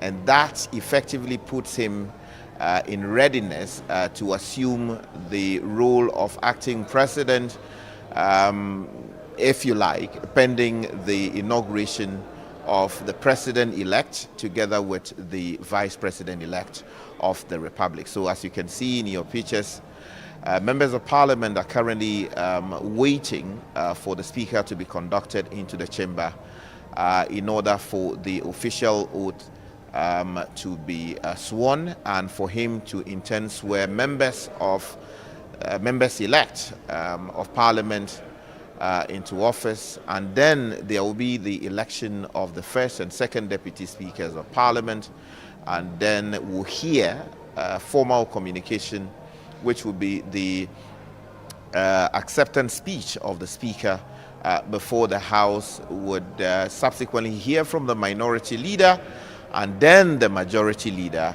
before proceedings will be suspended, only to be reactivated later in the day at the Black Star Square, where the House will be sitting or resuming sitting in order to allow for the inauguration of the president-elect and then also the vice president-elect of the Republic. And I'm talking about John Dramani Mahama, who is returning after an 8-year hiatus, having been voted out in 2016. And you can see the Right Honorable Speaker Albert Bagbin, Speaker of the 8th Parliament, currently an ordinary citizen, just having been re-elected Speaker, moving into the chamber to take the necessary oath of office before performing the functions of Speaker of the 9th Parliament of the 4th Republic. Right. He is in suit. Yeah. So that's some interesting sights and sounds we are seeing from Parliament House. Former Speaker and now a Speaker again, Bagbin, coming in to be sworn in to take the role again as Speaker of Parliament. It's been an interesting one, seeing the Clerk of Parliament being heckled by both sides over some Her Ladyship, the Chief Justice, to administer the oaths of allegiance and the oaths of office of the Speaker to the Speaker-elect. Your Ladyship, the Chief Justice, may proceed to the days for the administration of the oaths.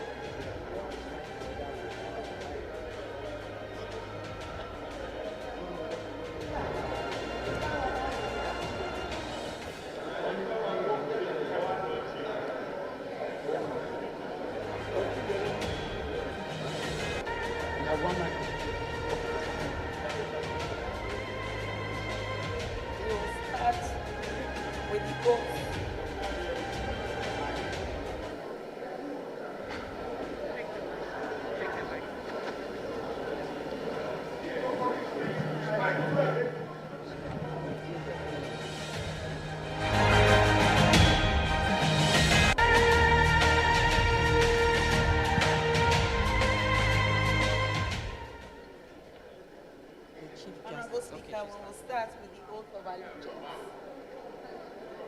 Do kindly say after me. I, Alban Sumana Kingsford Bagui,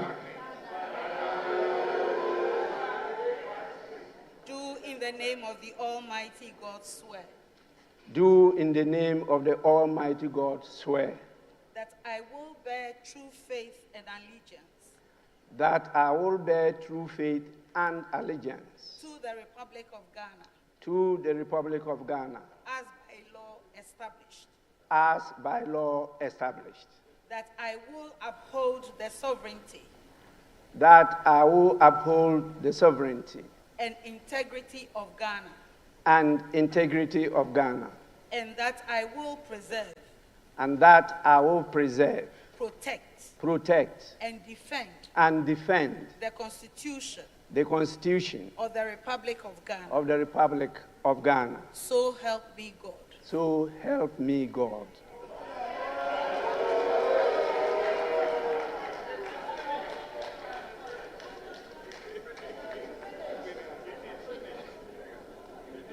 Now we will have the Speaker's oath. I, Alban Sumana Kingsford Bagui, do in the name of the Almighty God swear do in the name of the Almighty God swear that I will bear true faith and allegiance that I will bear true faith and allegiance to the Republic of Ghana to the Republic of Ghana as by law established, as by law established, that I will uphold the integrity that I will uphold the integrity of the Republic of Ghana, of the Republic of Ghana, that I will faithfully that I will faithfully and conscientiously discharge my duties as Speaker of Parliament, and that I will uphold, preserve, protect, and defend the Constitution of the Republic of Ghana, and that I will do right to all manner of persons in accordance with the Constitution of Ghana and the laws and conventions of Parliament without fear or favor, affection or ill will. So help me God. So help me God.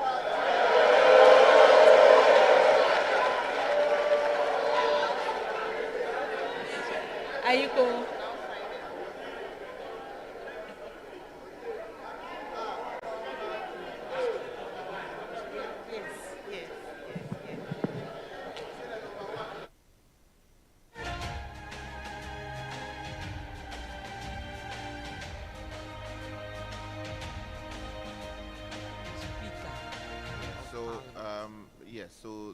So there are two separate, documents from which he read. Yes. And you find those in the second schedule of the Ghanaian Constitution. Okay. First of all, pledging allegiance to the Republic, and then taking the Speaker's oath. He now has to endorse them. Those two. To show that yes, you have signed into being what you have said. Mm-hmm. That is the record, so that if something happens tomorrow and they want to hold him responsible on the basis of what his own words were tonight, that will be a record showing exactly what he did this very morning. Okay, so that's what he's appending Yes, his yes. signature to, with the Chief Justice looking on. Yeah, You also and have these the clerk. Yeah, and you'll find these copies properly filed at the appropriate, quarters. Where it should be. Yeah. But before we got to this point, there were some interesting developments we saw with the minority leader trying to make some preliminary statements before endorsing the speakership. Yes, so the minority leader, if you heard him, was simply seeking to replay what the Honorable Bagman did in 2001 when the nomination was made of Peter Alajete, who had just, moved from being the chairman of the MPP to becoming a nominated candidate for the position of Speaker. Yeah. And in that year, the Honorable Bagman, who had just been elevated to become the minority leader, was raising concerns about how the process was handled. Because he said that it was only during the day that the nomination was being done that the minority side had become aware that it was going to be the Right Honorable Peter Alajete, and that there was not a proper consultation with his side. He also thought that a former chairman of the MPP... Richard, hang on. I think the Chief Justice... Yes. Speaker, God bless you.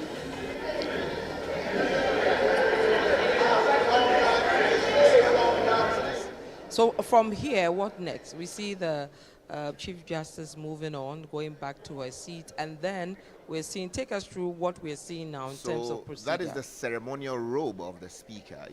When we transition from being a colony of the folks from Britain, they left us with what they were using as the symbol of the Speaker's authority. If you watch what happens in the House of Commons in the UK, from which we copied a lot of our rules and practices, this is how the Speaker would normally dress to preside over proceedings. Right. So when they left this with us. Okay. You would note that Speaker Bagban, during the course of his speakership, the last time around, modified how the Speaker should look like in the eyes of the people of Ghana. That's and also right. during proceedings of the House. You saw him in the Avekete. Yeah. You also saw him in northern attire, in some cases sporting, things or clothes worn Ghanaian. outside the borders of Ghana. Yeah. And then also the Ashanti way of dressing. And all that. All of that. So that is effectively what has been done. He has gotten into his official attire as Speaker of the Republic, and he will now properly, so-called, assume his role as the Speaker. All right, so let's listen to him. Honorable members, order, order.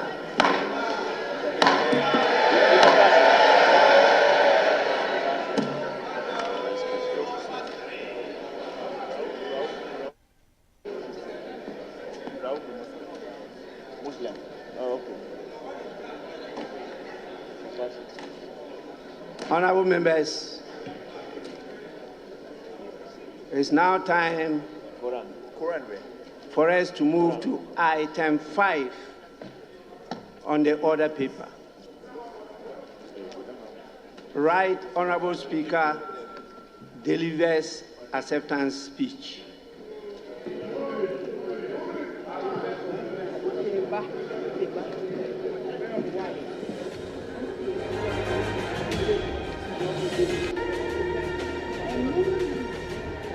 Honorable members, I proceed to deliver my acceptance speech.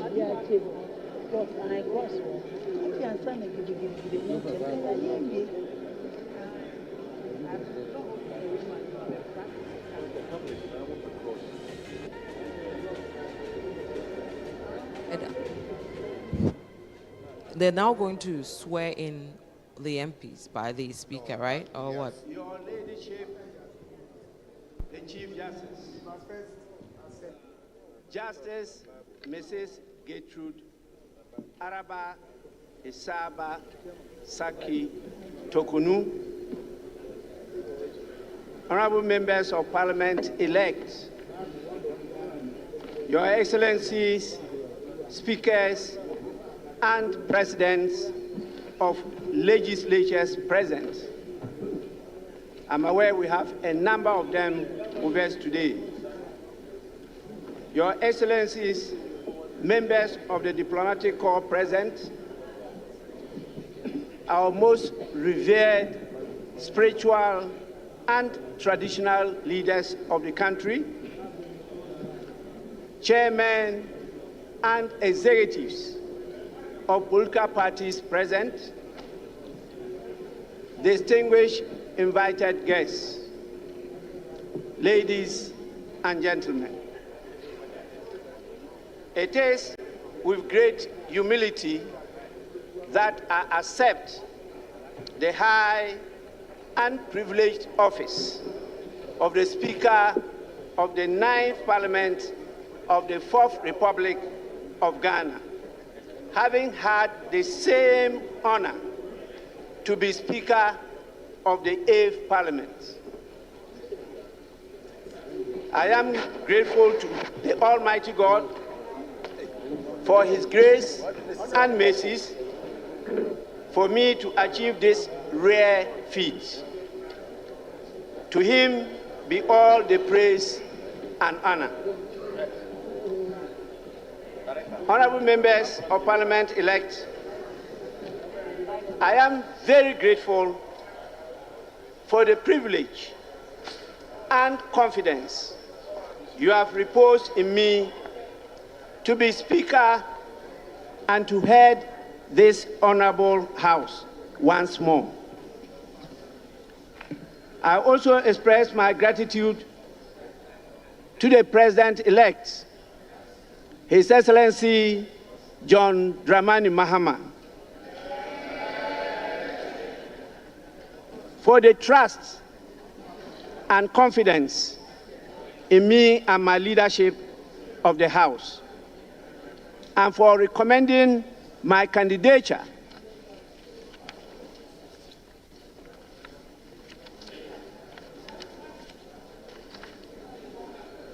in consultation with the leadership of the great National Democratic Congress to be elected Speaker of this Parliament.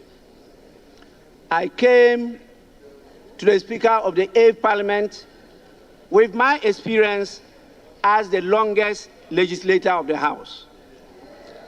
I now come to the 9th Parliament with just not that background, but now with the experience of 4 years of speakership of a very difficult hung parliament. I promise to bring all these experiences to bear in guiding this House to perform its mandate with efficiency, diligence, and above all, with a sense of being the bulwark of democracy in Ghana. To the good people of Ghana who continue to hope for a better Ghana, I urge you to support your Parliament and be interested and engaged with the work of Parliament.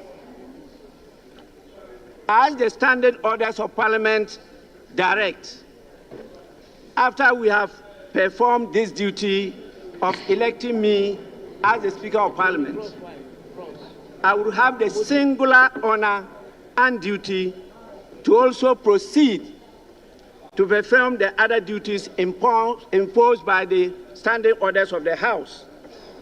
That is, to swear in the members elect and proceed to supervise the election of 2 deputy speakers of the House.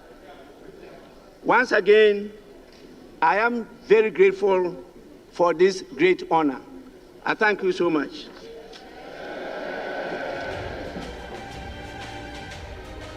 Honorable members, We now proceed to item 6 on the order paper.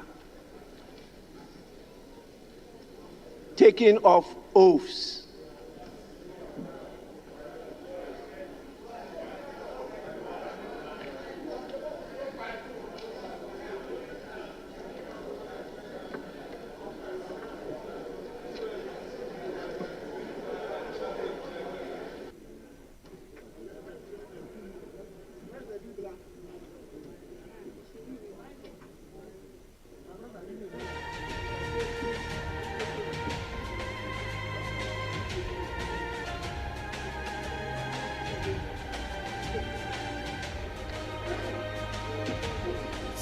So, Richard, I believe he has accepted the position, and his next move is to swear in the MPs. And Honorable Law, this is to both of you. Is that the case? Yes. So, having now accepted his election as Speaker of the 9th Parliament of the 4th Republic, his next role is now to swear into office the various MPs elect. That would then mean the House is now ready to elect a first Deputy Speaker and then subsequently a second Deputy Speaker, after which there may be comments from both sides of the House.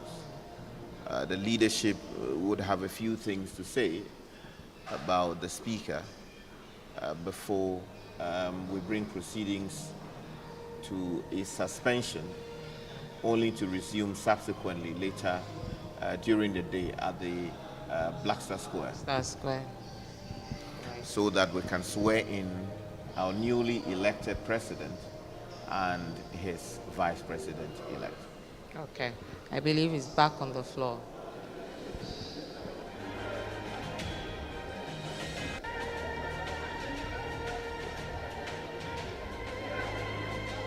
Appears to be holding him up now. Well, you know, the various MPs have to sign their names into the oath document that has been shared. And then also they have to be given the appropriate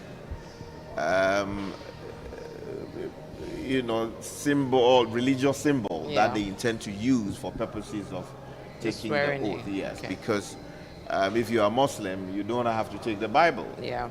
If you are from the traditional... Well, what do they give them? Oh, no, you do affirmation. Okay. But I realize he used the Catholic one. That's to mean the speaker is Catholic. Is that the case? Yeah, he's Catholic. So you saw him with a cross. Yeah. Generally, all others would take the Bible. Generally, unless you have a particular, reason to want to basically raise your hand and do that. And then also, if you are Muslim, you go with the Quran.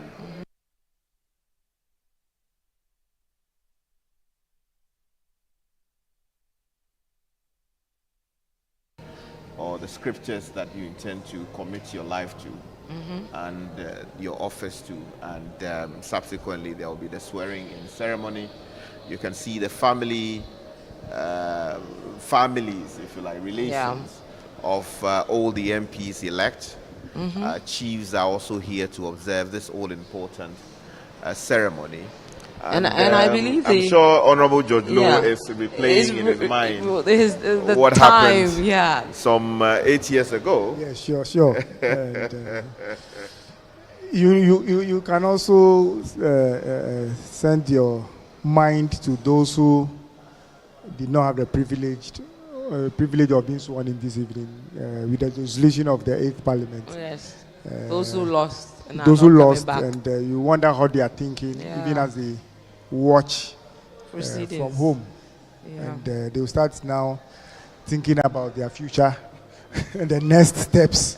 Whether they'll try so again. Everybody in there has a bit of, their share of what is going on. How was that experience for you like? Because you came in hardworking member of Parliament, fantastic, at committee work, and then also on the floor, helping your constituents, and for some reason the primaries did not go your way, and you must have been watching proceedings like this. Well, yes, but the good thing about our time was that you lost your primaries about a year to the general election, so you would have sufficiently processed these ones, internalized them, and gotten over largely the facts, and of course you would have decided your next steps. In fact, by this time I had already started active legal practice, so you woke up on the day after the swearing in and you could appropriately dress and show up in court,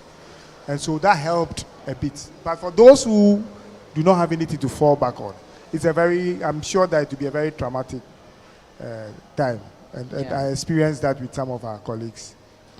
We see that the MP elect for Akwetia is going ahead to be sworn in. What are the legal implications for him? Well, I think let me ask my colleague Salom to take this one, if there are further comments. Yes, so the question is, what are the implications for the MP-elect for Akwetia, who has decided, at least from the communication we heard from the minority leader, to take part in proceedings, in other words, to be sworn into office as Member of Parliament, although he had been warned, first of all, that constitutionally he is a stranger in the House and ought not take part in proceedings, and secondly, that there is pending, or the Parliament has received a document from the court indicating there is a freezing order to the effect that he should not take part in today's proceedings. Well, I mean, it's obviously an act in contempt of the court, and particularly given that this conduct has been given a constitutional mention, makes it even tricky for him. When you look at Article 105 of the Constitution, for example, it says, which the chairman hold on, we'll come back to President to be sworn in.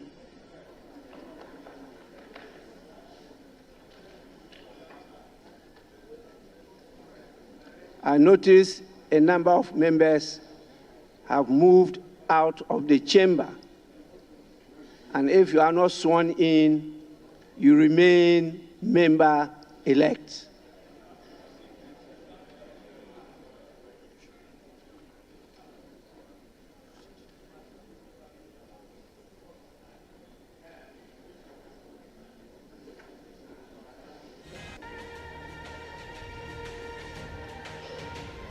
I mean, so the reading of Article 105 of the Constitution says a person who sits or votes in Parliament knowing or having reasonable grounds for knowing that he is not entitled to do so commits an offence and shall be liable on conviction to such penalty as shall be prescribed by or under an Act of Parliament.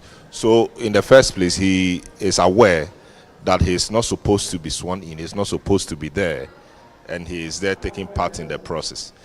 So that is quite clear. Beyond all of this, it is contemptuous of the court, and the court has its own ways of punishing or sanctioning acts like this. The presence of some important dignitaries in the House. We have the spouse of the Chief Justice of us, Mr. Francis Tokonu. Apart from my spouse, Madam Alice Adjoa Yunus.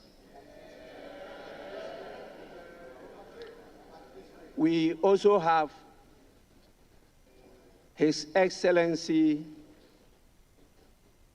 Adama Bitogo, Président Assemblée Nationale de Côte d'Ivoire.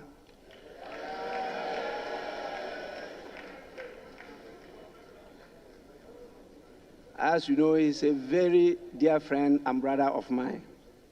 You are most welcome. We also have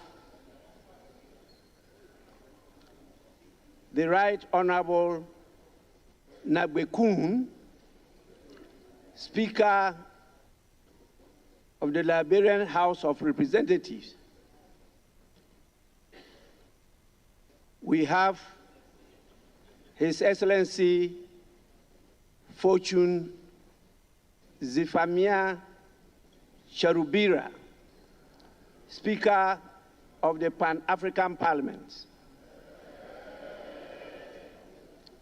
We have Honorable Ajaratu Traore Coulibaly, Second Deputy Speaker of the ECOWAS Parliament.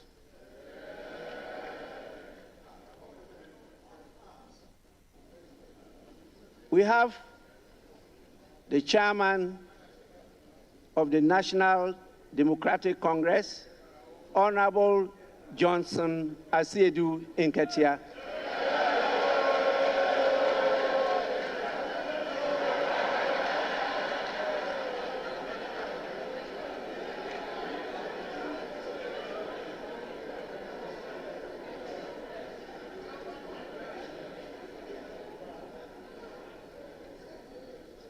He is ably supported by the General Secretary of the National Democratic Congress in the person of Honorable Fifi Fiavi Kweti.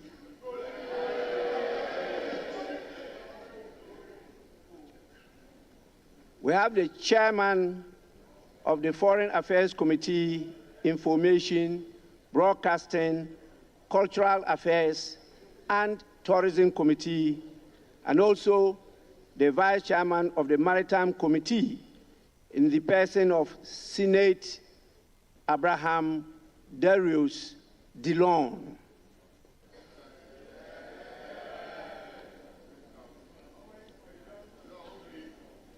I'm sure you can see the galaxy of our kings, our queens, our queen mothers in the public gallery. And I see your lovely, the term I use here is spouses of members of parliament. And those who actually lead us spiritually. We have a lot of religious leaders with us. So those of you who go quoting the holy books, whether the Holy Quran or the Holy Bible, please kindly take note and don't mislead when you are quoting. We have a number of the members of the diplomatic corps with us. On your behalf, I warmly welcome all of you. Now I can see that all members are present. Honorable members, members-elect actually, in accordance with Article 100 of the 1992 Constitution and Order 13.1 of the Standing Orders of Parliament, I shall proceed to administer the oaths to you, members-elect, and you may swear on the Bible, the crucifix, or the Holy Quran. Alternatively, a member-elect may make and subscribe to a solemn affirmation.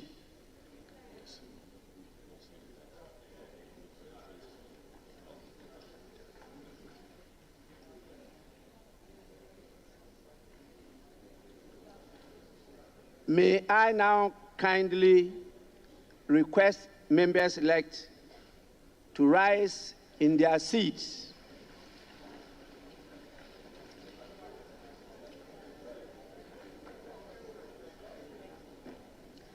I intend to commence with the oath of allegiance.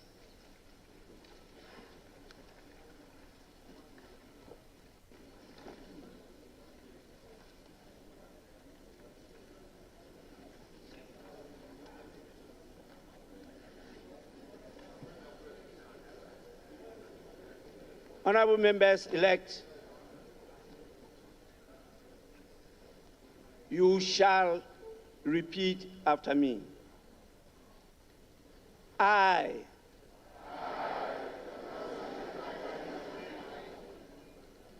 do in the name of the Almighty God swear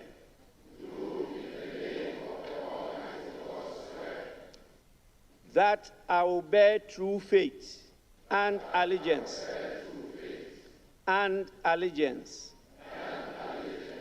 to the Republic of Ghana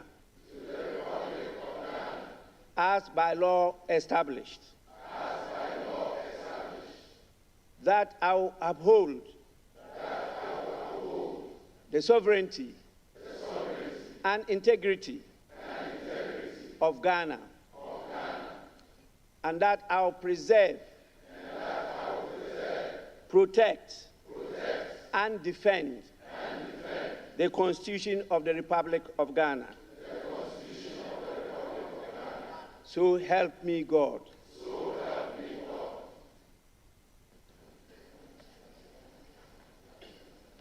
We shall now proceed to the oath of a member of Parliament. And once again, you repeat after me. I, having been elected a member of Parliament, do in the name of the Almighty God swear that I will bear true faith and allegiance to the Republic of Ghana as by law established, that I will uphold, preserve, protect, and defend the Constitution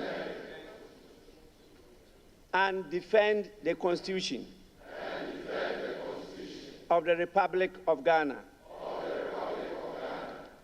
and that I will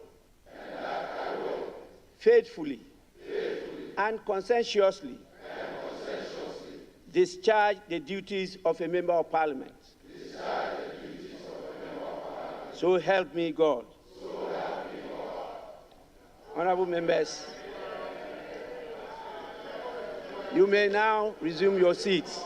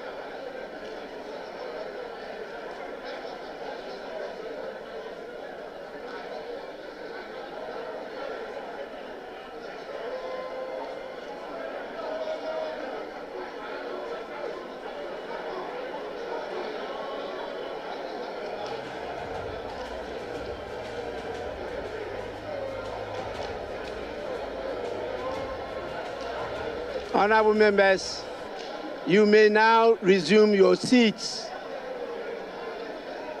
Please resume your seats.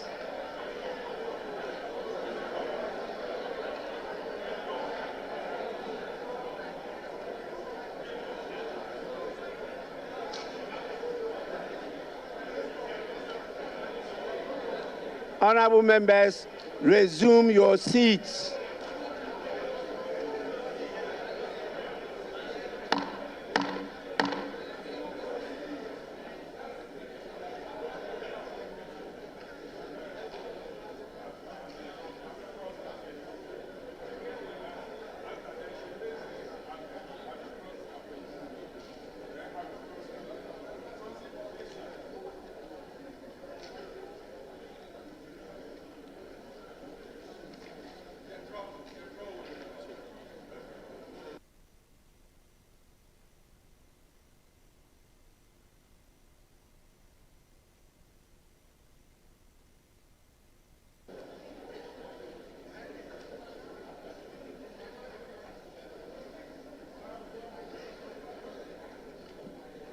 Honorable members, before I congratulate all of you on the assumption of office as members of Parliament, it is important I remind you of the crucial role of political leadership in development.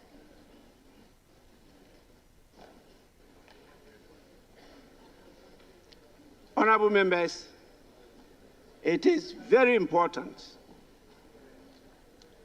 for you to keep uppermost in your mind the crucial role of political leadership in the process of national development.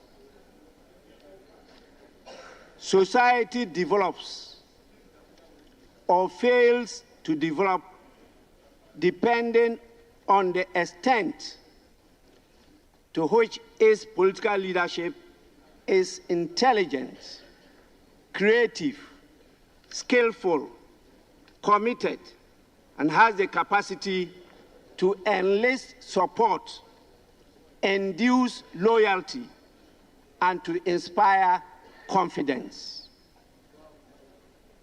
Today, we are now the political leaders of Ghana. And this onerous responsibility rests with us.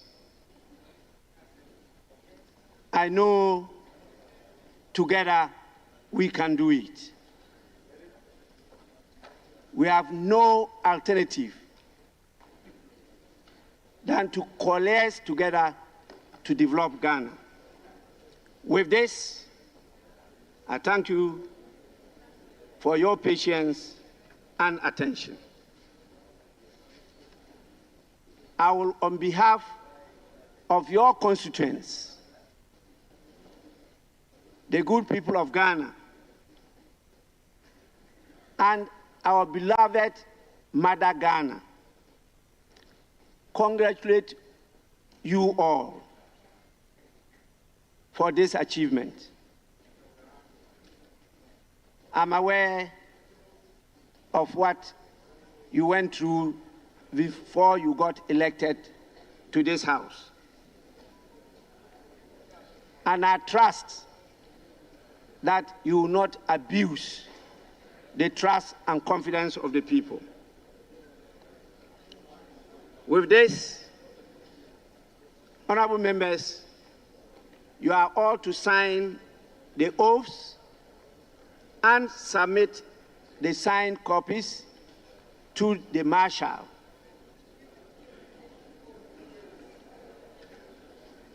Please, you can do that now or later.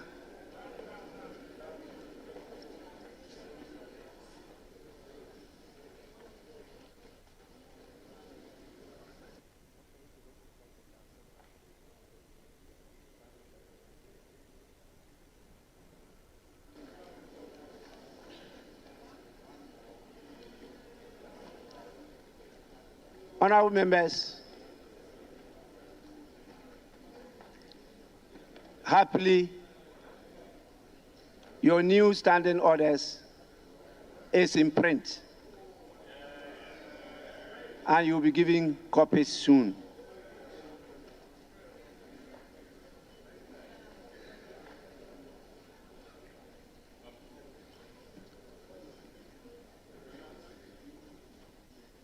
May I now have the guidance of the leadership of the House, whether there's any more item for us to take, or we should call it a ninth.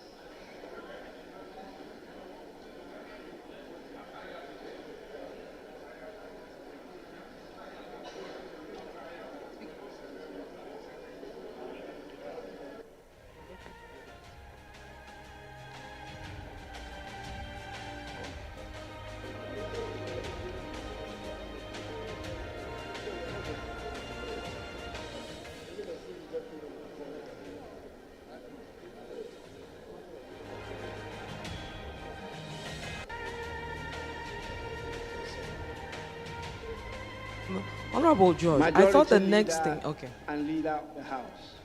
Thank you, Mr. Speaker. Mr. Speaker, may we please proceed to item 7. The House elect deputy speakers, item 7. Thank you, Mr. Speaker. Honorable members, is that the sense of the House?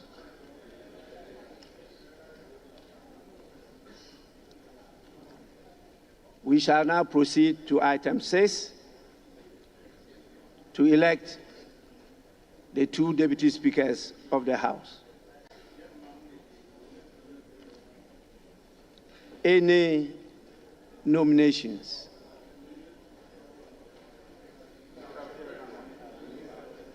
Right, Honorable Speaker. Pursuant to Article 96 of the 1992 Constitution of the Republic of Ghana and the Standing Order 12 of this House, I hereby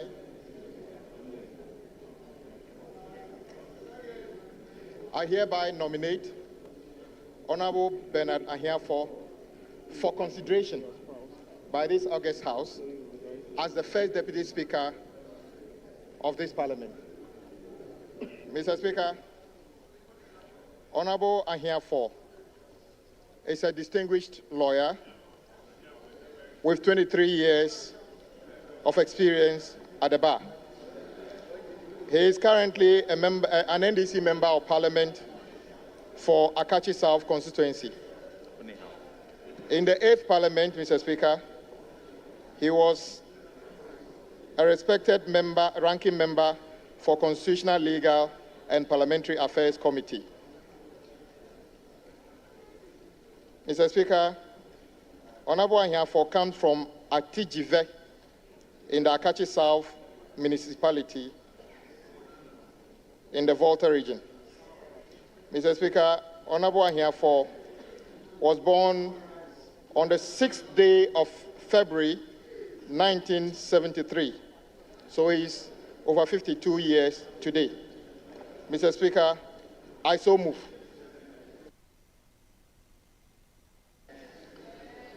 Honorable members, any seconder?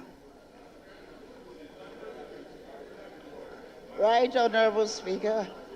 I rise to second the motion ably moved by Honorable Member of Adaku, Honorable Kwame Abuja. I so move.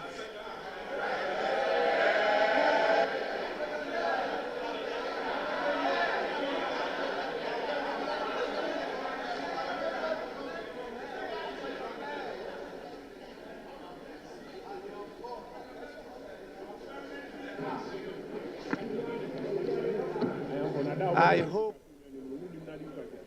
honorable members, honorable members,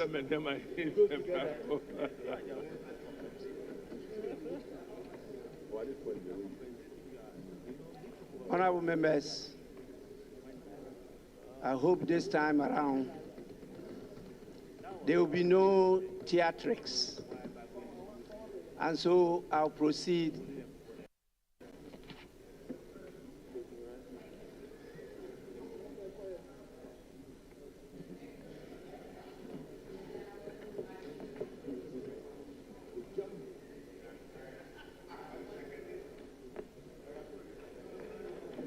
Honorable members, the motion has been moved and seconded. I proceed to put the question.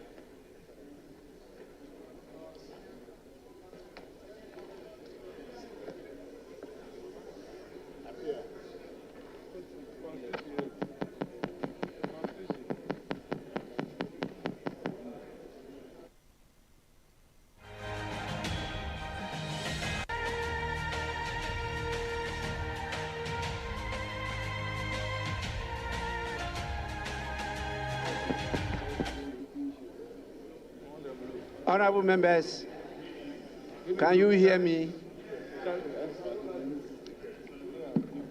Honorable members, there being no other nomination, I proceed to declare Honorable Bernard Ahiafo, Member of Parliament for Akachi South constituency, duly elected as the first Deputy Speaker of the 9th Parliament of the 4th Republic of Ghana.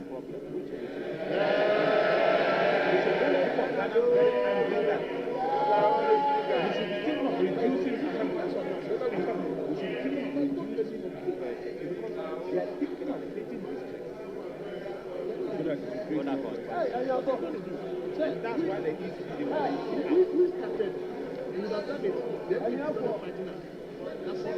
it's the same way. We should find them. I am for now. So we are still saying Kakut now. Shanzan.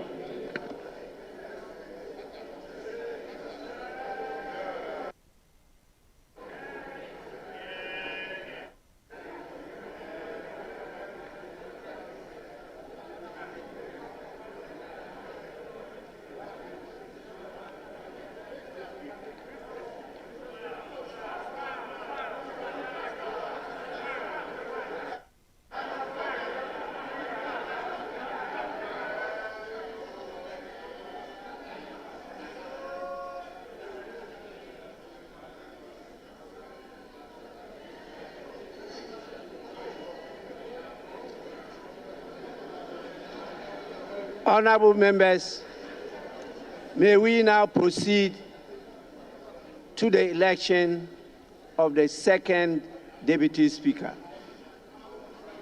Any nomination? Yes. Speaker, I rise with respect to nominate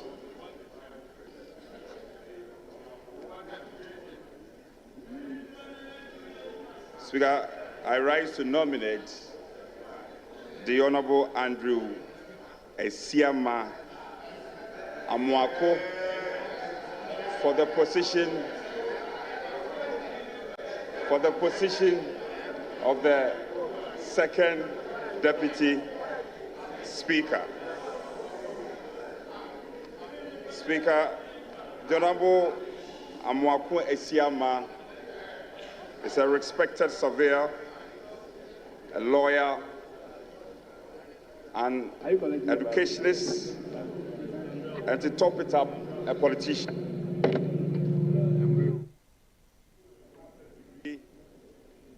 In environmental law, degree in conflict, peace and security. He also holds a bachelor's degree in land economy and law. Speaker, the Honorable Esiama is proudly married with 5 children. All of us, most of us in this chamber can testify that in the 8th Parliament, the Honorable Esiama has played the role of deputizing you on many occasions, especially occasions where the House has come to some form of tension. He has dispensed his job and himself creditably.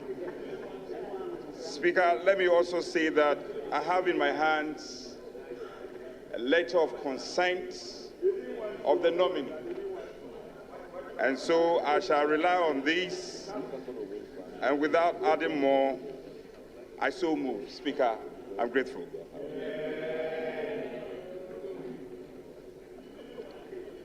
Honorable members, any seconder?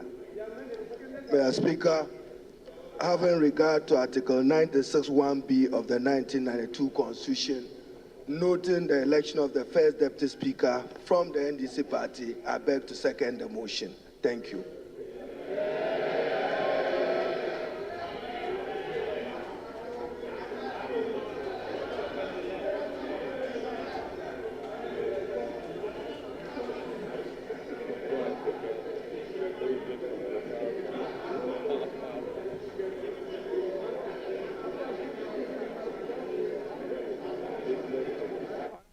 Yes.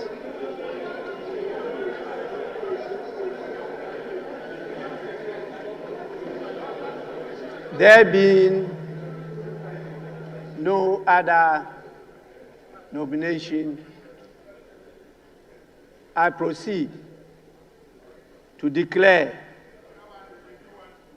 Honorable Asiema Andrew Amwako, Member of Parliament for Formina constituency, duly elected as the second Deputy Speaker of the 9th Parliament of the 4th Republic of Ghana.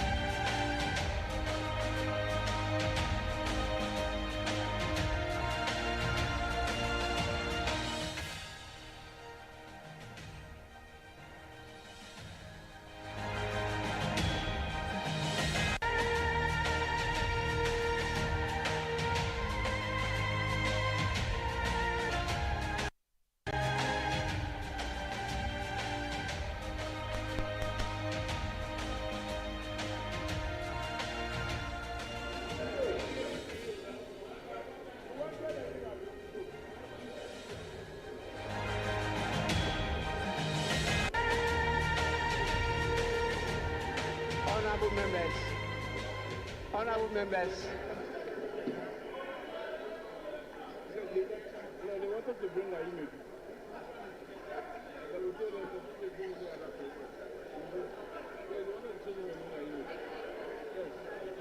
honorable members, this is the first sitting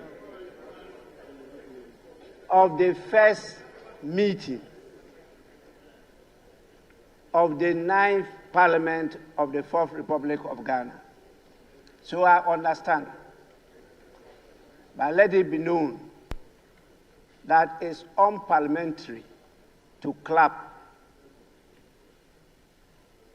in plenary sessions of this House.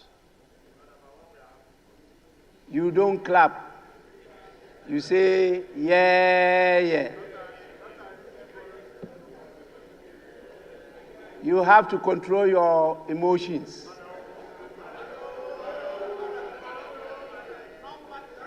It's a learning process, and so it's important I draw your attention.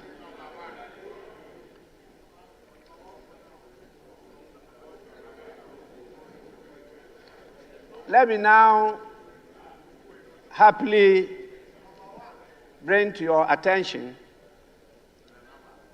that the people who made me possible to get to these heights have come in their numbers from the beautiful constituency, the Nadolu-Kaleo constituency in the Upper West region. And so I have a number of my hard-working constituents at the public gallery. I think it's important you thank them on my behalf for what they've done for all these years. I'm extremely grateful to all of them. Now, with your kind indulgence, I will proceed to suspend the sitting of the House to 10 in the forenoon, when we shall all reconvene at the Independence Square for another important activity. Honorable members are expected to be seated by 9 in the forenoon. Proceedings will commence at 10 prompt. With this, the sitting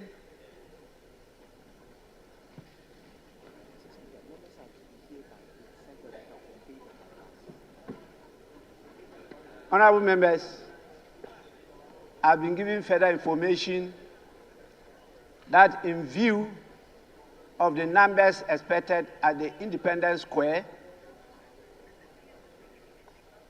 you are all urged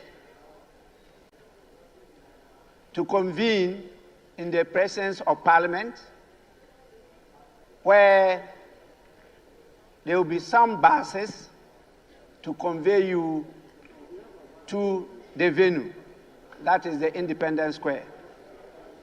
And so you are expected to be here before the 9 in the forenoon. Please, let's be time conscious in this matter. With this, I proceed to suspend the sitting, and that is the first sitting of the first meeting of the first session of the 9th Parliament of the 4th Republic of Ghana. The House and sitting is accordingly suspended.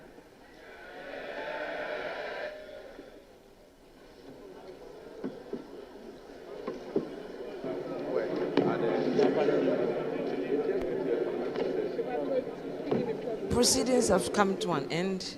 Suspended, actually. Suspended, adjourned to tomorrow for the inauguration. It's not adjournment. This is suspension. Suspension, okay. To tomorrow. No, today.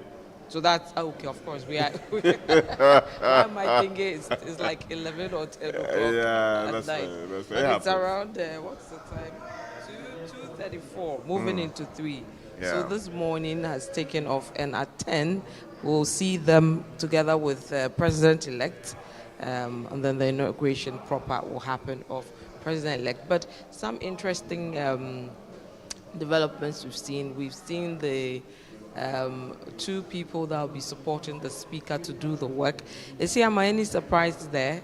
I believe I have all of you said is likely to be the one to be chosen. So I think the name that wasn't really reiterated here or reinforced there was Isiama. So any surprises there for you? Let me start with you, because Sky. I actually broke the story about the fact that he was likely to be retained as the Deputy Speaker, the second Deputy Speaker. Of course, some NDC people disputed the publication, that the grassroots people are not happy and they will not allow that to happen.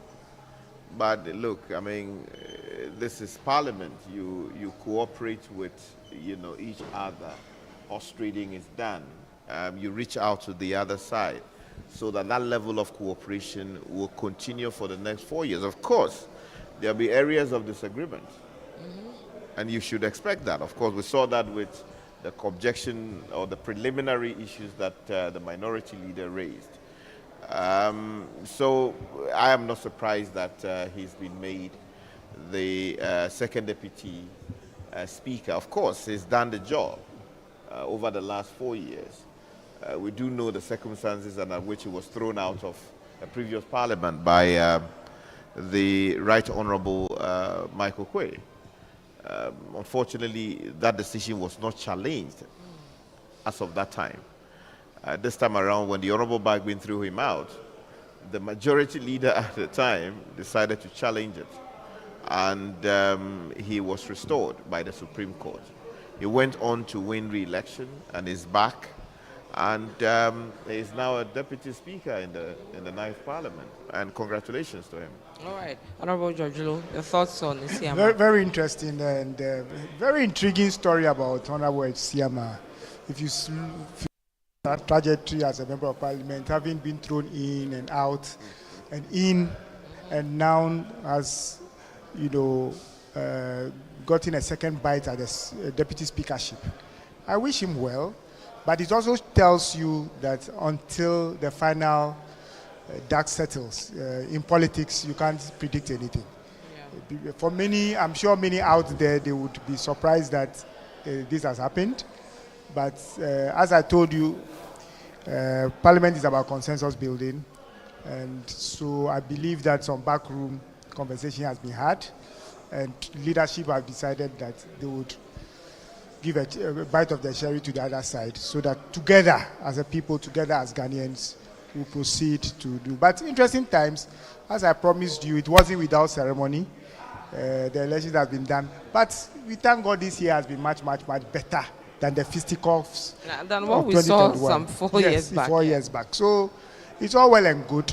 We pray that in the next few hours, would continue, the House will reconvene at the Independence Square, and the other processes that Parliament needs to do as to the swearing in of the President-elect will be carried out, and we'll proceed from there. Okay. Salam, let me take your thoughts on the new speaker, the two others.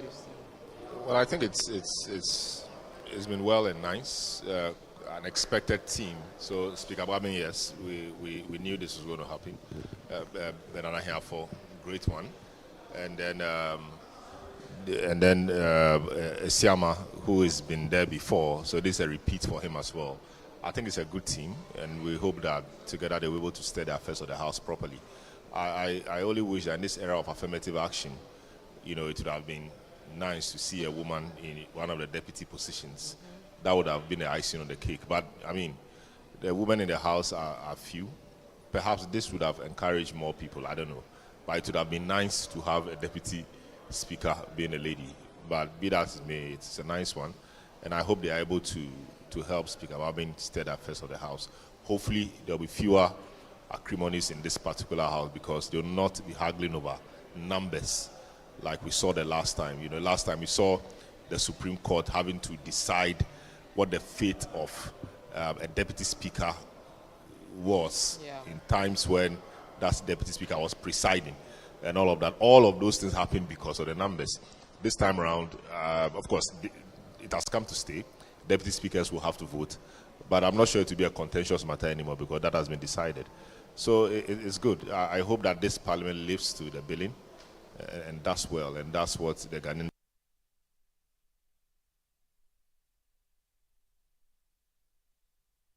I want to celebrate both sides of the House, because, I mean, if you listen closely to the walls of the two sides, there were hawks who were insisting that the deputy speaker position, second deputy speaker position, should not go to the MPP. Let's show them. They did it to us. Let's get at them and all of that. But I think, moderates have prevailed.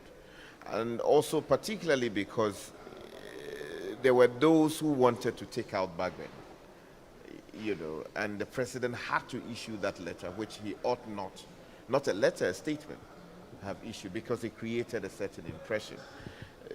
But I want to talk particularly about Bernard Ahiafo, because he occupies currently in Parliament a seat that was occupied previously by the Honorable Bagman's deputy in the minority in those years, the Kufuor years. The Honorable Do Ajaho, who was then the Member of Parliament for the Avenor constituency, was Bagman's deputy. Now, Bagman was elevated to become his minority leader in the new Parliament formed in 2001. He previously was a whip in the majority.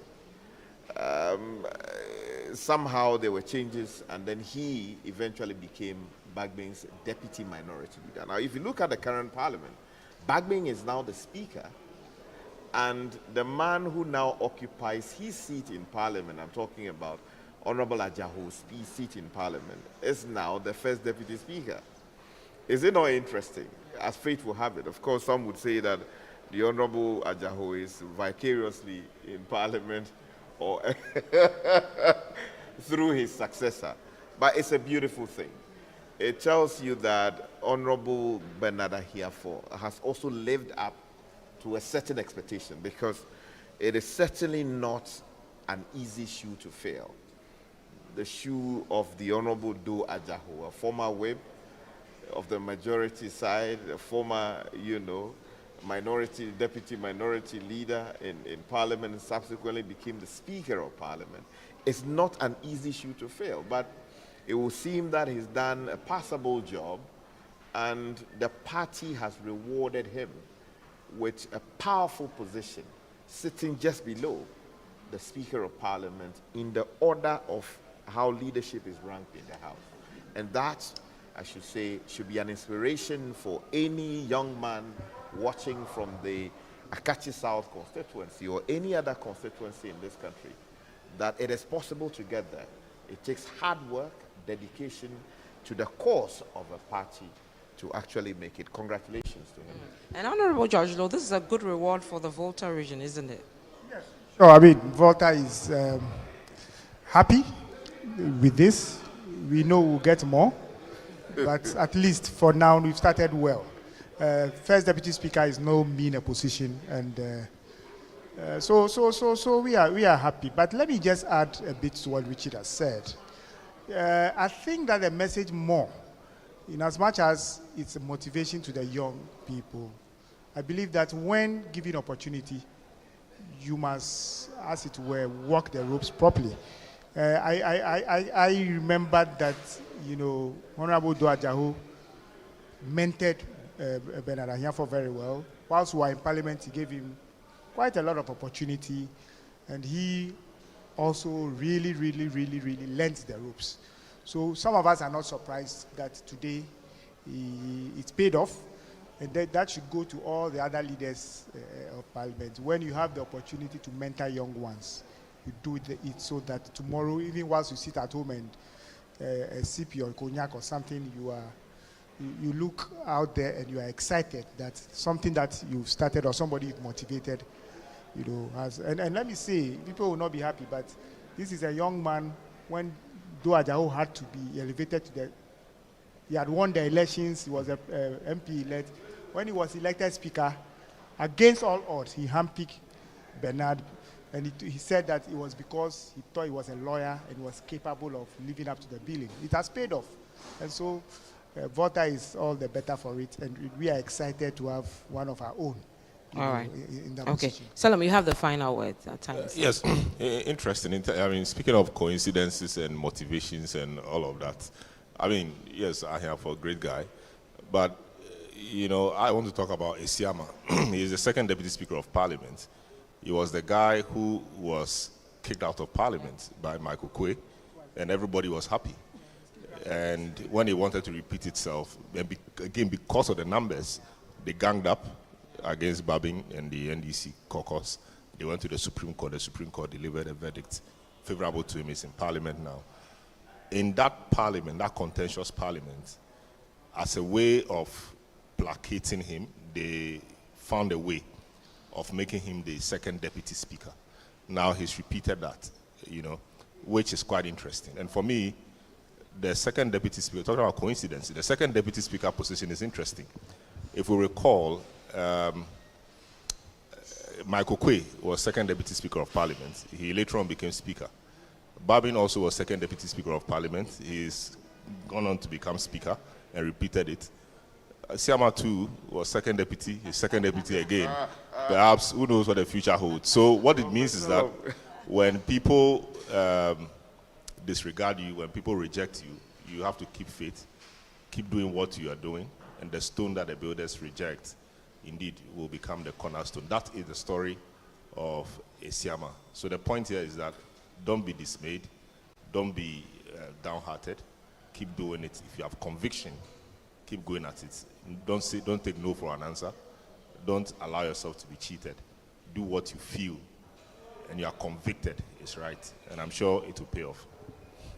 All right, gentlemen, we have to end it here. Thank you so much, Richard Delasky, the Honorable George Lowe, Selama Dono. Earlier, we saw Bernard Avle also coming through. This brings to an end our special coverage of the dissolution as well as the inauguration of the 9th Parliament.